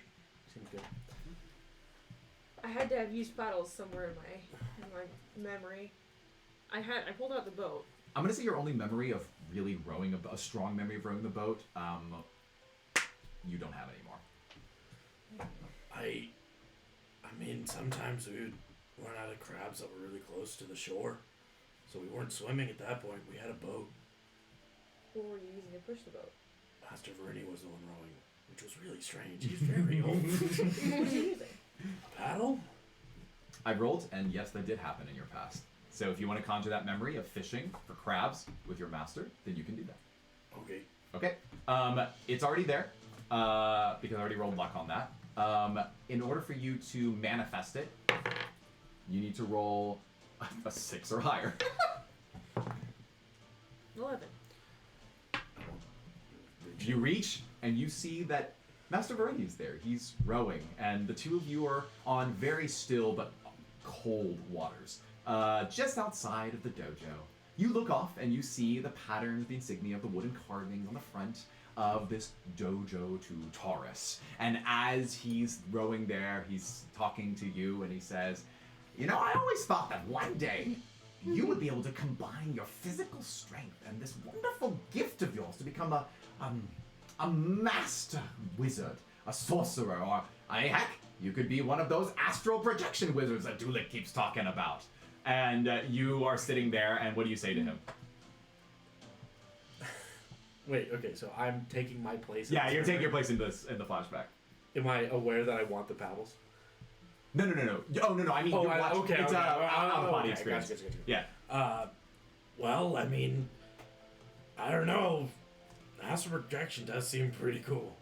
I'd be interested. Do you know anything about it? You know what? I could teach you a little thing or two right here in this boat with these paddles. He holds the paddle in front of you and he waves it very quickly and he says, "Now I want you to think very hard about a place you know very well. Think of it in your mind. Go ahead. Okay. Now watch closely." He begins to move it faster and faster, and then he lets go, and mystic arms, the astral arms, are waving it at a supersonic speed in front of you. And like one of those machines that you can spin, and the frames of a film come in front of you, you can see it moving in motion. The iterations of the paddle moving back and forth open a very small hole, like in a fence if you're passing it on a bike, and you can see the place that you are imagining in your mind. What is it? It's the rainbow bridge with the stars. You see the rainbow road in front of you. You're actually there right now. You can see where it is as it is now, and you're looking down. And he says, "That is so good. What a great skill you have there. Anyway, I'm really excited that you'll probably never forget this moment." Love that. Love that for you. Your hand reaches in and grabs the paddle. They grab both of them out of his hands. And you pull them out, and immediately you feel the worn texture of these paddles in your hands. They're actually a little cold for some reason. You don't know why. You're on a very warm beach. And you don't remember any of your days fishing with Master Vareni. None of them? None of them. At all? None. Do I remember eating crabs? It's very important to me. You are confused by the fact that you like crabs so much. Wait, he I don't remember. crabbed on the shoreline too.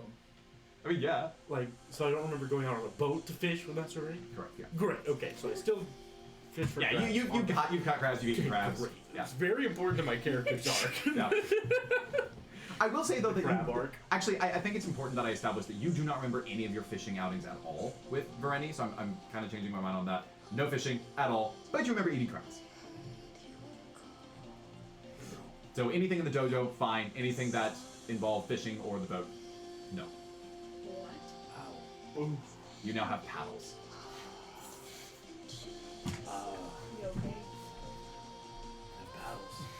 I don't remember where they're from. You see, as Estrella looks at you, she says, "This might be enough. I'm afraid we're going to need a lot of strength to work through the frozen waves, but this might be what we need. We should try as the sun is setting soon." If there's anything that I can do, it's that. All right. So you three get in the boat and I'm gonna hug him first. I know we're short on time, but I'm gonna give him a quick fairy hug. Yeah. You give him a fairy hug. What color are your wings right now? What's my sad color? Blue. Blue. Blue. They're blue. They're blue. All right. Cool. Just checking. Gotta get that status up there. You three. So she's holding the light high above the wooden rowboat from your childhood. You don't remember. And using the paddles from your days fishing, which you don't remember, and the lit bucket from her youth, which she does not remember. The three of you paddle hard.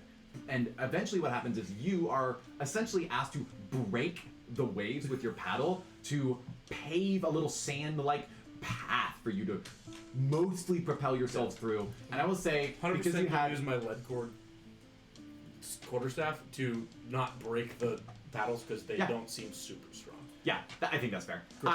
You don't have to resolve anything else. That was you got enough stuff for me to say that an hour's comfortable for you to make it there. You make it to the edge of the horizon, and like your time in the void when you were looking at the film of Soap and you dove downward, you notice that the horizon just stops, and there is a portal. And if you were to look on the opposite sides of this 3-foot wide portal here, you would see that it drops off directly into stars, like you are on the edge of the universe or the galaxy.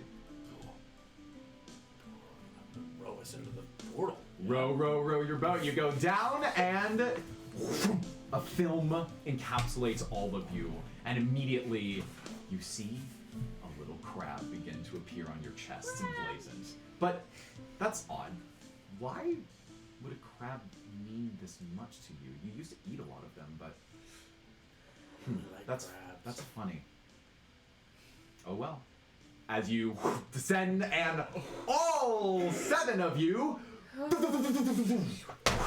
land back in the mausoleum with 3 runes emblazoned on your chest, and you then see them trade with each other, all of you holding 3 of the 4 runes you need to pass the celestial We both challenge. got under 13. Yes.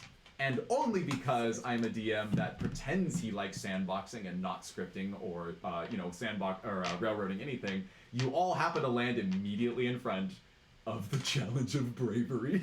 Yep. Taurus himself looming over all of you. We You basically can choose another one. We You can choose another decided one. we were gonna do that anyway. Capricorn. now. Yeah.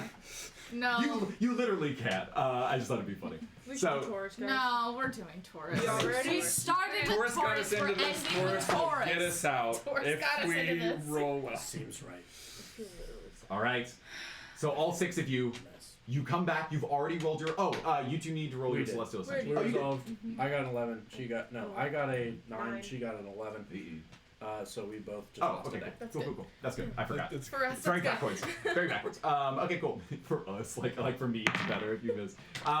So let's get a day count remaining because who knows what's gonna happen next. Uyanga, 6. 11. Cypress. 12. 12. 12. 11. All right, not so bad. Not so bad. Time for the challenge of bravery. You, all 7 of you, drop through, and you find yourselves in a deep underground cave. Infinitely long before you, infinitely long behind you. Curved roof, flat sides, flat ground. Just dirt. There are lit torches that dot the halls, alternating at 20-foot intervals. But again, infinitely long behind you and before you. And you don't see anything else right now. What's above us? Dirt. Oh. Let's Above us is run! Yeah, it's a curved ceiling. Where? There are 2 choices. Forward. That way! Should we split up? Estrella, you have any recommendation? I'm hurt. Oh, Oh, here, I'm gonna heal let you. me help Okay. that. Thank you. Here, wait, I got you. You get. Yeah, How many- y'all like notice that I'm like How many wincing do and you holding want? my side. Estrella puts her hands on her temples and she says, How many do you like? Is to Knox? I'm at One sec. like 7 and I need like 31. Take 20. How much HP do you have? 38. I have 27. 45. Did it not? I cannot 35. heal anyone else. I'm We're That's my gonna big heal. do healing word on How do you have so Thank you much for the red HP? How do you have so much health? How did I get XP? Max HP is 31. Oh, Okay. Gotcha. Are you ready? I didn't know. Uyanga, add 5 to yours. Okay. Oh, what do you yeah, here we go. Yeah, 5. So she puts her hands on her temples and she says, "Oh, that's Taurus. He was such a foolhardy and brazen fellow. He loved just asking people to chase after him without any regard for what his plans would be. I think what he would want is for us to follow him, but we need a signal. Your device. It tracks signals, doesn't it? I have it right Yes. here. It does. Good. You pull it out. It instantly points to the path behind you. Oh. Well, Well, I mean, alright. we've been through this before. I don't think it's gonna help if we Yeah. just walk it. Let's Can we- go. Can I think this is a headlong Can you charge. long stride us? Yes, we're Is that long a striding. singular? Perfect. Each level of the cast is the number of people that you can affect with it. Okay.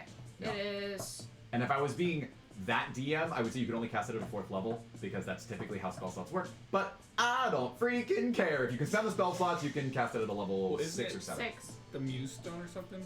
That gives it it's a level 1 free charge. So that means that I can cast it at level 6, right? You 'Cause probably I- don't need Or long 7. stride. Oh, yeah, 6 because you have 1 free. Everyone does. Sure. 6. You will need to spend 6 spell slots to do this. I have a freak tome. That's fine. Cool. I like having options. In your You app spend is your good. infinite spell slots. But You you have- can put in your app. Oh, yeah, that's right. Cool. I forgot that I think. And let me double check Longstrider here. It is what? What's the You might exact have to- language? Doubles with Might the have to big close I think it's double. the app, or Oh, no, it's 10. open it Increased by 10. several times. Increase it by 10. Yeah. Cool. Which is an hour. Yes. You are all, most of you, a third faster. 30 to 40% faster for an hour. That'll be fun. All right. All of you are now sprinting in the direction, I presume. Yes. Do you say anything? Last one, guys.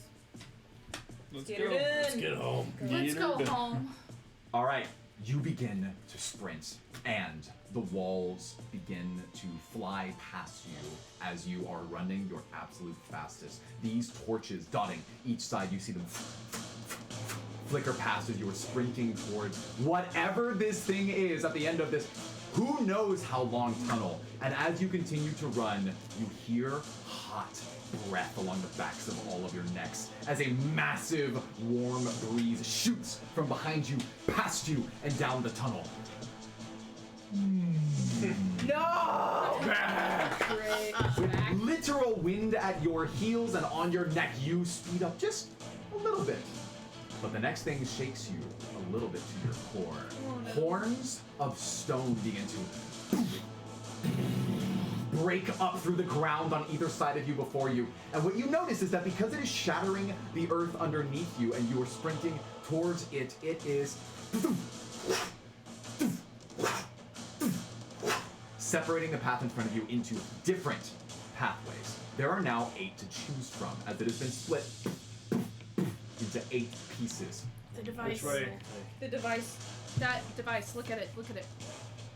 I'm using it. You are continuing to sprint forward, and you realize that behind you, the dirt underneath your feet is beginning to fall and give way, an eternal blackness underneath them. You continue sprinting, the torches on either side, and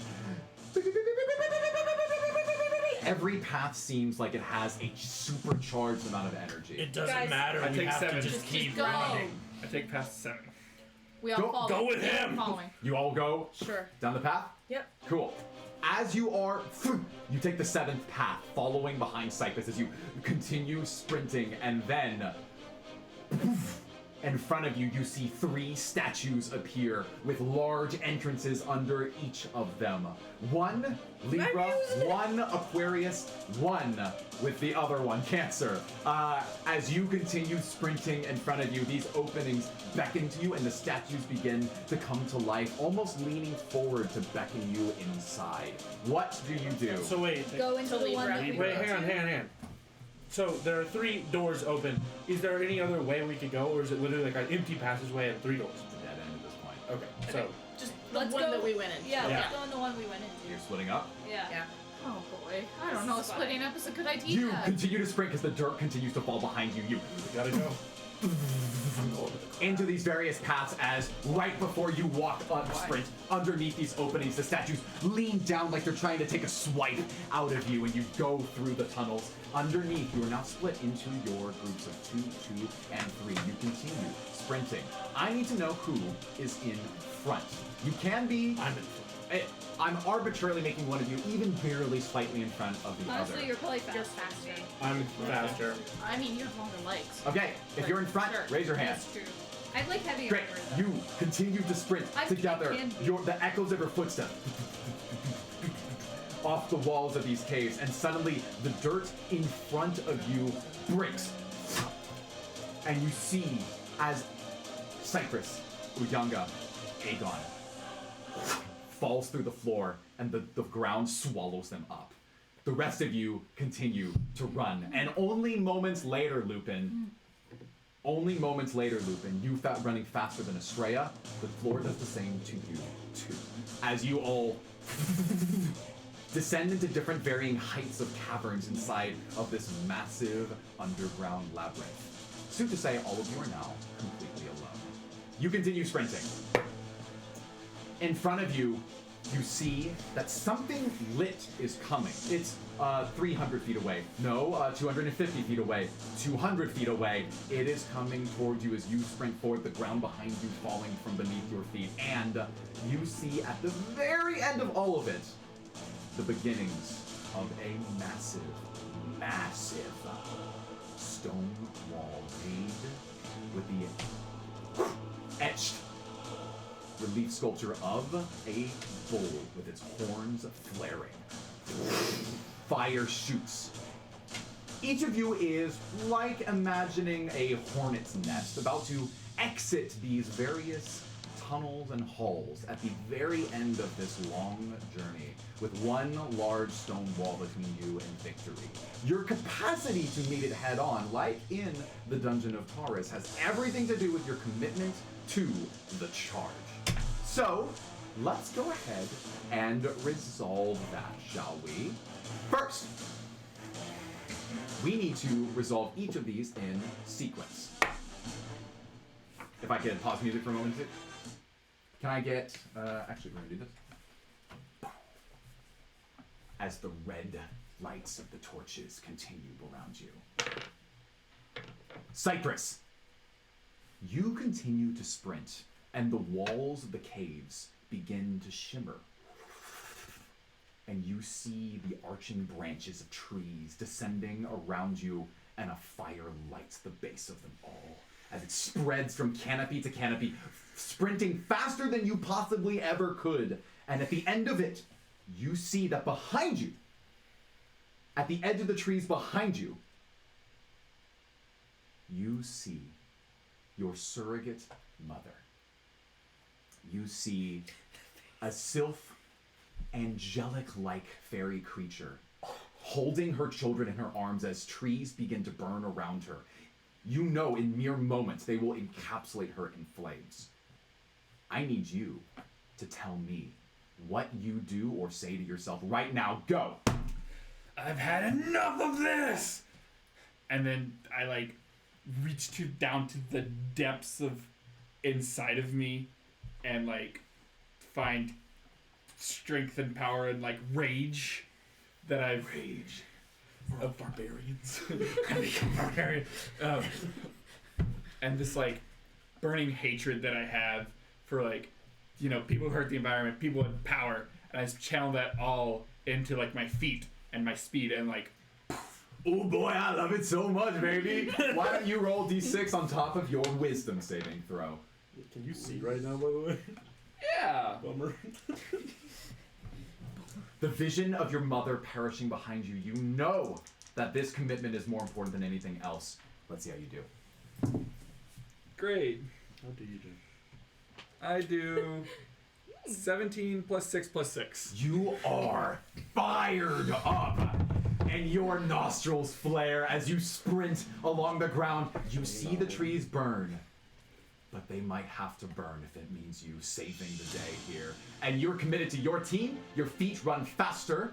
That is an excellent job. What is your total after that? 29. You will get an additional d6 to your impact to the wall. Let's Congratulations. Let's go to the next of our heroes charging. It's Axios.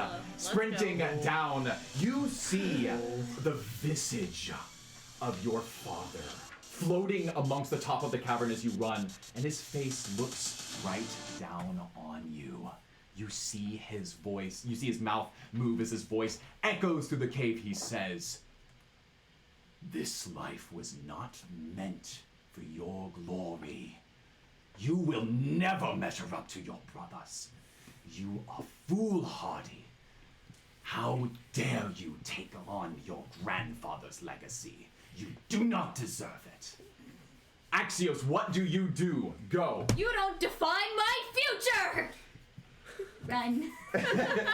As your feet flit into motion, I need you to go ahead and roll your wisdom saving throw. Okay. I got a 12.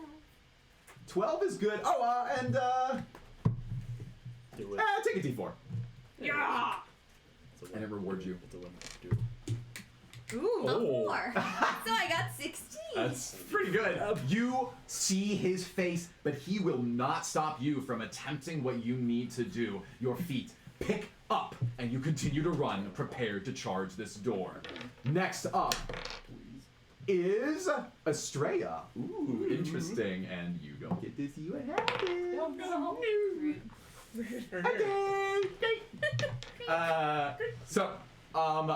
Next up is Airy. Airy, you begin to sprint down this corridor. And as if the last few weeks have not been enough for you and what you've been experiencing, somehow, in a form that levitates at the speed of your sprint down the corridors, you see steps, then a stone table, and your father seated. Like he's hovering beside you as you run along the corridor, one hand leaning on his fist, and he turns to you and he says, So you think that you can save people? Let me just think about how successful you've been with that. No. Oh, heavens no, and not even your mother. I say you should just give up. That way you'll have some semblance of dignity when you perish. What say you? I say that if I stop now, their deaths are in vain. And I say further that I have had enough of you, and I am coming for you, and you will fall to your own pride. He leans back and he says, I look forward to it. Fades back, add a d6 to your roll. Right. It's a wisdom save. A wisdom save. Yeah.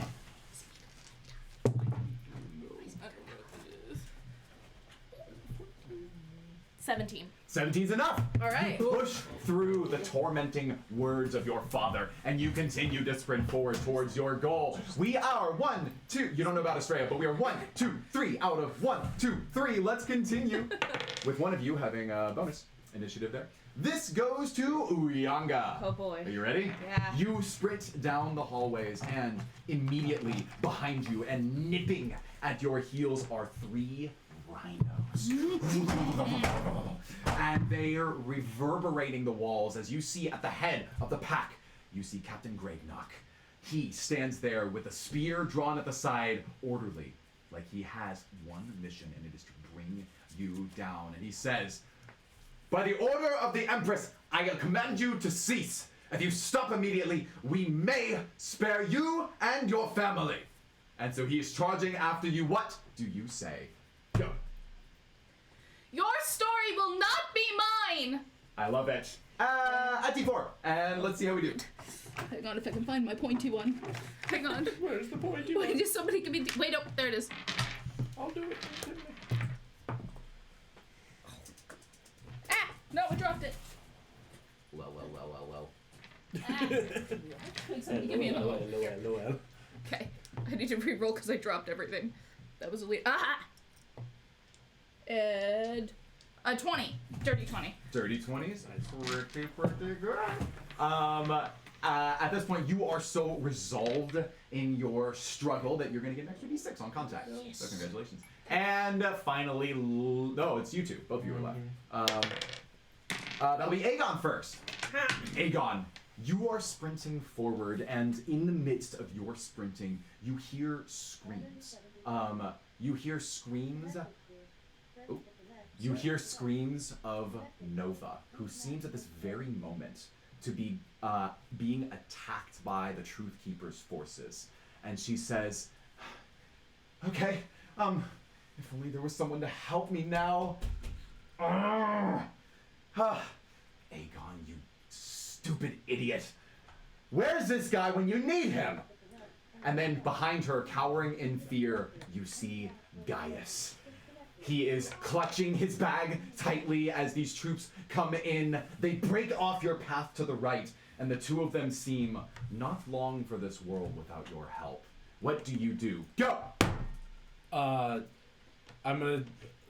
Flashbacks of the things that we've done, the memories we've made, the friendship that we have built, flashing in front of my eyes, tears streaming down my face. I'm gonna stare and lock eyes with the bull on that stupid door, and I'm gonna scream, "Let us go home! Go ahead! We're coming, guys!" Add a d6 to that roll, baby. Let's see how you do. Oh, and Noel. Oh, wait. Lol, please be good. Oh, Paul. Wait. It's a 25. Yes! Three of you are very committed, and almost all of you succeeded. Lupin, how would you do? As you continue to run forward, you see that your locket around your neck floats upwards, and it opens with the image of your father inside. And that's when you look up and realize that he's before you. He is sitting on the ground. His hands are covered in blood. And you notice that in the middle of his chest is a wound. He's been stabbed, and he's bleeding. He looks up to you, almost like he expected you to show up. And as you sprint towards him now 30, 20, 10 feet away, the only words he says are, "My girl." What do you do? Go. I'm coming for you, Dad! I start running for the door, and I lock eyes with him and past it are the red eyes of the bull. Are you going to sprint past him? I'm sprinting past him. I'm sprinting straight past him. All right, you're going to ignore him. He might die. We'll see. Give me a wisdom saving throw, and go ahead and add d4 to that. Wisdom saving? Yeah. Oh, I didn't even add that. Oh, whatever. 26. 26, really? Wait, Mine no, was no, a no. 26. Oh, okay. He didn't add his wisdom save to it. Oh my gosh, you have a +6 wisdom? Yeah, Druid's man. 23? 23 Druid plus and 2. Ursula. Wait, what's that again? Wait. You didn't roll your d4? Hello? So 26. Yeah, I think you got it. Yeah, I think 26 is great. Fantastic. You see him behind you. In your mind, you know 26. this In is my not. heart, I'm thinking, I'm sorry, Dad. You know that he means the world, but this is more important, and you'll find him someday. And as all of you sprint, the dirt floor falls behind you. Cypress, the trees burn and collapse over the image of your mother and her children. Airy, your father's stone table falls to dust as he's behind you. Axios, your father's face descends and disintegrates behind you. Aegon, you see that Nova and Gaius begin to be surrounded by these troops and fall out of view. Uyanga, these rhinos part ways and stop as they fall through the dirt floor. And Lupin, you see your father turn with a smile and disappear into the darkness. As the rest of you sprint, coming up now, 30 feet, 20 feet, 10 feet. The extra speed from your long strider kicks in, and all of you leap across a 10-foot chasm. Oh, what? If you were to look down, you'd see nothing but darkness. If you were to look forward, you'd see the gigantic emblazoned etchings of a Taurus. And as all of you strike, as Estrella joins you. Yes. I want everyone at this table, we'll use light for this moment, to roll what may be the most important d6 in your lives. Oh boy. Anyone that got a 20 or higher rolls 2 d6s, but so that this is much more entertaining. Let's at least see if there's a chance for you to fail. This is not your easy peasy tiny door from the previous time you took on Taurus. This is a mighty machination. I gave some of you the opportunities to earn extra dice. That is based on your resolve. That is the challenge itself. Thankfully, all of you took this on together, which will improve your odds dramatically. I'm sure you probably thought of that in advance. As you are getting ready, I'm going to tell you the number that you have to beat. Are you ready for this? I'll roll in front of the table, so it's all honest. I don't know. I don't have a word that rhymes with honest.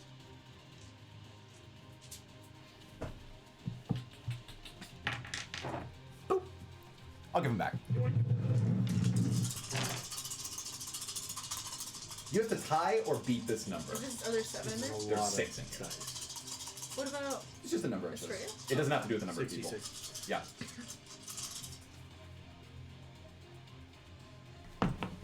Two. Oh, it's gonna get annoying. I'm gonna roll them all. Alright. Oh, All right. 9, 10, 18. 18.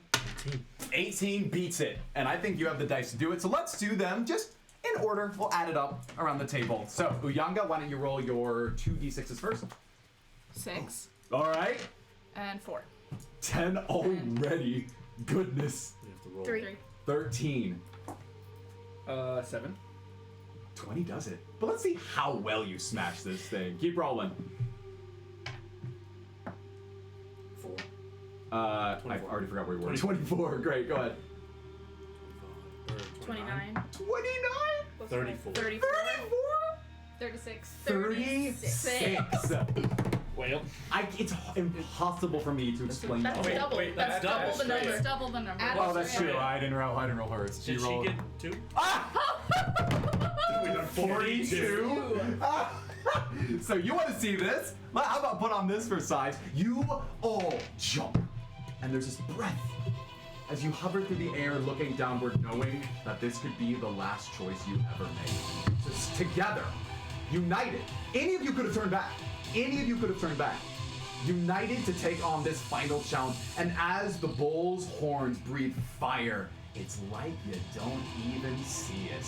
As all of you, boom, boom, boom, boom, boom, boom, and you see the wall crack and shatter. Both tablets of stone falling before you as you careen through like action heroes, landing on the other side. Boom, boom. And all of you stick the most beautiful landing together to take on this Taurus. And there on the other side, you see merely a small, humble little wooden calf. One about the size of Axios. And across it is a rune, the rune of Taurus. And as you walk past it, it begins to glow brightly. The rune begins to collect with the runes on your chests, and a portal opens for you to escape. The dirt floor behind you continues to catch up with you. So, making no hesitancies about it, you quickly file yourselves to the portal and you pop out in the mausoleum. I need everyone to roll an ascension check. Oh, that's good. The only good ones. Yeah. Nat 20. Hey, you feeling pretty good. what if you match your number? 12. That's fine. Okay. You so lose 2 lose days. 1 day. Oh, yes, that's correct. You lose one. I rolled a 19. You lose another day. You lose 2 days. That puts you at I'm at 9. Yeah. Cool. You are now in the mausoleum. 4 runes, 4 challenges completed, and immediately Estrella's eyes light up with a mixture of hope and excitement and fear and sadness as she and all of you realize that it's over. It's time.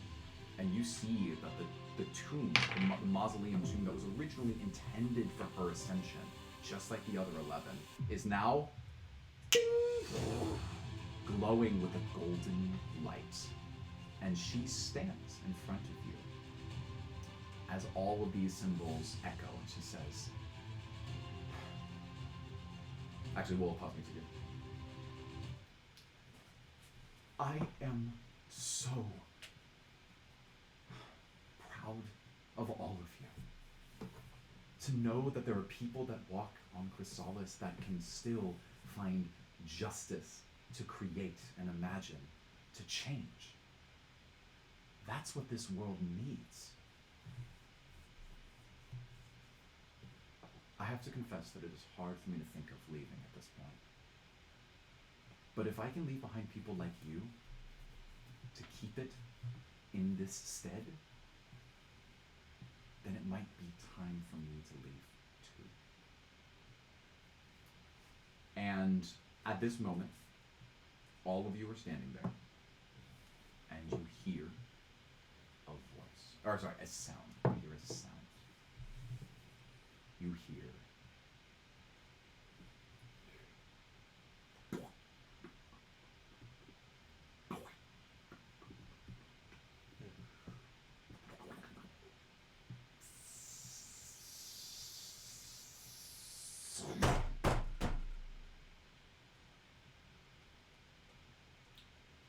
and in the midst of this room that you're standing, you see someone that might be recognizable to some of you.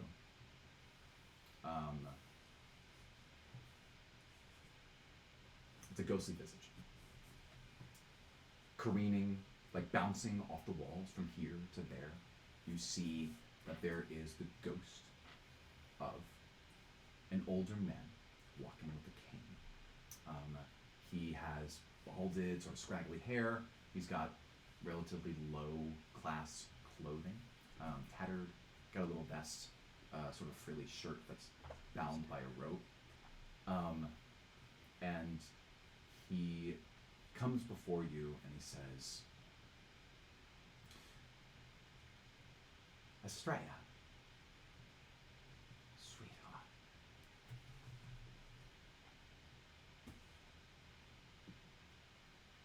I think that you're ready. And she pauses. She says, if I were to be honest, I don't think any of this was truly me. These mortals here, they did this. And he says, well, maybe that's why we keep them around after all. People capable of change and ingenuity, of finding justice where others can't. We can take good care of them in the stars. And she says, I'm scared. I don't know if I'll be ready for it. And he says, I know that you are ready. And she looks at the rest of you. And she says, thank you. Thank you for returning my script to me. I'm not sure that I would say I regret waiting out my days here on Chrysalis while I have the chance. But I will say that I'm glad you taught me just how resilient, how loving, and how just you can be. So I want to give you a gift.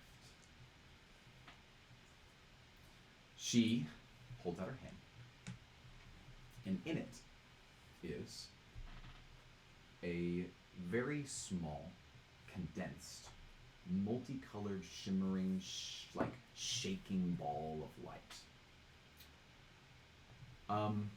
It looks exactly like the star that Master Vireni handed you to touch when you first met him. And she says, this might help you if you need an aid in the stars. And she invites you all to touch it.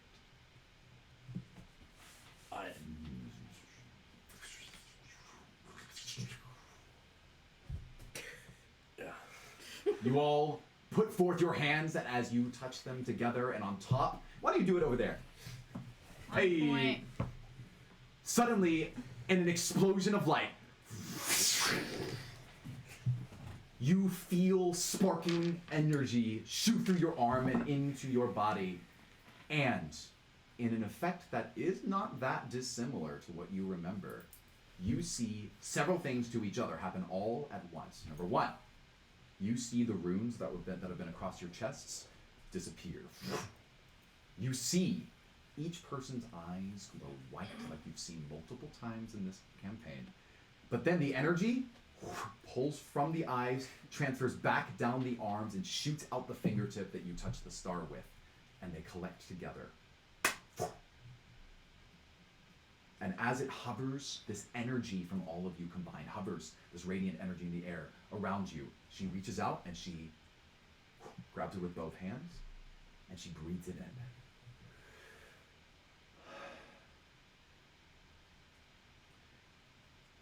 Well, I hope that solves your problem. But as for the power inside you, do not hesitate to call upon me if you need a helping hand. All you have to do is touch the third star. And she points, and in through the, broken stained glass roof, the film of soapy, multicolored shimmer breaks, and it's the regular night sky. And in the distance you see the star that will become Virgo's official constellation, where the brightest of those stars shines brightly, matching the hue, the signal, if you wanted to check, and the color of, and the frequency of the star that you all just took. And that is inside you. And finally she turns to the rest of you and she says, maybe one day we can have a chance to celebrate together. But I don't have much time, so I think it's time for me to say goodbye. Thank you, Uyanga. Thank you, Eri, Cypress and Aegon, Lupin and Axios. Take care of this world. And she holds the hand of the older man. He guides her to what will be her final resting place, and as she descends and lays backward, floating into position on her back, she says, may truth and purity be in your souls, that together you may bring this world peace. And the man effortlessly moves the gigantic slab of stone to cover her face. And as soon as it's sealed, boom, golden light emanates, a rune of Virgo appears on the front of the stone, and a statue steps out of the ground, erected in her pose, with her hands clasped, much like you saw on the front of the book that you found. And the room begins to get silent. And it begins to feel cold. And the lights begin to fade, and it begins to grow dark, and all of you fall asleep.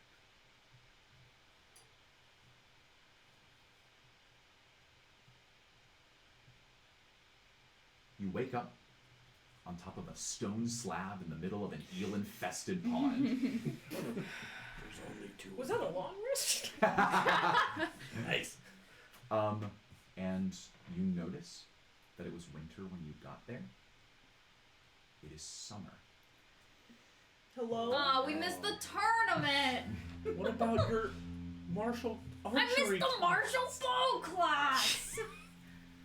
And as you begin to look around, the trees are, there's green grass everywhere. The stone is not cold and icy. You see birds flying in the air. You see an elk or two walking along a river. Harold? Marge? I'm starving. You're not actually doing that, right? No. And finally, you notice that all of you are back to normal. No curse-like affliction.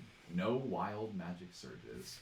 And your sense of reality, your ascension, as it were, officially cleared. You may tear up those things if you've been tracking your celestial ascension so far. Unless it's your phone, in which case don't tear up your phone. I'm tearing up D&D Beyond. Oh no. Finally. Actually, that's it. So you're now on land, and all you know is that it is distinctly not winter anymore. Let's leave. Can we go back home? Let's go home. I think it's time to get Tigria and guys their memories back. Yeah. Well, it's been a heck of a long time. Who knows what's happened in our absence? Do you? I guess we're Who knows headed how back long to the we've Celestial been Conservatory. gone. Oh, let's say hi to Zenny on the way. Yeah. Do you head back to He's the? probably That's a good very call. worried Well, we need about to us. return his device to him. That would be good. Unless thought we But said He we didn't say it was for you. us. He Yeah. said it was for It's you. ours. He just Wants wanted. us He to needed keep it it? for the research, right? Yeah, no, he just wanted the blueprint. He just wanted to prove the proof of concept, basically. Oh, Yeah, okay. it's Yeah, for The point of because- the hard decision was that we get to keep it. Yeah, you have to get something out of it. Yeah, we can use it in the future to find more signals. Great. Oh, and I guess I'll point out that the signal from Virgo's tomb, completely gone. It's silent. Well, rather, you pointed upwards, and the third star has the exact signal of Virgo's script. Well, And while I'm pointing it out, each of you also has that signal inside of you. We can So- find each other. Ha! That's funny. That's true. That is true. No, that's actually completely never true. Find my friends. You all have Find My Friends installed. They're there. Yeah. All So you're right. gonna walk back? Let's go home. let's you begin, go you home. begin to Let's go walk. home. Where the You- heck are our animals? You trek. Oh, your Shoot. your animals? They've just been chilling. Your animals are not there. Oh I'm gonna quick call no. Where's for. Sar?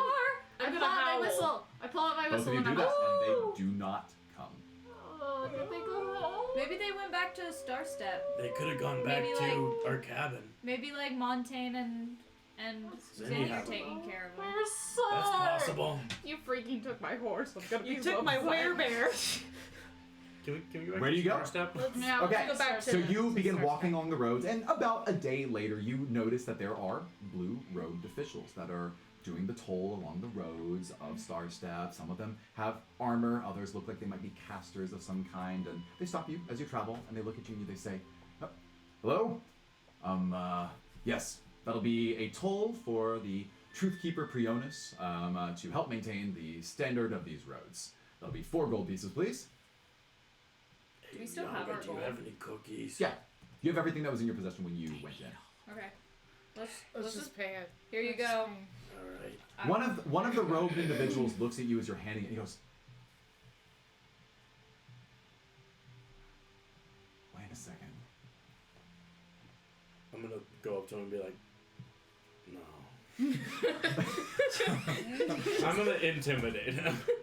He says, "Aren't all of you students at the Celestial Conservatory?" I mean, yes. He says, "The headmaster put out a search warrant for you. They say that she's been worried sick." Headmaster Zagria? No. I'm sorry. Oh. You must not have been there in a long time. No, we were. That's expedition. quite all right. What happened? Oh, nothing happened. Her term finished when she took a job at the library. Instead, she has a new successor there.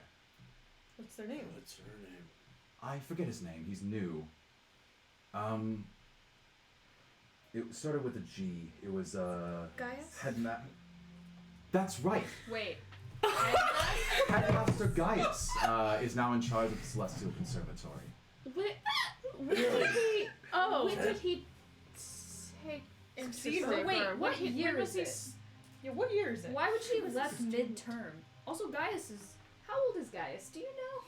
I haven't the foggiest what age Gaius is. Like Halflings mostly young. look younger than they really are. Middle-aged? Well, let me ask you this. How long has it been since he became headmaster? Probably 2 years. I really missed my martial vocal. Well, So you know, you don't happen to have a way to get us there pretty quick. I would hate to keep him waiting. I think I can do that. You know what's funny?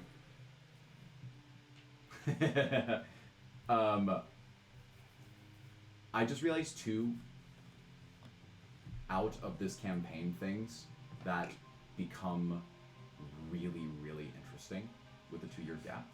So I lied. Okay. I'm gonna roll it back. We're gonna say it's been 6 months.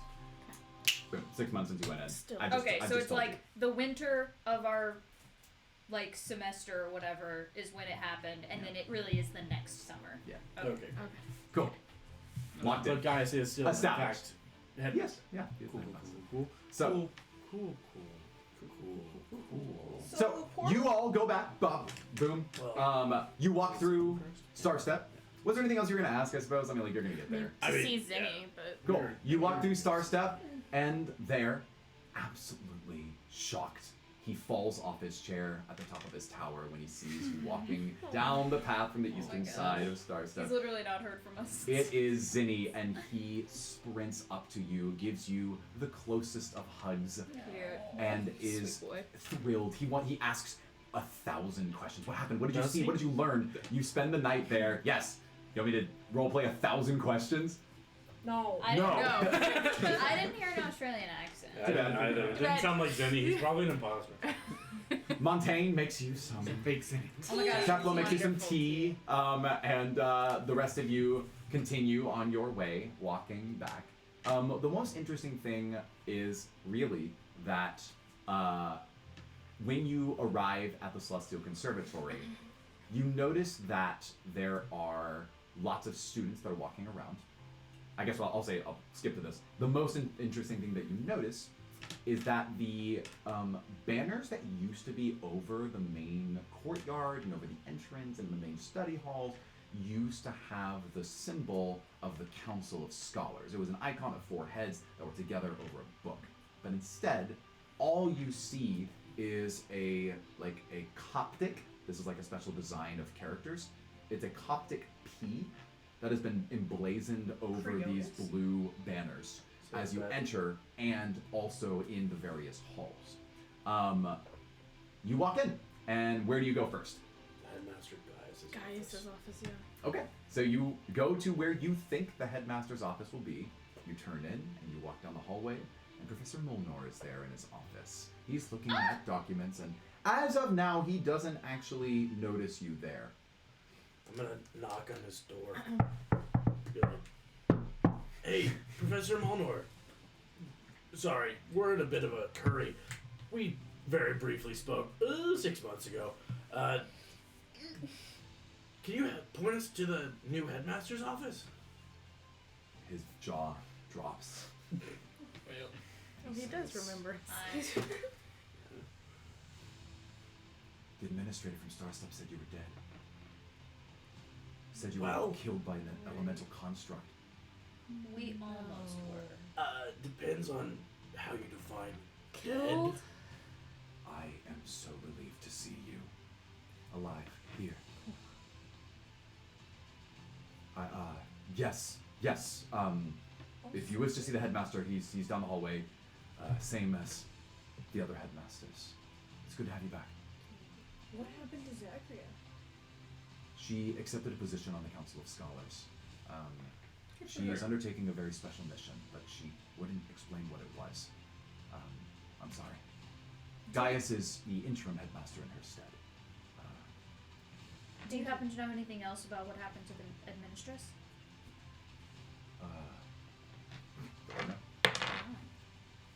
He said, yes, actually, I happen to be reading about that. A lot of the administrators in the remote regions are typically, they're forged. They're creations of the library. She lost her source of power, and so they had to replace her with a carbon life form, with a living being instead. Ugh, carbon life. Right. Okay, thanks. Yes, of course. Do you go down to Gaius' office? Yeah. Yeah, 100%. Gaius. We have to see guys. You walk down, and as you're walking, there's a few students that are coming by on a tour, and you hear a voice that says, and that was the headmaster's office. Gaius right now is actually the interim for Headmaster Zagria. We hope to see her soon. She's on a very special project, but I wouldn't exactly be one capable of telling you more about it. Anyways, and he bumps into Is this Dr. Fungi? Cypress. He bumped into Cypress and he goes, oh, hello there. You Please. all look familiar. Is it halfling? Is it cream cheese Pete? It's a halfling with very bushy hair. Scrimchies. He says, do I know any of you? No, not really. I don't think so. You don't look familiar. Okay, sorry about that. If you're looking for a tour, I'm giving tours this afternoon. There's another slot that opens up at 3:30. That sounds like good. it might be good. Yeah. What was your name? Oh, my name is Peter. Yeah, Nice Great to meet you, Peter. Peter. Nice Nice to to meet meet you, you, Peter. Peter. He says, all right, well, anyways. Okay, next we're gonna go over to, what is it called? Ground Zero. Yeah. And we're gonna be able to get one of my favorite snacks here. They have these lovely cupcakes with a cream cheese filling that you will die for. And so he walks off with the rest of the group. And as he walks, the crowd subsides and you get to see in. There's a desk in the front, and no one's at it. The table's been moved, and instead, on the front of it, there are many stacked books with lots of records on them. And behind it, in the back, you see a halfling with straight, short, neatly parted hair and rimmed glasses, busy, studiously working away at transcribing one document using a particular spell. It's over. 26. Hold on.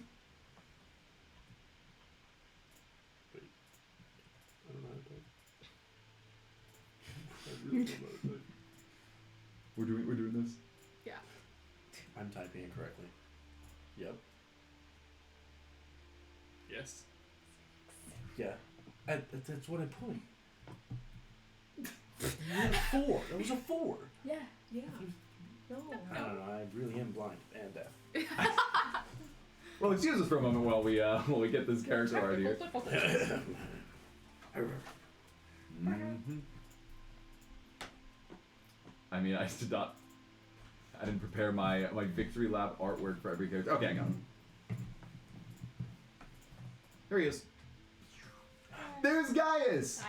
Gaius is looking at these texts in front of you, and you do notice that the one thing that has changed about him is that he has a thick mustache on his face. Just grown out right here, like he's instantly aged 10 years somehow, despite it being 2 seasons. And he looks down at his texts, and finally he pipes up and he says, if you brought more of the governmental records, you can leave them on the desk, thank you. Guys? Who has Sorry, we didn't bring any governmental who records. has his memories rock thing? Young it is. Well, Wait, but how did he put a search warrant out for us if he doesn't remember us? I figured that kind of just got resolved. Not yet. Not yet. Soon. How did that? Just got it. Yeah, how did that happen? Hand wave. Well, we gotta go. We gotta go. yeah, So- the rock. Yeah. Can I just like We make it? we do have this Wait, hey. for you though. Headmaster Gaius? Sure, yeah, we'll keep going. He looks up and he says, I'm sorry, do I know you? Well, What? Not yet. It's not the right word. We're some old friends of yours. Yeah. you might not remember us. There were a bunch of circumstances. Yeah. Hard to Oh, remember. okay. Well, there's been a lot of new faces around here during the summer as we get ready for the next year, and I thought that perhaps you were visiting students from a while ago, but Well, I must just be getting your faces confused with someone else's. We have all sorts of different personalities here at the conservatory. We're proud to have one of the most diverse student bodies here, all different kinds. Leonids, of course, and we have Sips, and occasionally Goliath comes through our pod. Real quick, I heard that you put out a search warrant a while back for some students that went missing. Is that true? Oh, yes, there was a record of some students that were reported missing about 6 months ago. Unfortunately, there was a mishap up in Star Step, and the official came back and said that they had perished, unfortunately. So we discontinued our search warrant. how many students was it? Let me check. Pull out the Yeah. the memory stone. I have the stone in my pocket, so I pull it out. What are we supposed to do with it? Cast it on him. Yeah, I think you could infer from the way it was originally cast that you would Right. place it to his forehead. right. So I pull it Maybe out, ask his permission. and I No. no. Definitely not. As I look, as he like turns back to us, about to say something, So I think stick that it on his forehead. You see as energy shoots through his core and his body Insane. begins to tremble. His eyes are completely closed. His hands drop the book that is in between them, and they sit there, idly twitching in the air, and then, as his hands slow,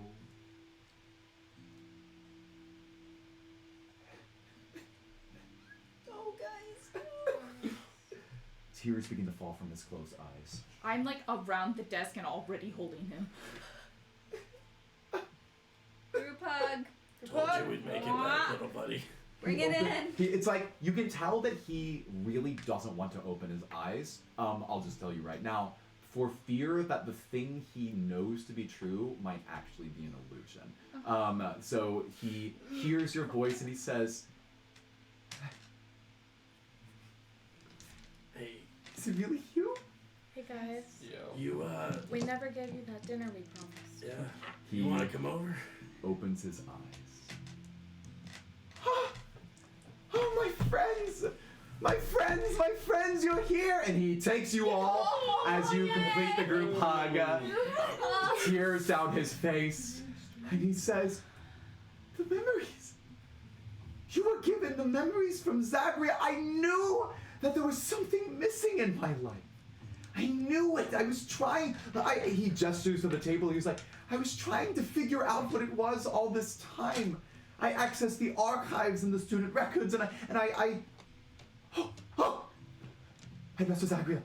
She went looking for you. She What? What? How did she remember us? I don't remember. I don't remember why. She never explained to me, but she said that there was something at the library she needed to find, so she accepted a position there. Is she okay?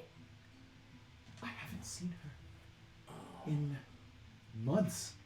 She hasn't even sent a message. Guys, come on, we gotta go to the library. Let's go. I'm afraid that even as an interim headmaster, I don't have clearance for something like that. We need to be given authorization by Truthkeeper Prionis. Great. You know, He's like the head honcho, right? so, do you know if Nova's still around?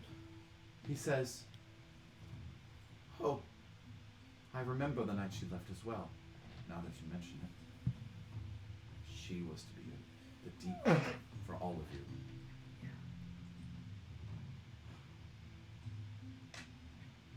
I can send out for some information on her. If there's anybody who'd know a way in without clearance, probably would be her. We I followed reckon her so as skill well. set. So he sits there in his office and he says, The truth- interim headmaster didn't hear that though. Ah, Right. Didn't hear it. got it. Just our buddy Nothing. Gaius. Yeah, got it. Just our good friend, guys. Good. Just Gaius, our friend. He says, that? right, Good right, boss. yes, right. If I'm being quite honest, I think Headmaster Zagria might be in danger.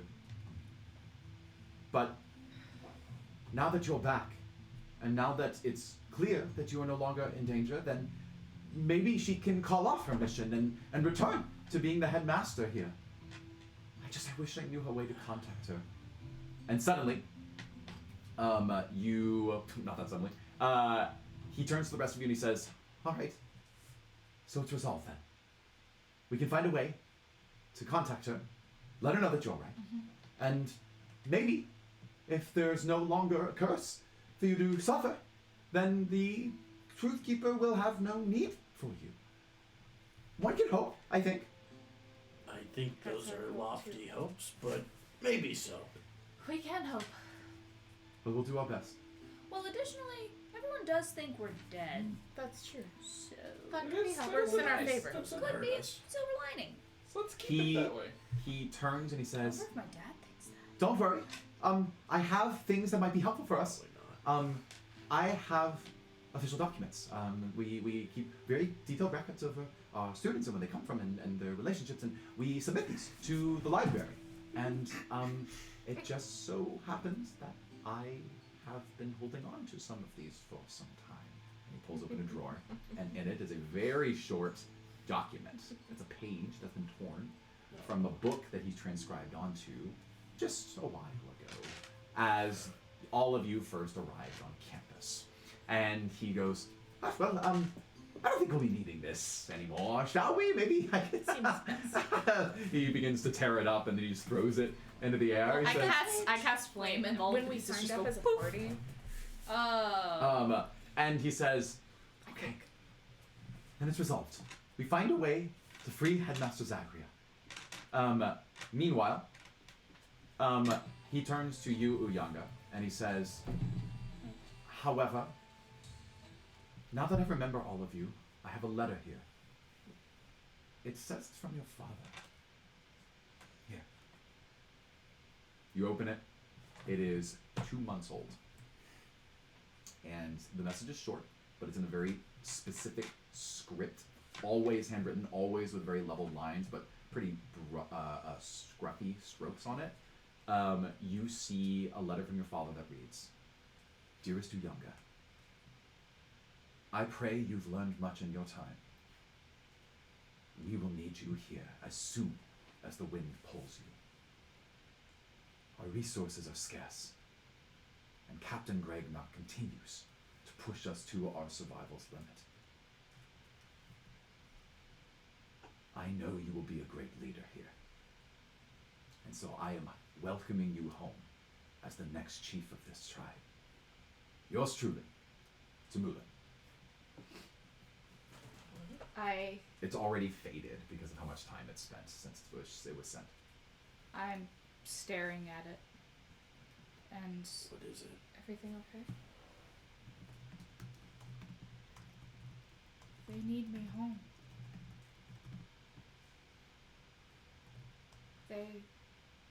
They're dying. This is already old. I don't know how much time they have left, if they have any at all.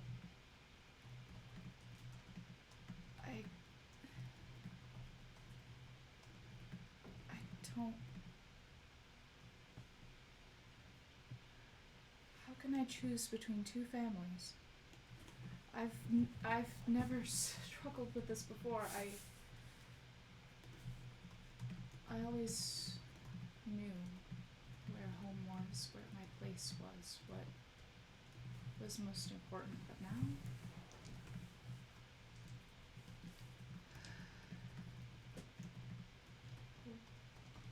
Which family do I choose to follow? The one that I have always had or the one that I've gained? we will always be here for you to come back to. We're not going anywhere. Except maybe to find Master Zachary. Could be mildly perilous, but your people need you. We get that. You'll be able to find us again. Oh yeah. Yeah, remember Find Your Friends? There Easy is that. Touch the third star, right? I'm sure we could find a way. Oh, for sure. The third star will always be in there in the night sky. Stars don't change No, they that don't. much. He looks at you and he says, well, I wish you Godspeed. But if you are to return to your people as quickly as possible, then you might want to see someone who's been waiting for you here. And he gestures for a stable hand to bring Sarg. And in tow, you also see Fern.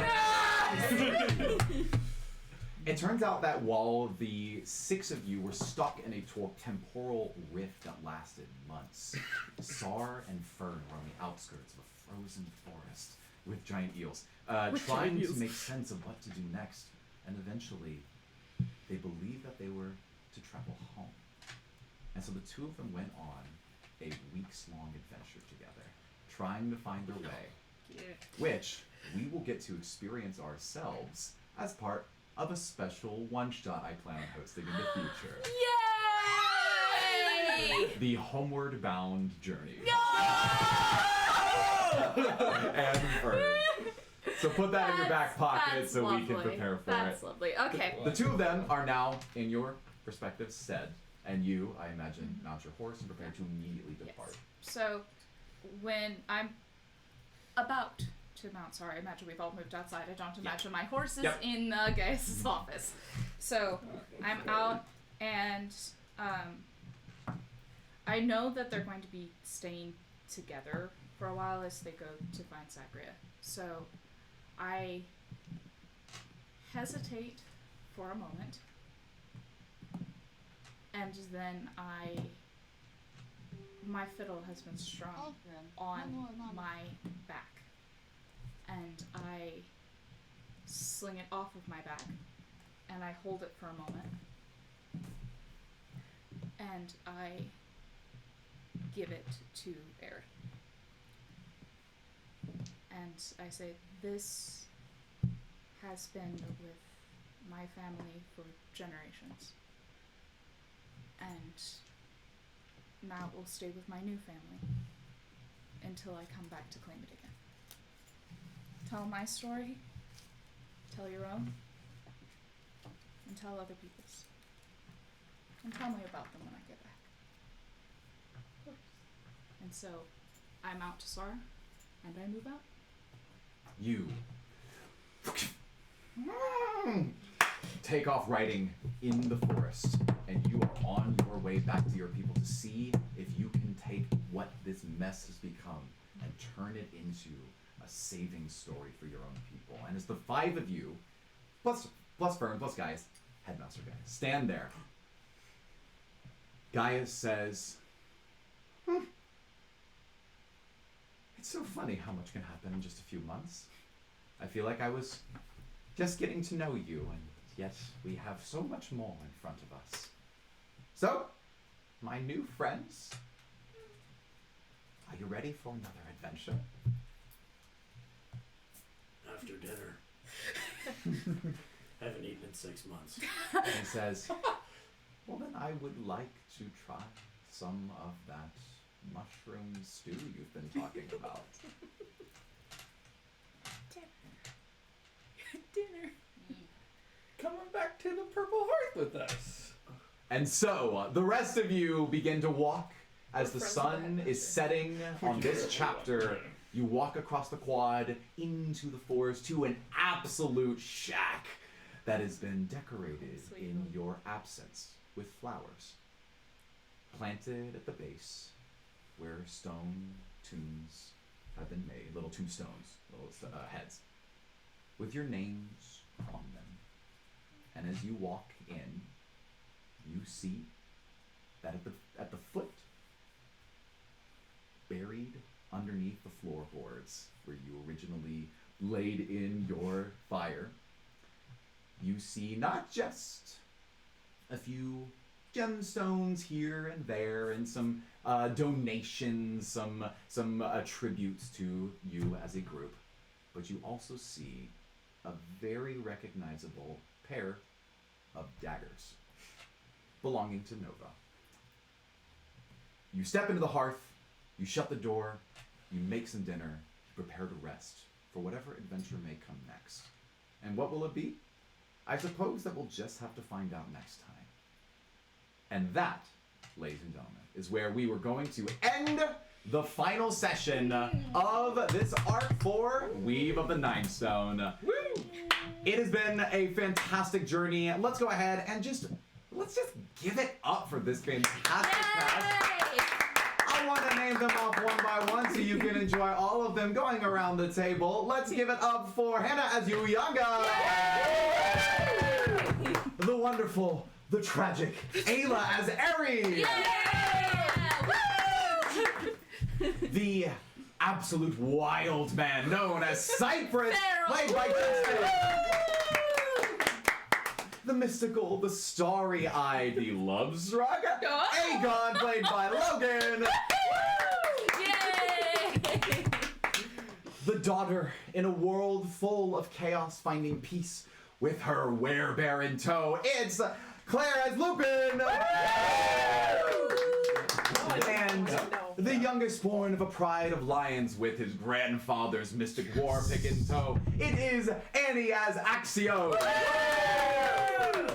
And our benevolent and crafty DM, Nathan! As everyone else! City. City!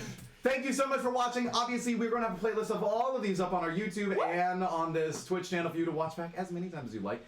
You do you. And we will be thinking about the next season of content we want to be producing within this universe, whether we go on a homeward bound journey with two animals or step into some different stories that take place in the world of Chrysalis. What is the Amethyst Kingdom up to? The Emerald Egalitary seems nice this time of year, and are the Black Jade Lords scheming something? Or is Truthkeeper Prionis up to something behind the walled gates of the Library of Evolution? And what happened to Headmaster Zagria, anyways? Surely more questions will be answered as we continue to explore this grand universe known as Chrysalis. Thank you so very much for watching, and we will see you next time. Goodbye!